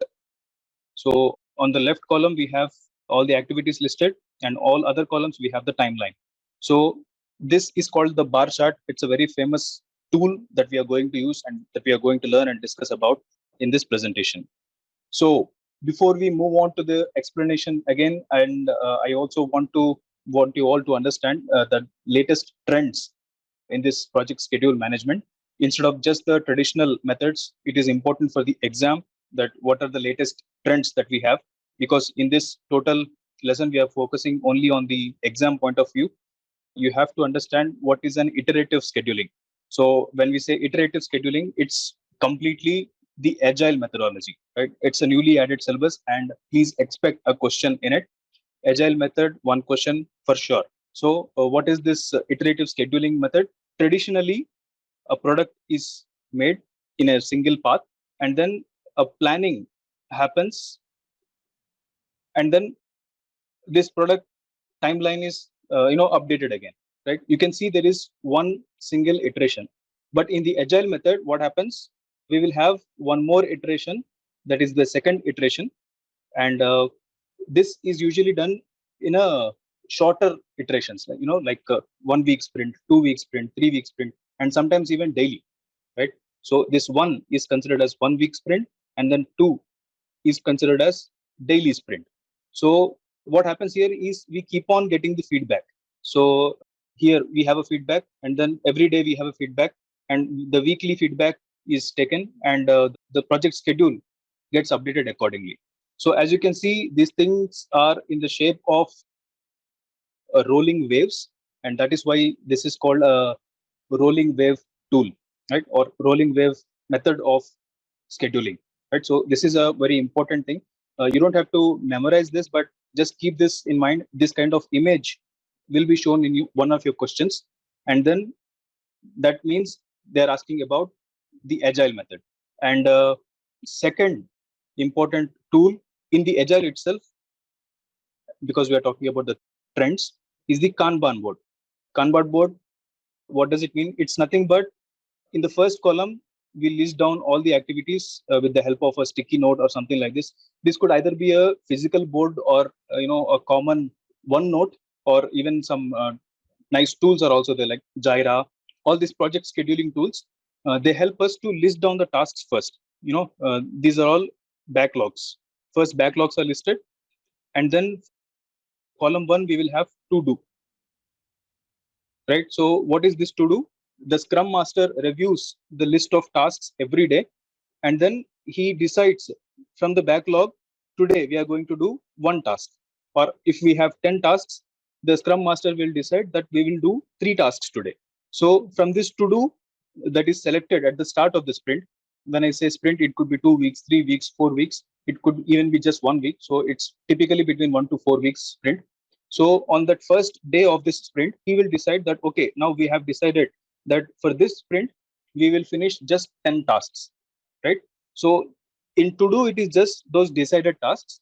But if they are done, actually, they will be in progress, right? So out of the list of 10 tasks that we have identified as to do, whatever tasks have been started by the team, they will move to in progress. So there could be one more column that is called blocked, or testing, or under progress. You can add all those columns, and finally the column will be closed. Last column will be closed, right? So at the end of the sprint, how many tasks are to do? Let, for example, 10. And at the end of the sprint, we have 9 tasks closed. So the remaining 1 task, what will happen? It will either go to backlog or it will be taken into the next sprint, right? So this kind of Kanban tooling is also an emerging latest trend, right? We don't have much details explained about this in the PMBOK guide. It is just, a few lines about it, but these are the emerging trends which are also coming out of the PMP exam. So be aware that there are 2 latest trends in this project schedule management, very, very important. In Agile, questions will definitely come, and also the Kanban board questions are going to come. Right. So today we are going to learn all these 6 important processes: planning the schedule management, defining the activities, sequence of the activities, estimating the activity durations, developing schedule, and controlling schedule. Okay.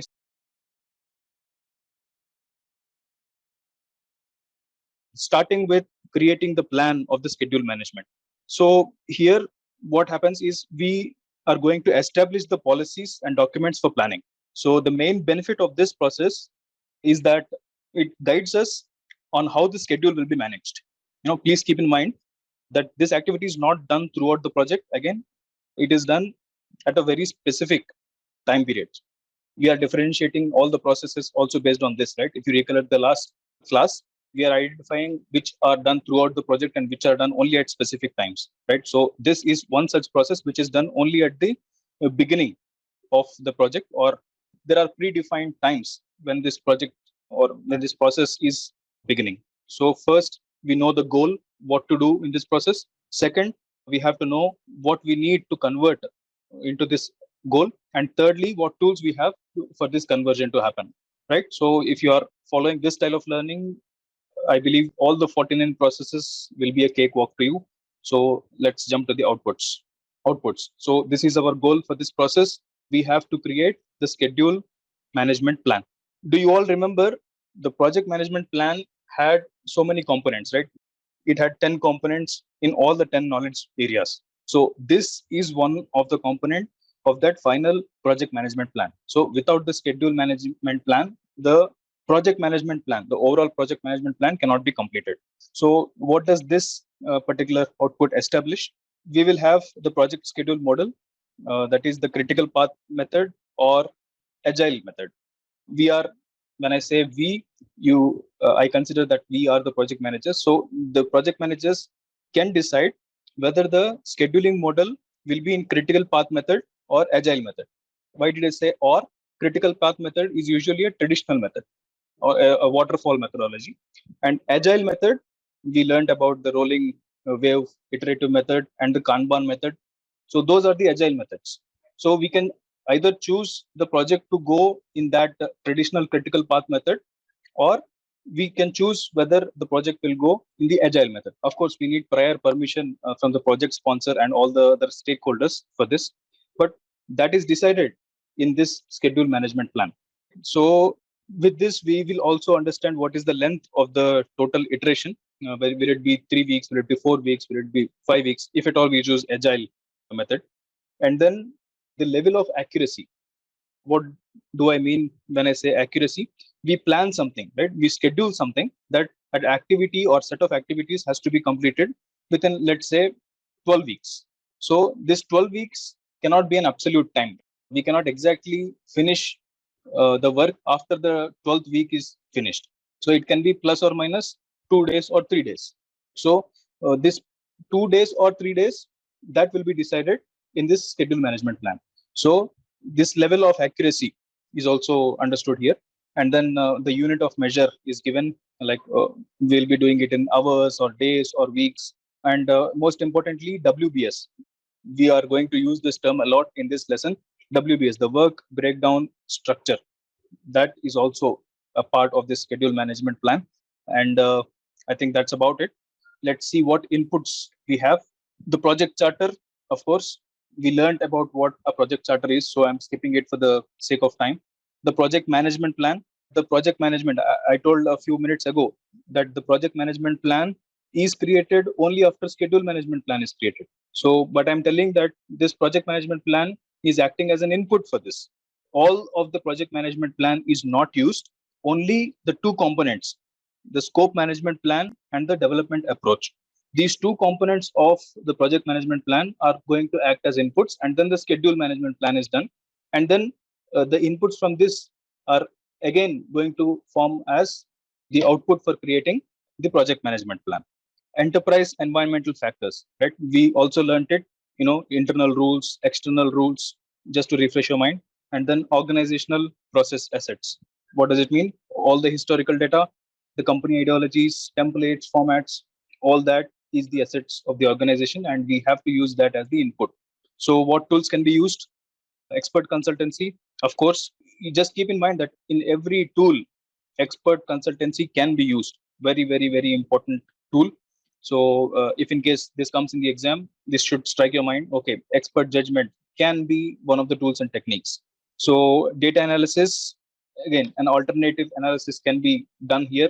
You all recollect what an alternative analysis is, right? From the last class. It's like we have 2 or 3 options as solutions. We choose one of those alternatives. And then the meetings, of course. So I think with this said, we are finishing this process. Moving on. Defining activities. Okay, what happens here? As you can see, we are going, deeper and deeper into the project activities, right? So what do I mean by deeper? First, we had the project charter in the very first lesson that we learned. We had project charter created, which comes at a organizational level, strategy level. And this activity, it goes like one step deeper. And finally, we are here to define the activities. So this is one step further down. So we are going deeper and deeper into the project. So let's see what the outputs have. What is our goal with this process? Okay, starting with activity list. This is nothing but the list of the tasks that needs to be done. It has a short task identifying name, and then the detailed description of the task. What is the name of the task? What is the description of the task? Just a simple list, right? So if project is following the traditional methods, this list is going to be live, and new tasks keep getting added as we move on to the end of the project. So, but if the project is agile, these tasks, the iterative method, if you recollect the rolling wave method, you just keep in mind that rolling wave.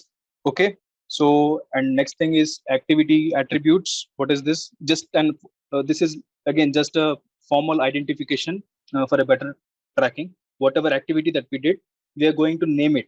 It could be date wise, it could be team wise, whatever is the organization calling it for. So activity attributes are given at the end of this process. And then the list of milestones. Some of the milestones can be mandatory, some of them are not mandatory. If in case a customer has asked for it, it's going to be a mandatory milestone, right? So if we are choosing these milestones just by the experience of our previous project, then these are just optional milestones. There is no hard and fast rule that these milestones have to be achieved. They have to be achieved as a best practice, but there is no compulsion, right? So those lists are identified and separated. Change requests are updated at the end of this activity.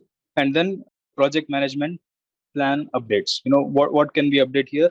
For example, schedule, because we are talking about schedule. So the schedule is baselined after all the activities are finished. Cost can also be finalized after the activity is done. So let's see what inputs we have to get these outputs. Project management plan, of course. And again, what can we use here? Because we are updating the schedule and cost here. So the stage without updation, the same schedule management and the scope, we get it here. And I think enterprise environmental factors and organizational process assets are well understood. What do we have as tools? Expert judgment. See, again, repeated. Decomposition is also discussed before. This is just another name for work breakdown structure, how the bigger task is decomposed to smaller tasks. Rolling wave planning. So remember my exceptional drawing skills in the first page, the iterative rolling wave. So this is going to be the tools and techniques, one of the important tools for defining the activities. And finally, the meetings.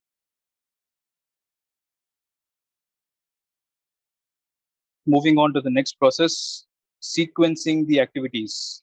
Okay, what do we have here? This process mostly focuses on relating and linking the project activities. And please mind that this is done throughout the project. Unlike the previous one that I mentioned, this is not done just at one point of time or pre-decided time frame. This sequencing is done like throughout the project, from start through end. So what are we going to achieve with this? We are going to improve the efficiency of the activities. So if we choose the sequence of the activities to be in one particular direction, we are going to achieve more efficiency than otherwise. So let us learn about this in this process. Outputs. So at the end of the activities, these should be our goals or the targets to finish. The project schedule network diagram. What does it sounds really scary here, but this is nothing but the critical path method. So if you remember, I have drawn that there are 6 activities identified, and then from start to end, what is the longest path? So the longest path is important because that is the worst case that could happen for the project, right? So always the critical path is chosen. So this kind of diagram is called the network diagram. So this sequencing will help us, in creating it. And then the project document updates. What could be the document that we can update here? We can update activity attributes. We can update the assumptions log. We can update the milestones list, activity list. All these things can be updated as the project document updates. After we finish it, all these documents will be updated. What do we have as inputs for this? The project management plan. Of course, everything project management plan is an input. Again, project documents, whatever documents that we are going to update here, we have to gather them as inputs in the current state. And of course, these two goes without saying. We have enterprise environmental factors, internal factors, external factors again, and the organizational process assets, the traditions, the mindset of the organization or the rules of the organization. We have to carry it in every process, right? We cannot negotiate or we cannot contradict what our organization believes in. Okay, what tools and techniques we have? Precedence diagram method. This precedence diagram method is also a very interesting one. What do we have here is we have a start to start, start to finish, finish to start, finish to finish. I know I sound crazy, but imagine we have a task A, and on the left side, bear with my drawing skills, this is called the start of the activity, and this is called the finish of the activity. Consider this as a activity block.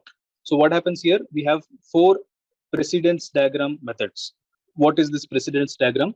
We have the first activity and we have the second activity.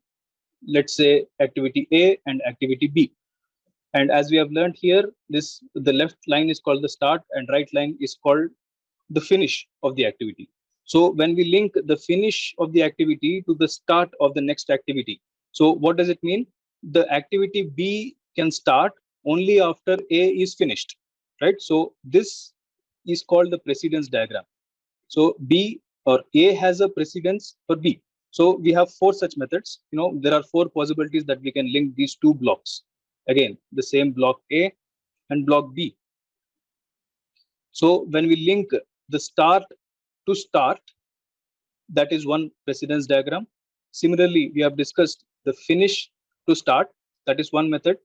How else can we link from the start to finish? or from finish to finish.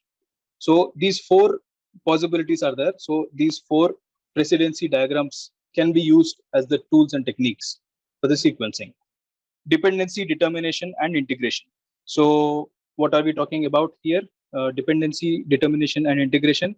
These are all mandatory, discretional, all the external activities which we have no control, and we can. I think you know what I'm trying to say here. On what activities are we dependent on? So we are dependent on legal requirements. We are dependent on discretionary requirements. What do we mean by discretionary? These are the best practices. So what and all activities we are dependent on, that we have to identify. Leads and lags. What does lead mean? Lead could be anything that is prior to the target, and lag, that is anything that can happen after the target. Like again, if I make use of the activity diagram, we have a project A which is done in 12.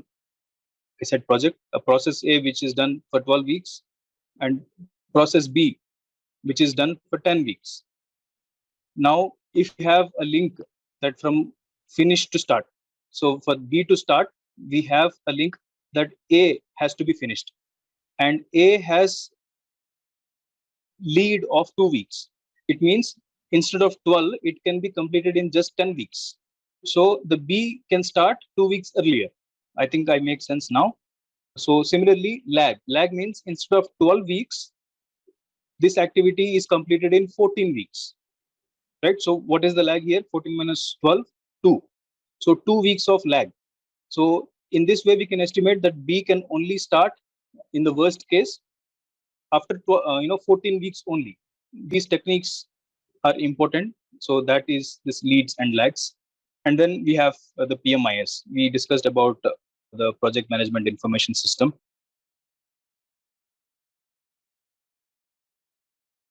Estimate activity durations.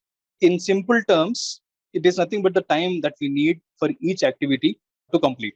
So it is also done throughout the project, not done at one point of time. So usually it is the first estimate based on the past experience, and then it is monitored against the actual time. So let's quickly have a look at what is expected as outputs. Duration estimates. The time estimation of each activity is this task. Like the activity A can happen between 3 weeks, plus minus 3 days. Again, not just plus minus 3 days. We should also mention with what is the chance of success or chance of not getting success. So all those things are captured here in the estimates. Basis of estimates is how are these estimates derived? The reasoning behind these estimates. What is the basis on which the estimates are derived? That is the output for this activity. And then the project documents update. What documents we can update? Again, assumptions log, lessons learned can be updated here. Such things have to be updated after the end of this process. Now, what can we act as inputs? Project management plan, of course. Again, it will act as input. What in project management plan, if you ask? Schedule management plan and scope baseline. These two activities we can use as inputs. And project documents, also an important thing. It keeps on getting repeated in every process. So that also we can use as input. And of course, it goes without saying, enterprise environmental factors and organizational process assets. So let's jump into the tools and techniques. Again, the expert consultancy. We consult an expert to understand whether the estimation is right or not. Analogous estimating. What is this?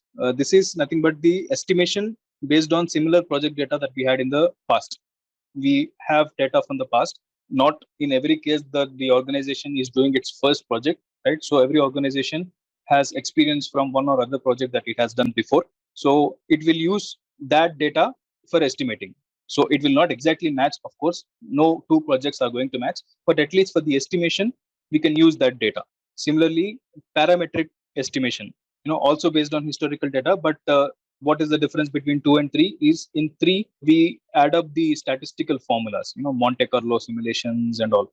Those simulations are added, and then estimation is made a little more accurate here. So that is why the name parametric estimating is given. 3-point estimation. This, I think, is something important to learn. 3-point estimating. Some questions will come through this. What is this? 3-point estimation is nothing but we have done an analogous estimating and parametric estimating based on the previous experience, right? So in 3-point estimation, again, let me make use of the pen. So this is 3-point estimation. The name is called TE, and then this is nothing but an average of T0 and TM and TP. What is TM? This is nothing but the estimated time that we have taken from our previous experience. So this is that simple formula. So TM is nothing but the estimation based on our previous experience. T0 is the best case scenario and TP is the worst case scenario. Again, what is best case scenario and worst case scenario? Best case scenario is nothing but, we have discussed leads and lags, right?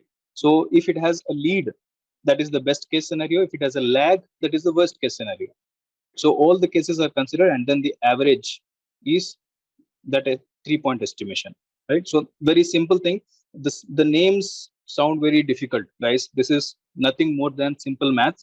So don't be worried. So 3-point estimating will come as one of the questions in your exam. So keep it in mind, an important one. Bottom up estimate. What happens here? This is, I think we have already learned this. This is an estimation of the total project duration. It breaks down the work structure, nothing but the WBS. So data analysis, moving up to data analysis. Here, an alternative analysis could be the tool. We know what an alternative analysis is. What else could there be? Reserve analysis. Reserve analysis can also be the data analysis, one of the data analysis. Reserve analysis is nothing but the schedule reserve. In case of uncertainty, we reserve some time, right? So that analysis is also important. And of course, decision making, we know we have many tools for decision making we learned in the previous classes. And then of course, meetings can be used as tools and techniques for this process. Moving on, developing schedule. So developing schedule, again, is it done at a specific point or throughout the project? You guessed it right. It is also done throughout the project. So it is not done at a one single point. This process is done all through the project. So now that we have all the time estimates done from the previous processes, we get to create a few constraints, or time bound targets to develop the final schedule. So I hope you're all with me. So this is nothing but the iterative process, right? So, or agile. So developing schedule focuses more on, agile methodology. Let's see what we need to produce as outputs. Okay, a lot of them. We need to baseline the schedule as a result of the process. I hope you all still remember what a baseline is. Baseline is nothing but an approved schedule. Schedule management, schedule plan versus schedule baseline. Plan is the not approved plan and baseline is the approved plan. So we have to get the schedule baselined or approved at the end of this process. We need to make the project schedule to be ready at the end of this project. So we have seen an illustration about how this project schedule looks like, right? In the very first slide, I think I remember telling you, it could be in the form of a bar chart, it could be the Gantt chart. Do you recollect, or shall I use my exceptional drawing skills again? So this is nothing but on the left side, you have all the list of activities, and then all the other columns, we have months, January, February, March, something like this. And then we have the project schedule. Right. So at the end of this activity, this chart has to be ready. This is called Gantt chart. So instead of this, we also have the activity list. So instead of just pasting the activities here, we also have a formal document for the activity list. Again, we learned about what this activity list is. This is nothing but the list of activities with attributes given. So on the left, we have specific attributes given. Number 1, 2, 3, just an example. And these numbers are identified for easy reference, right? So every time we talk about one particular activity, we give that as a reference. This doesn't come in the exam, but I'm talking about the general project management practices. So this activity list is also a part of project schedule. Scheduling the data, all the information that is related to the scheduling, like requirements of resources at times, might even be the alternate schedules. All these are the scheduling data. The project calendars are important. I think it is self-understanding. We have change requests. the live document against the schedule. We have project management plan updates. What can be updated here? Again, schedule management plan can be updated, cost baseline can be updated, and then project documents are updated as the seventh output. So these are the outputs. What are the inputs that we need? Of course, we will need the project management plan. We will be needing a set of project documents. What can be these project documents? They could be the activity list, they could be assumptions log, the list of milestones, risk registers, resource calendars. Resource calendars, what does it mean? The availability of the resources, right? Some person might be going for a long leave, for a marriage leave, for example. That might affect the project. So the resource calendars are also important project documents. So what else could there be? The project schedule network diagrams that we have designed before, that could be used as a project document. I think that's about it. And then we have agreements. I think we need not recollect what these agreements are. Memorandum of understanding, letter of intent, all these documents that we discussed before, non-disclosure agreements with the vendors and the customers, so that they don't disclose our technology to anybody else. All such agreements are needed. Enterprise environmental factors, again, this is a repeated input in almost all schedules. And the organizational process assets also act as an important input. We have to make sure all our organizational practices are followed throughout all processes.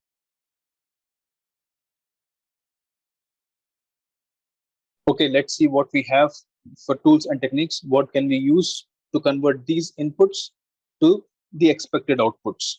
Schedule network analysis. This is a generic term describing a tool, but you have learned what is critical path method. So critical path method is one of the scheduling network methods, right? So this is a generic name and this is a specific name. This is repeated because the network analysis is not just limited to critical path method or resource optimization. By the way, this is also a network analysis. So this is given because any other network analysis that is available, you can also use as tools and techniques, right? So remember, guys, all these that we are learning here, they are not absolute. The project management is not just limited to this. These are all just the best practices. So you don't have to stick to it that only the critical path method has to be my tool. No, the options are not limited to this. So that is the reason why PMBOK guide has specifically given that any schedule network analysis tool can be used as a tool for this process. So again, moving on to the critical path method, you have learned what this critical path method is. Resource optimization. What is this? This is nothing but adjusting the start date and finish date of the resource availabilities. So there are two important techniques again within this resource optimization. The first technique could be the leveling of resources. What does it mean? Nothing but the demand of the resources versus supply of resources, right? What is the demand that we have? How many engineers do we need? How many construction workers do we need? And how many do we have? This comparison is called resource leveling and one of the optimization techniques. The other technique could be smoothing of resources, playing within the available time. So it won't change the critical path. So yeah, these are the two resource optimization techniques. Just keep them in the back of your mind. Data analysis tools. What special tools can we use here? Again, whenever I'm mentioning this, please don't limit it to these options only. These are just an examples that are given by the PMBOK guide. You are free to choose any data analysis methods, right? So that is why I have not written it down here. These are not, whatever examples I'm giving, they are not limited to just these examples. So what can be taken as example here? The what if analysis. I think we have learned what if analysis. So nothing but it evaluates the plan, it questions every activity. What if this doesn't happen, right? We define an activity and then we question it, saying that what if the resource goes the other way? I think you get this thing. And then what else could be used as analysis tool? Simulation. I think we discussed this before. Monte Carlo analysis. So multiple work packages are calculated, assumptions are added, probabilities are added, statistical tables are used. So that can be used as the data analysis here. Leads and lags, we have discussed. Lead is nothing but doing an activity earlier. Lag is doing the same activity at a delay. Schedule compression. As the name says, this is nothing but to shorten the schedule, right? We have decided a schedule that it will be done in 20 weeks, and we have compressed it, saying that no, we want it to be done in 18 weeks. So how can this be done? This can be done if you add more resources, right? So instead of having 10 resources, just add an 11th resource and get the work done faster. Or do 2 or 3 parallel activities. So the parallel activities thing is actually a bit scary or risky, because we have chances of failure a lot, because so many activities are being done in parallel. We will not get feedback from one activity to the other, right? So these are the compression techniques. And then PMIS, also an important thing, and agile release planning. What happens here? Again, the agile process, iterations and their associated outputs can be shown here as tools and techniques. This is favorite tool of the customer, guys. Always remember, because it gives us continuous feedback, right?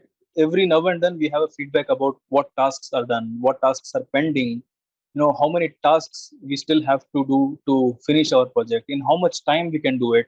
We have a very strong continuous data, because after 7 or 8 sprints, right, we will understand the pace of the complete team, how fast the team is working or how slow the team is working. All these feedback are live, and this is quite transparent, unlike the waterfall methods where many things can be hidden. So this is the truth. So in agile method, there is nothing to hide. So more and more customers are actually preferring for these agile methods. The organizations are also going towards it to improve the processes. So I think with that said, we finish this process. We move on to the next one, controlling the schedule. Let's see what happens here. Controlling the schedule, it focuses on monitoring the status of the project. So a schedule is there, we monitor to control it. What do we have for the outputs? Work performance information. I think we have discussed about what work performance information is. Scheduling the forecasts. There were something else before the project, and we need to estimate the forecasts now. So that's about it. Nothing much to learn here. Change requests we have to update at the end of this process. Project management plan we have to update. All the project documents we have to update. Again, if you ask specifically what project management plan components we have to update, the schedule management plan has to be updated.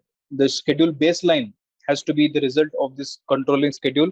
Cost can be baseline, and performance measurement can be baseline. All these 4 components in this project management plan. And if you ask about what project documents are updated, again, the same set of documents like assumptions log can be updated. The estimates basis can be updated. Lessons learned can be updated. The project schedule itself can be updated. Risk register can be updated. Scheduling data can be updated. Don't have to write all this down, guys. The recording is available, and moreover, you don't have to go to the specifics here. Let's see the inputs.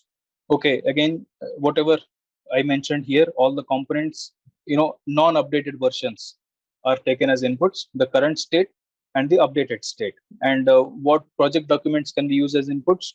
Again, the same list goes. Lessons learned register. I think the important one that we should focus on is the project calendars and the project schedule. Just remember these 2 things, that they are important for controlling the schedule. And work performance data.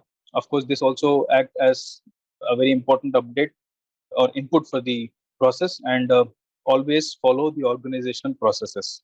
So let's quickly move to the tools. Data analysis. So here again, I keep explaining this, but don't limit yourself with just these examples. So for controlling the schedule, what can we do? We can do earned value analysis. So this earned value, this is nothing but after end of every small task, what is the benefit that we get? So as the name suggests, earned value analysis is a very important tool for controlling the schedule. And iterations burn down chart. Iterations burn down chart is nothing but we have seen the agile method, the rolling wave method, that image that we have seen in the first slide. So after every sprint, some backlogs are also left, right? So in the Kanban board, if you remember, that is also the agile method. After the end of the sprint, some backlogs are left. So in this data analysis method of iteration burn down, after each iteration, whatever backlogs are remaining, sometimes they are added to the next sprint, or sometimes they are just left as backlogs. I think I have also stated this there. So all those left out backlogs, if they are not included in any one of the sprints to come, they will be left even at the end of the project, at the closing stage of the project, right? So at this closing stage, we cannot just close all those huge list of backlogs that are left, right? So it is important that somebody is tracking, or there is some mechanism tracking those backlog activities. So in controlling schedule, it is important that we look at all these backlogs. So planned versus actual timeline is again drawn for these backlogs, and it will be tracked. What else can there be? Trend analysis can be done, variance analysis can be done, what if analysis can be done. We learned about what if analysis, right? So again, don't limit yourself just with these tools. It is important that you know that these tools exist, and you can also use other tools if it helps in controlling the schedule. And then again, critical path method is also one important tool. We have learned about it. I think we need not have an explanation again. PMIS, all the softwares that you need, whether they are in place or not, whether we have access to this or not, what important or special softwares we are using, all this is project management information system. So I'm not going much in depth. And we have resource optimization. This is also an important tool.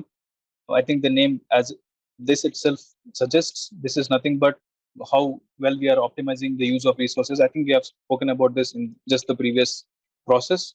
Leads and lags, we understood what leads and lags is. Leads is nothing but an activity done quicker, and lags is an activity done a bit slower. And then schedule compression, we just learned in the last process.